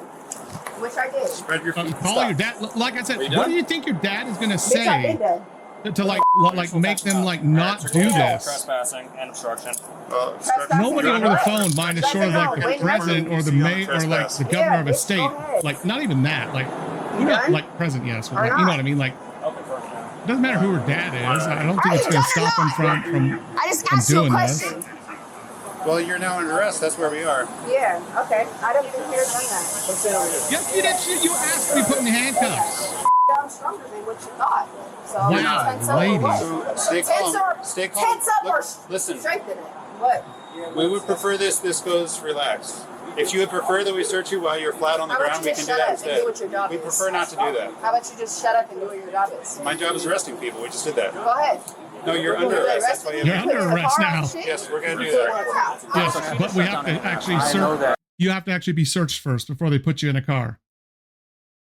So there's consequences. You have the right to remain silent. Anything you say can be used against Yeah, I you in got a that court of same law. card. It's hard for me to control her because You want to take a seat over here for me? I know it's kind of tough to. Yeah. If you cannot afford to hire a lawyer, one will be appointed representing before any question if you Call wish. my daddy and get a lawyer. That's what I'm surprised she hasn't said that. Not answering questions or making any statements. Do you understand? No, she's Yes not or going no? to say anything. Yes, Okay, sir. spread your feet. Right. I'm We're searching. surprised. That's your I'm name, shocked. right, sir? I'm shocked. It's Sergeant. All the shit, sergeant. Okay. You want to search Sir. her? He is Go ahead, so, search wow. me, because that's your job, right? That's what we're doing. Yes. Right. I'm not scared of you. I don't give a f. They didn't, are they like trying to make you scared? I don't think that's actually what they're doing right now. You're not a very good soldier. Shut the f up. Yeah, How no, about you're that? not a very good soldier. You're talking about being a soldier. How about you shut the f up? How about we Who's don't? search transport you now? Do you talk to your sergeant like that? I guarantee And you he can also don't. let go of my neck. Because No, we can't what? because you're not doing what they're asked you to do. And then when I press charges, then what? What He are was you so gonna- right, what are you and I gonna was press wrong, charges right? on? Yeah, what are you going to press How about charges you tell on? me? Well, you're What being does Because he was tell so you what you're right, gonna I press was so charges wrong, on? right? You're Because I was so dumb. trespassing, right? Yes, you're Right? so dumb. Because that hurts my motherfucking wrist, right, bitch? Stop Well, That's then- what the f you thought you was Then do what they ask you to do. You're so, never mind. doing, right? Okay. Stop. pushing against the handcuffs. Bitch, I'm not scared, and I'm not hurt, bitch. Like, why are you saying you're hurt then saying you're not hurt? Like, I don't understand these people. Seriously. There is no way she's in the military and talks like this to other people. Now, I'm not saying general people, like anybody else who has any type of authority. If she did this in the army, man, oh my gosh. No, thank you. Like it would be ugly. I'm not trespassing because, bitch, I got a motherfucking air fly. I got a motherfucking Air fly? air ticket, bitch. Air fly? What's An up? air ticket. What's up? What's up? What's up? What's up? What's up? Pick her up. Pick her up. Yeah, but just take her. Yeah, that's okay, bitch. There we go. Dude, That is it. unfortunately, Yeah, she's that not is it, fighting huh? enough to be put into Yeah, a burrito, bitch, I but they would've may knocked hog. you the They f- may out. hog a. Punk ass bitch, grabbing my bags, talking about handcuff her some right now. trespassing. Bitch, I got They off might. a flight looking for my motherfucking bags. You punk ass bitch. So your bags are over on carousel 15. I don't give a f where my bags are. You've been Get asking up for them and get 'em all out. this whole That's time. all the f I care about, right? I'm asking you. Would you like me I don't know where they are. My fiance can get them because they're too heavy, right? That's why the f he's here. I don't know why the officer. I know they are being so nice. I would have never brought her damn baggage up again. I wouldn't even be talking to her about her baggage right now. I wouldn't. Yeah, that's probably why I'm not a cop. But, you know. Right? Yeah, that part. So I don't want to hear nothing else. I don't want to hear nothing else. That's all talking. I don't Except give that a you're under arrest. bitch. Is there a way I can actually get her bags? Yeah. If she says yes, you can. That's fine. Okay, yeah, you can. Okay, I just don't know where they're on bag claim 15. I don't know where they there, are. So keep playing. Well, the cops just Bitch, I told wish him you where to would go. quit. You can't Bitch. threaten people. And I could. You can't threaten people. Look, I own businesses. I own LLCs. Bitch, I've been in Lamborghinis, bitch. Then what? Oh, Then wow, what? wow, You don't even know wow. what to say because you ain't never. Bitch, shut up. The arrest me then. That's what the You I are did under say, arrest. right? Yeah, Yeah, you don't even know what to do. Bitch, because you ain't never been where I've been. I don't think she realizes maybe in her drunken state, she doesn't really realize what's going on. Like, you keep saying arrest me. She is under arrest. Like, it's not that just that she's handcuffed. They said you're under arrest. Like, they're going to arrest her now. Like, I don't know if it's not sticking because she's still drunk or what, but you keep saying that, like acting like, yeah, I don't know. Like, she's on a different level right now. Is that her? Shut up! That's the one that was Shut up! causing the problem? And you ain't Okay, said so we nothing just since, needed right? somebody to say, yep, that's the one that did it. Okay, cool. All right. Yeah. She was Perfect. coming down the stairs. Well, she came down the stairs with her boyfriend, and I thought they were going to go back up the escalator. Once I saw the do not enter. Yeah, then she started just walking, and I stood up and I told her to stop. And that's when she told me, she's like, "What are you going to do?" Aviation Stop me, security, bitch?" yep. And then that's when I told her, like, stop. And then she just kept on walking. And then she's like, "I need to get my bags." That's not where you get your bags. One of our co-workers went chasing after her, and then I pressed the breach button. Yeah. And then as she was walking out, she was just like, "You're lucky I didn't punch you." Just started walking out. I thought she was gonna punch you. I thought she, yeah. Did she, like, ball up? Yeah, she went like this to me, like that. Like, Oh, really, I like, can totally see that. I can totally see her doing that. Okay. She is so confrontational now. Shut up, right? And you ain't said nothing since, right? I done been What? I don't care. You're not scaring me. You're not hurting me. Bitch, I done died everything. I don't care. I don't care. I really don't care. Okay, you're under arrest for trespass as well. That's fine. Because I done had an air ticket and you're going to... No, sorry. Just because you have an air ticket doesn't mean you're allowed. Son of a bitch. Just because you have an air ticket does not mean that you're allowed wherever you want inside of an airport, wherever you want. Not the way it works at all, actually. Came from the army. I'm going to dismiss the charge. I came from the army. Like, what? Well, yeah, that My army still doesn't mean that you can just go license wherever in my you want. bag. I didn't trespass Boyfriend shit. said you're discharged from the army. You're not in the army. Okay, but look. Is that true? How'd I get here? How'd I get here? Right? I'm From the army, right? Turn the shoes. My DOD, right? Squares. Turn the shoes just discharged. Like recently. Okay, well, get her social. What's your social? How She's about not you gonna ask give somebody it. else, because you guys know everything, right? Well, if you don't know your social, how about you ask somebody else? Shut the up, bitch. I've been like this the whole time. Huh? You're also under arrest for resisting arrest. That's fine. I don't care. Let you know. I don't care. Some of these actually stick. I'm gonna just wait and see. Because I hate when people are super verbally abusive to police officers for absolutely no reason, and then all the charges get dropped. Because all that does is just encourage people to act that way, knowing nothing is really going to happen to them. So I hope something sticks, something along these lines. Hopefully. You guys do the full process to send her there, and I'm gonna just try to bail her out. Yeah. The suspect was charged with criminal trespassing, resisting arrest, and obstructing a law enforcement officer. And I hope something stuck.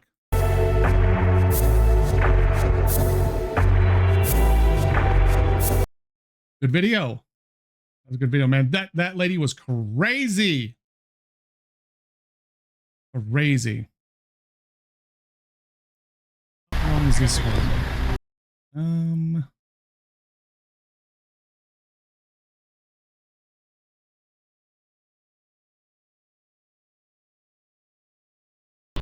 We kind of have a little bit of a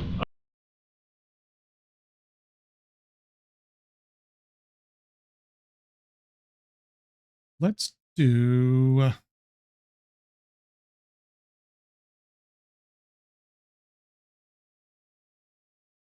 this one. It's called Cops Rescue Killer's Latest Victim Tied Up in a Basement from Beyond Evil. Let's do this one and then we might just call it there for the night. So let's go ahead and watch this now. State police, anybody in the house? These officers are conducting a welfare check on 73-year-old Donald Hinkby. A killer is in the area, and police believe he is in Donald's house. That's no good. You're upstairs? Up there. State police. He's up there. No, they're saying he. Downstairs. Identify yourself. Come on with your hands up. Come on with your hands up. Put your hands up. Hands up. Who's in here? Who's in? Anybody else in here? Yeah, the guy you're looking for. That son of a bitch, he made a goddamn entrance in there. I've been here for 2 days. The man they're looking for is the Damn! focus of a multi-state manhunt. He's already killed one man, critically injured another, and minutes from now, he could claim his next victim. I need everything, state police, everything. That motherfucker here, man, for throwing his dad like that. The first thing I noticed, the money had blood on it. He also had blood on his hands. Oh my God, one of them is missing a hand. Dude, that's some scary shit. What the hell? The warrant, okay, is for murder, assault, home invasion, and kidnapping. The following is based on official court records. Most of it has never been seen before. Crazy.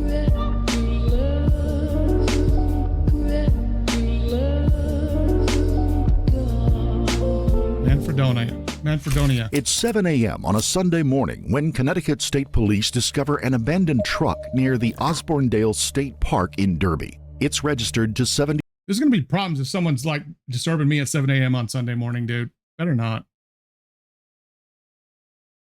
It's one day that week I like to sleep in, damn it. Not 7 a.m. 53-year-old Donald Hinkby, a local of Willington. But that's not all. The truck has been flagged as the potential getaway vehicle of a man who had just attacked 2 men with a samurai sword. And police suspect he's headed straight from the attack to Donald's house. Why? Come on with your hands up. What is Put your Donald hands to up. him? Hands up.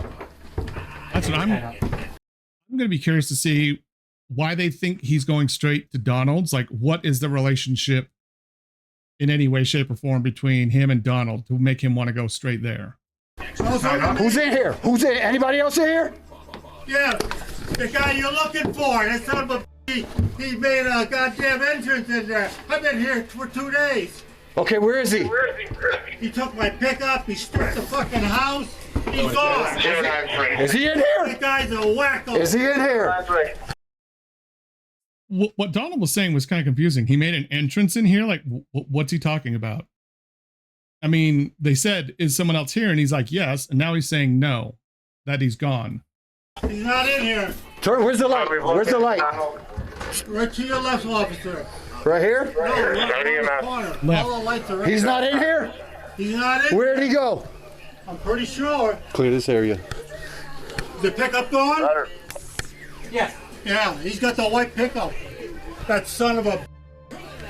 Police have just found Donald in his basement, where he had been for the past 2 days. His hands and feet have been bound. Hey, it could be worse. At least he had the TV on, right?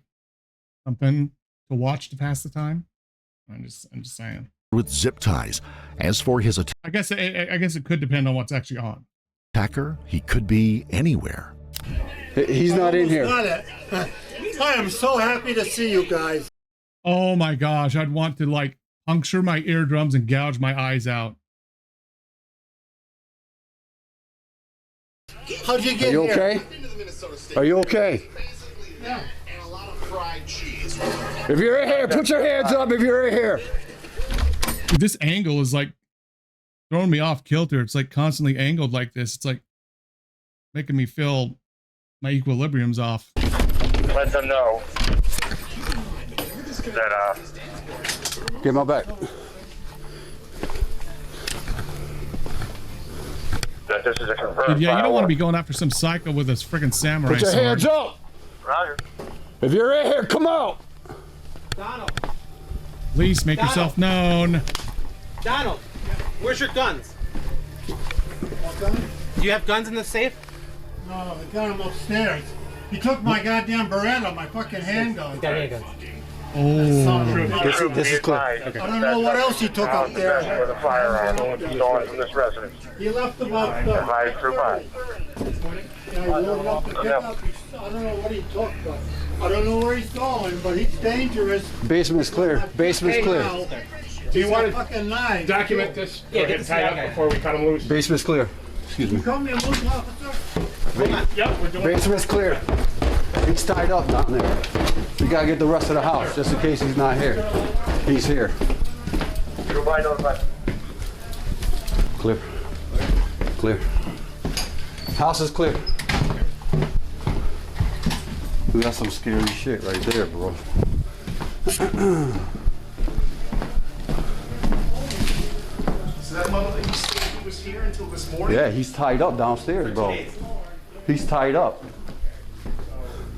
With the suspect having fled the scene, officers turned to Donald for any information that might help in the investigation. He tells them that his kidnapper passed the time cooking meals and watching TV. Ironically, a local news bulletin on a local murder had revealed the man's identity. The wanted killer on the screen was the same man holding him hostage, 23-year-old Peter Manfredonia.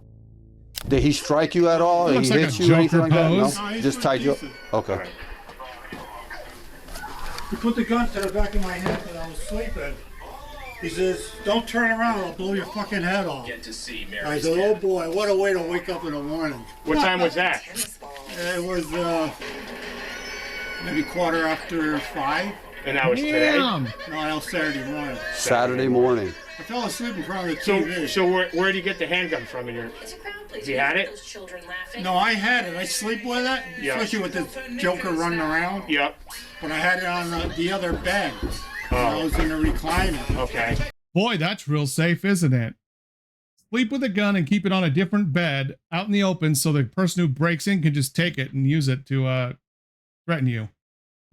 That really fulfills the whole purpose of you having a handgun for self-protection, huh?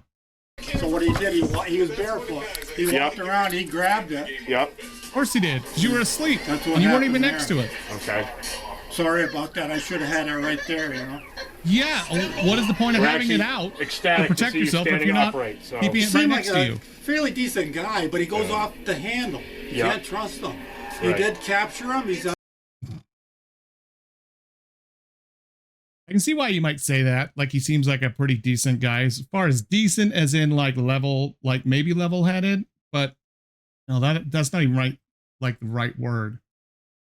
Like he wasn't, you know, pacing, like pulling out his hair, being super unreasonable.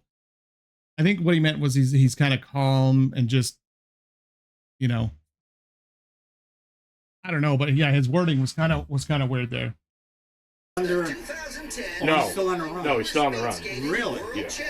You know, as long as nobody got hurt this trip, he's still on the run. Down the road, you know, somebody's going to get tripped. You know, you officers or whatever. Especially he's got my Beretta.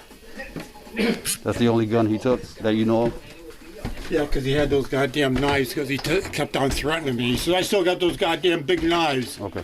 And he said, "I got that gun too."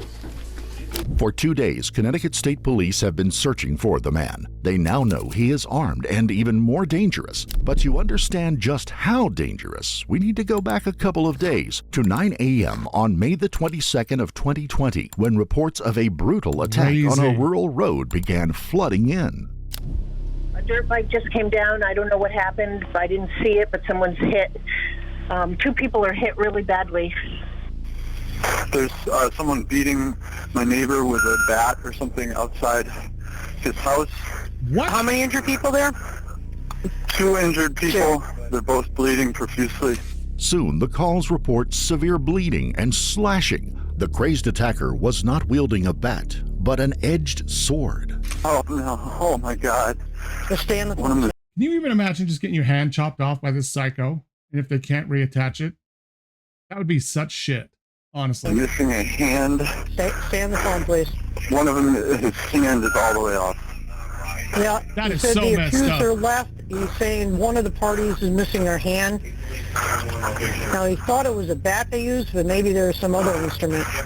Yeah, we're at Myrtle Road in Wellington, and at the end of the Myrtle Road are 2 very hurt men, and they got attacked by a guy on a motorcycle. This is an emergency. When paramedics and state police arrive at the scene, they find 62-year-old Ted Demers and 80-year-old John Franco lying in the street, bleeding profusely. Onlookers have... Why is this guy just attacking geriatric people? Like, what's going on? What does he have against old people? done their best to stem the bleeding, but both men are in critical condition. And when they removed the makeshift bandages, they see why. Each has deep slashes to their heads and torsos. Ted's right hand has been completely severed, along with the index finger of his left hand. They are rushed to a nearby hospital, but Ted will tragically succumb to his injuries. The brutal attack leaves the community reeling, and police with an urgent task of finding the monster responsible. A statewide alert has been put out for a man on a red motorbike. Everybody he's attacked so far has been old. The two people where he chopped up with the sword, and then Donald, the other old dude that he attacked and stole the gun of and held hostage. A edged weapon. However, the exact description of the weapon I would not be able to provide at this time. But while the killer may have fled the scene, he has also left behind key evidence. Officers comb the nearby woods and find a blood-soaked samurai sword, a phone, and an identification card with the name Peter Manfredonia. Witnesses quickly confirm Peter as the attacker. What's more, many know him, and for deeply disturbing reasons. Peter is a 23-year-old honor roll student at the University of Connecticut, where he studies engineering and finance. He's also a star athlete, an outspoken advocate against gun violence, and, according to many of his friends, an unlikely murderer. From what I know about Peter and from what I've seen from other people, just, he cares a lot about. So what changed? What circumstance? What situation made this drastic change for him? What happened? Cared a lot about social cause. I swear, if it's another ex-girlfriend, like the last few videos we've been watching, like I'm gonna lose it. Like, people need to stop like committing violence over exes, whether it's men or women or whatever else. They need to stop. I think he was pretty involved in Husky-thon, all kinds of community service events. It didn't strike me as the type of person for anything violent. Clearly, something had changed. Just months before the attack in Willington, concerned students had approached campus staff and police about Peter's unsettling behavior. When investigators searched his Mansfield apartment, they quickly see why. The walls are covered with messages about death, conspiracy theories, murder, and mass murderer Adam Lanza. In a chilling twist, Peter had grown up in Sandy Hook, just 6 doors down from Adam. The worst grade school shooting in U.S. history, at least 27 dead, 20 children, 7 adults, including the principal, and the gunman killed. In one message he had written, "We saw what happened when Adam snapped. We saw what happened when Thomas snapped. Now they will see what happens when I snap." Clearly, why are you snapping? That's the whole point. His appearance on Myrtle Road that day had not been by chance. His ex-girlfriend lived on that street, and oh my gosh, not again, not again. Like, I can't handle this. Like, what? Like, why? I struggle to understand why people do these things with and to their exes. I don't understand it. I don't. I don't. It baffles me, honestly. Peter had taken to stalking and harassing her just 4 days before the attack. Do you think this is going to get her to take you back? Like, what is the end goal with this behavior? That's what I don't understand. Like, what is your end goal with this behavior? What is it? What kind of result are you, searching for, hoping for, wanting? Like, what is it? Because I guarantee whatever you think it's going to be, it's not going to be. Like they're not going to take you back. They say they're going to take you back. It's going to be long enough to get you hospitalized, thrown in jail, charged. Like, no one in their right mind, let me throw that out there first. No one in their right mind is going to encourage and embrace this type of behavior. Nobody. She cut off contact with him after he hacked her social media accounts. According to Ted's widow, Cindy, that morning Ted spotted Peter walking past the house and offered to give him a ride. But Peter had come with a plan in mind, and it wasn't to talk. Within minutes, he launched his frenzied attack. Hearing the screams, Ted's neighbor, 80-year-old John Franco, bravely intervened, only to have Peter turn on him as well before fleeing the scene. He hadn't gone far. Donald's house was on the other side of Willington, which brings us to the 24 hours he was held captive. Now, with Donald's truck found in Derby, investigators have Peter's last known whereabouts. With mounting urgency, they pull surveillance footage from the area. What they don't realize is it's already too late. Hello? No! For who? Hello? Yes. 911. 911. Yes, if I need an ambulance here, I need everything, state police, everything. That motherfucker Peter Manfredonia stabbed my son. Where are you? I'm next to Calvert Safe and Lock 404, whatever the name of the road is. This is the distraught voice of John Esel, who just found his 23-year-old son Nicholas dead on his apartment floor. It's 11 a.m., 5 hours since the discovery of the abandoned truck, and Peter had already claimed another victim. Investigators soon learned that Nicholas was a former classmate of Peter's at Newtown High School. The two had never been close, but it seems Peter needed cash and believed Nicholas had some. Police quickly uncover another unsettling clue. Nicholas's live-in girlfriend, Shannon Spies, was nowhere to be found, nor is her black Volkswagen Jetta. Oh, great. Just 2 hours from now, police will learn why. So he took her hostage? And asked me to call an Uber for him. And I knew what was going on with you, so I he's in the car, just drove, whatever. He called an Uber for him. He just took off in the Uber. What's the Uber's information? He just told me that killed someone in Connecticut is on the run. This is Kyle Walker on the 911 call to New Jersey State Police. He tells officers he'd pulled into a rest stop in Columbia. New Jersey? I thought he was up in Connecticut. When a man in a black Volkswagen stepped out and asked him to order an Uber. The moment the man left, a young woman who had been in the car with him rushed over. Shannon tells dispatch that she's just been driven at gunpoint from Connecticut to New Jersey. Shannon is lucky to be alive, but an innocent Uber driver has just unknowingly driven away with a madman. Investigators converge on the rest stop to interview both Kyle and Shannon. Are you aware of the incident? Yes. Yeah. How are you aware of it? The girl that was at the truck stop today with the guy in her car, told 911 on the phone and told me what happened. Okay. Kyle tells police that he immediately felt uneasy around Peter, and his gut feeling would soon prove correct. And then the Uber came up, and the guy, handed me, when he handed me a $100 bill, the Uber ride was like $60, so I'll give you $100. First thing I noticed, the money had blood on it, and within the time we waited for the Uber, I noticed he also had blood on his hands. That is messed up. So by that point, I just figured the best thing to do was wait for the Uber, and then I was gonna ask the girl if everything was okay.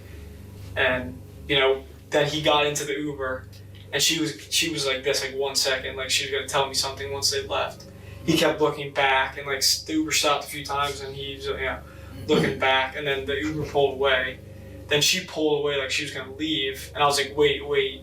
And then she waited until they were gone. She said, call 911. He just killed my boyfriend, and he's held me at gunpoint and made me drive down here. And she said he's at large for murder on the run or something like that, one for murder. Oh my gosh. Then when she got in the car, we called 911 and started driving away. The Uber trip ended on Lincoln Avenue in East Stroudsburg, Pennsylvania. Fortunately, the Uber driver is unharmed, but Peter is still on the loose and in a new neighborhood. Investigators know they are in a race against time. Peter Manfredonia has claimed 2 lives and severely injured another man and had kidnapped 2 people. He is heavily armed and made it clear that he is capable of anything. Teams from the Maryland State Police, Connecticut State Police, the U.S. Marshals, and the FBI work to narrow his location. Search teams comb the area by air and on the ground. Public appeals are launched, and citizens in Connecticut, Pennsylvania, New Jersey, and Maryland are on high alert. When the media is in overdrive, updates are given live. The next sighting of Peter is later that same day when he's seen walking on railroad tracks behind a Walmart in East Stroudsburg. Peter, I want you to know that we are continuing our investigation. The one thing we are missing right now is you. An investigation that has led to East Stroudsburg, Pennsylvania, where Peter Manfredonia was last seen on Sunday. In this surveillance photo, you can see the 6'4", 240-pound 23-year-old wearing a white T-shirt, dark-colored shorts, and carrying a black duffel bag. That duffel bag is said to be full of guns stolen from a Wellington home invasion. For 3 days, Peter is spotted all over the place on country roads, in the woods, at convenience stores. Then, on Wednesday, May the 27th, 2020, at 10 p.m., a detective at a truck stop in Hagerstown, Maryland, is being briefed on Peter's appearance when he spots the suspect 20 feet away and draws his weapon. After 6 days on the run and a crime spree that has terrified communities in 4 states, Peter Manfredonia surrenders without a fight. With their suspect finally in custody, detectives are determined to get answers. They already have enough evidence to secure a conviction, but the whole country is asking the same question. What the hell What led drove to this college kid with everything to live for to commit such atrocities? They will soon discover, however, that this will not be any ordinary interview. All right, so like I said, Mike Zella, Mike Grabowski. I'm a state trooper. Mike Grabowski, like from Monsters Inc. Do you want to tell us what happened in Wellington? Not without the lawyer. Okay. I am so literally gonna put a still shot or a little video clip of him saying his name when I edit this into a video. I'm going to do that right in this spot. All right. I want to, like I said, help you how I can, but not Okay, that no it problem. would put like a risk to my family. I totally understand. And we appreciate you talking to us as little as you can, because every little bit helps, right? So, do you remember going to a house after parking the motorcycle?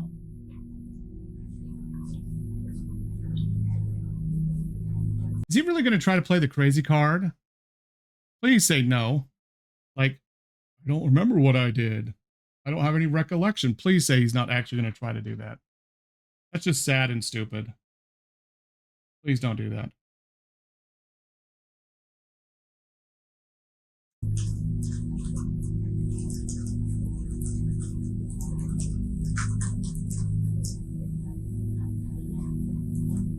Not a whole lot there to type. So this has got to be May 27th, 2020.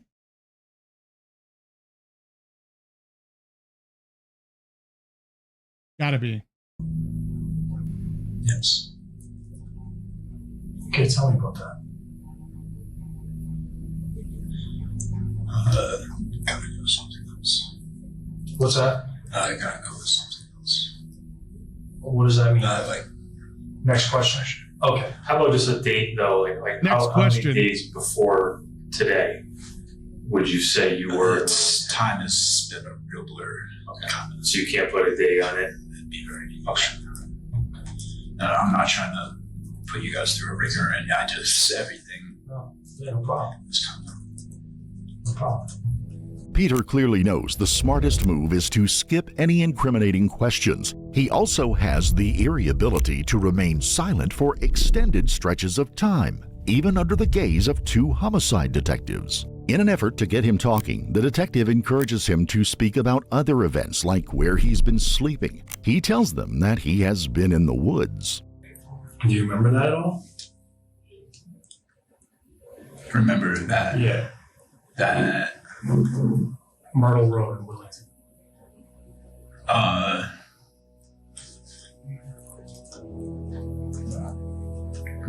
You know where he chopped off a dude's hand? Snap something up. Sliced up another guy? Okay, I understand. Can you tell me like a slab of a venison? little bit you know? about that when you were in Wellington?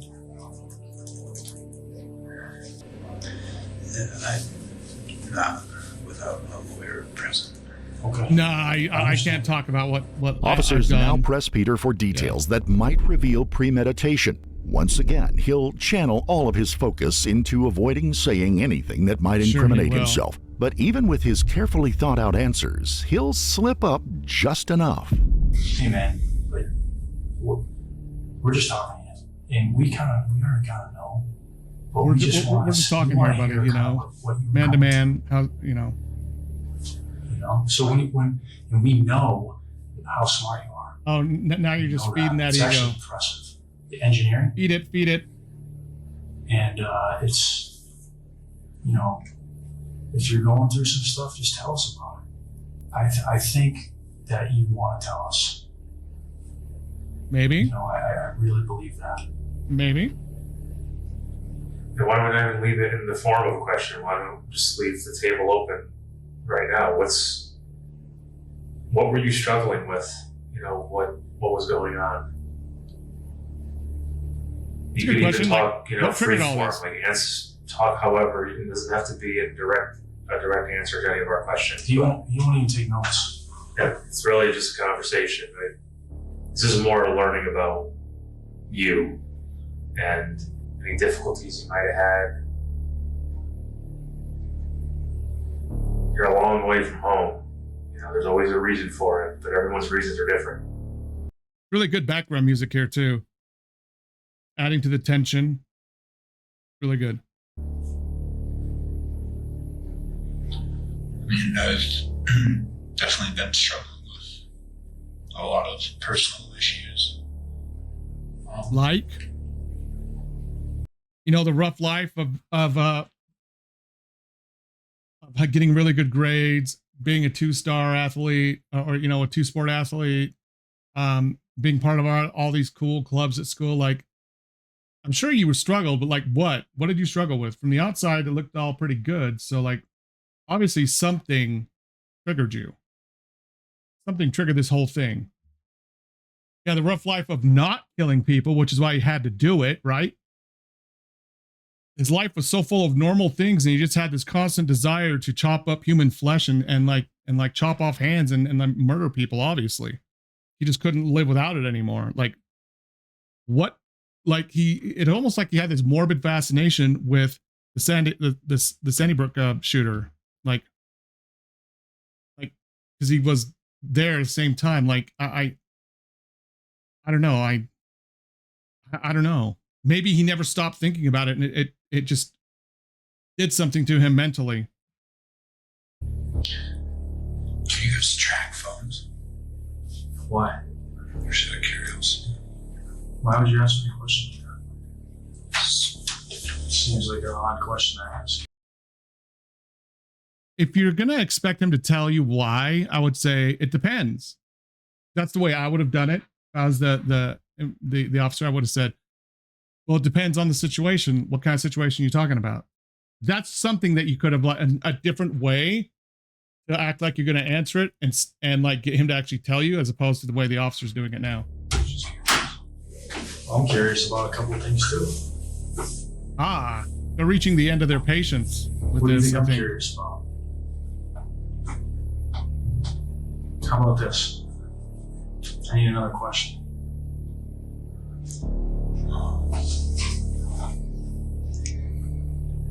With Peter's. Which one? The way I said it?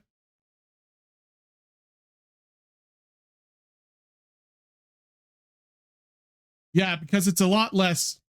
I think this officer is just kind of at a point where I'm sure he's been with him a really long time, and he's tired of the cat and mouse of him giving nothing and then asking questions. Because as you heard him say, he's like, well, you know, I got a lot of things I want to have answered too, you know?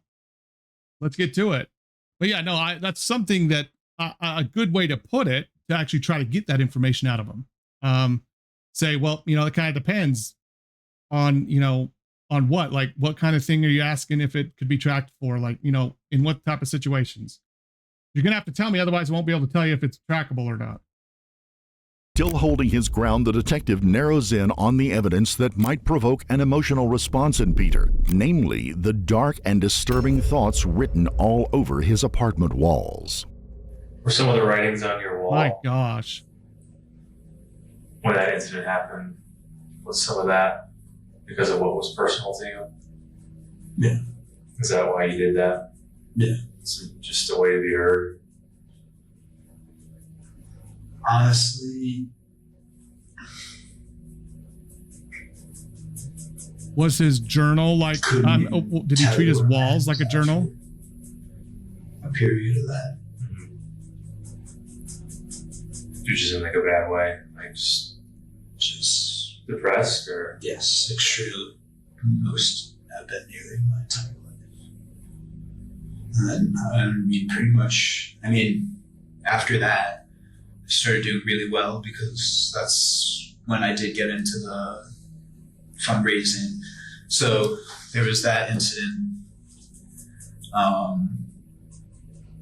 What incident? So going into that year, I was extremely depressed. I mean, I was stopped working out, binge eating, any bad habit that you could possibly name. Sure, sure that didn't go over good with your football coach. You're on the football team. And maybe he lost a scholarship because of that too. You know, nothing, like no mindset to change it, no anything. And then eventually I just kind of felt like I needed something to inspire me. Or no, sorry. Oh.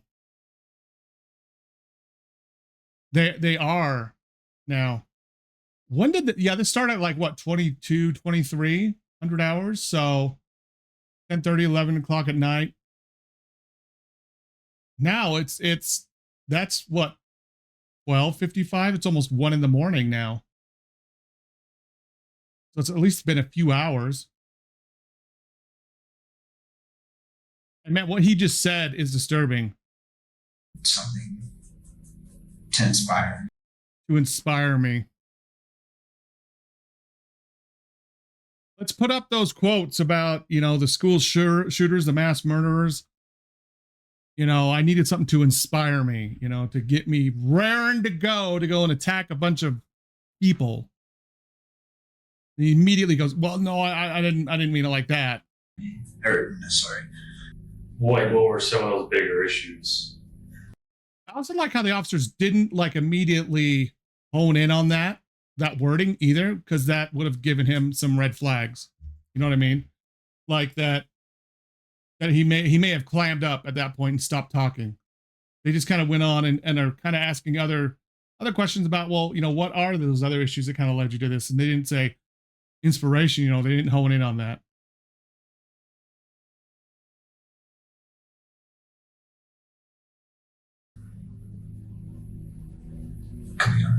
What were some of those bigger issues? Bigger issue that you were wrestling with that caused you to have to write on the wall? That's how out of left field that was. He's all, come again? What? Huh? What? I mean, I couldn't help but notice, you made a reference to Adam Lanza, which I know it's a personal. Yeah, we all know. Topic for all of us.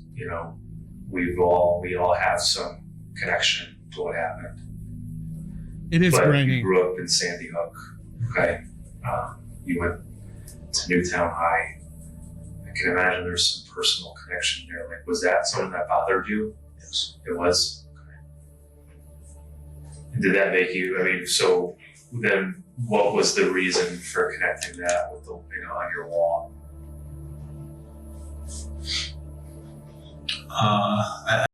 And saying that you're going to snap just like he did. It bothered you on what level? Did you want to be famous like him? Were you disturbed by what he did? Did you understand what he did? Like, what part of that,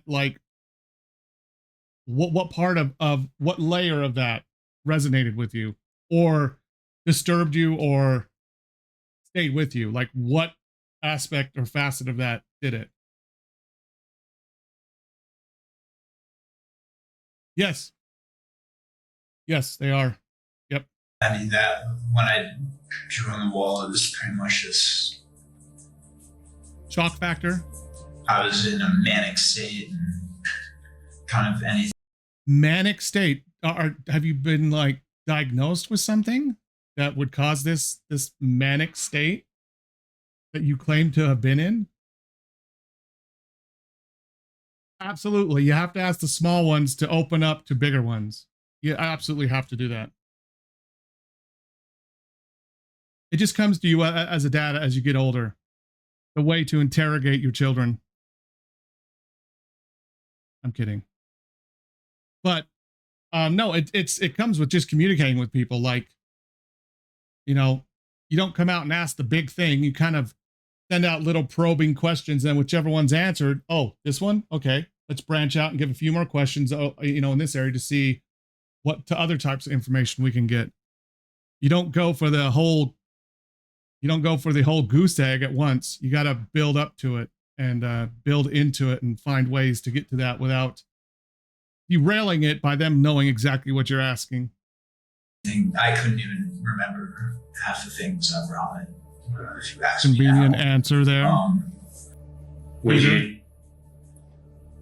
you compare that manic state that you were feeling then to maybe what you've been feeling the past few days? Is there any Please don't similarities there? You had to introduce that to him.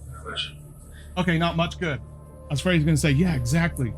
If the reason why you can't remember At least he didn't like latch onto that, you know what I mean? As a possible reason. why you wrote what you wrote on the wall, but you're comparing it and categorizing it as a manic state. Yeah, that's not like a diagnosis. I know you're not. I know it's not like a problem. I know you're not clinically diagnosed. I hope it's not. This is how I'm saying that's how you're describing it. It was like a colloquially, you know, right? Locally, yeah. But I can't help but compare in my own mind to the fact that you're having a hard time remembering what happened the past few days, as evidenced by a lot of the gaps in what you're telling us. So, are there any similarities? Yes, I would say there are definitely similarities. Okay. Do you have any understanding of what's going to happen now going forward? Were you told why you were arrested? Did you have some idea? Besides being told you have a warrant? I hope so. We can explain them to you because you're gonna be processed. You're gonna be booked from here, okay? The warrant, okay, is for murder, assault, home invasion, and kidnapping. That is a warrant from the state of Connecticut. All right, you're in the state of Maryland right now. It's an extraditable warrant, which makes you a fugitive from justice. Which means the feds are involved. Peter has managed to say enough to link himself. Whoa!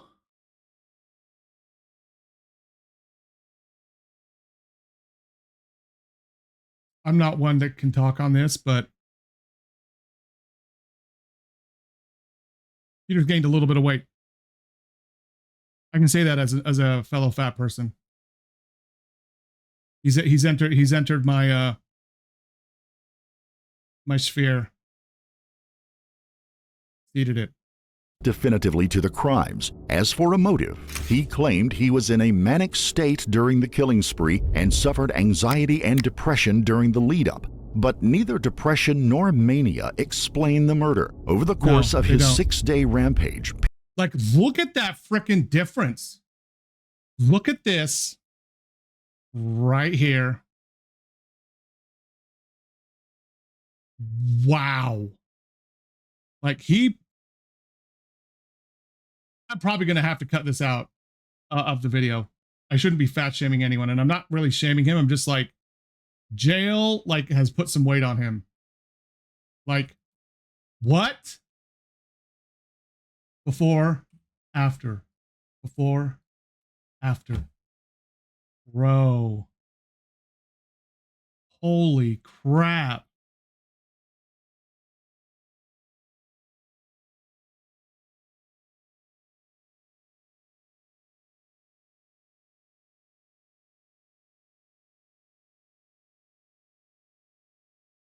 That's some crazy shit. Oh, what, mine? So I'm like, I don't think his prison jumper is very nice looking.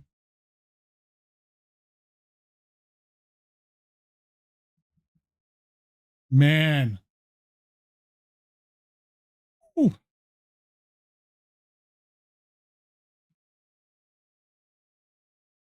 Depression nor mania explain the murder. Over the course of his 6-day rampage, Peter revealed a capacity for cruelty and violence far beyond what most ordinary people could inflict, regardless of their emotional state. As for his intentions that day in Willington, police argue that Peter went to Myrtle Street with the goal of killing his ex-girlfriend. His defense team claim he planned to take his life outside of her home. With no clear evidence either way, we'll never know the truth. On He April won't the say. 20th of 2023, Peter accepted a 55-year plea deal for the murders of Ted Demers and Nicholas Issel, and for the kidnapping of Shannon Spies and Donald Hinkby. Between hearing the gruesome details that he felt like sharing and trying to be as nice as possible, so 55. So he's going to be like 70 something, almost 80. If he doesn't get out for good behavior. Unless there is no one. Yeah, no, dude looked okay before jail. that I could stay alive. I held my own funeral throughout that drive. There are no words that can possibly atone for what I have done. Know that I am sorry nonetheless. You have done nothing to deserve the pain that I have caused. My actions were nothing short of irreprehensible. I do not you can't say anything else, but he has put on some weight in prison. It's not uncommon for people to lose weight in stressful situations. But yeah, no, he has put on a little bit of weight in prison.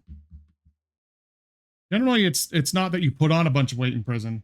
Expect forgiveness for my actions, and I will regret them every day for the rest of my life. Peter's apology is little consolation for the family of the two men whose lives he took.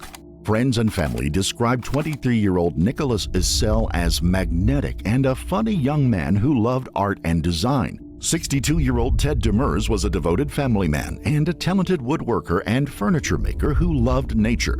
And here is Ted himself. Ted Demers of Wellington, an artistic furniture maker. I let the wood kind of tell me where it's going to go. The designs come right out of what I see in the pieces that we find, and 90% of the material that we use. He was an artisan, a woodworking artisan. I'm sure he's going to say reclaimed wood, reclaimed lumber. This comes right off the property. We would like to extend our sincere condolences to the family and friends of the victims in this case. I did just get off the phone with. Man, that's crazy. That is crazy. Man.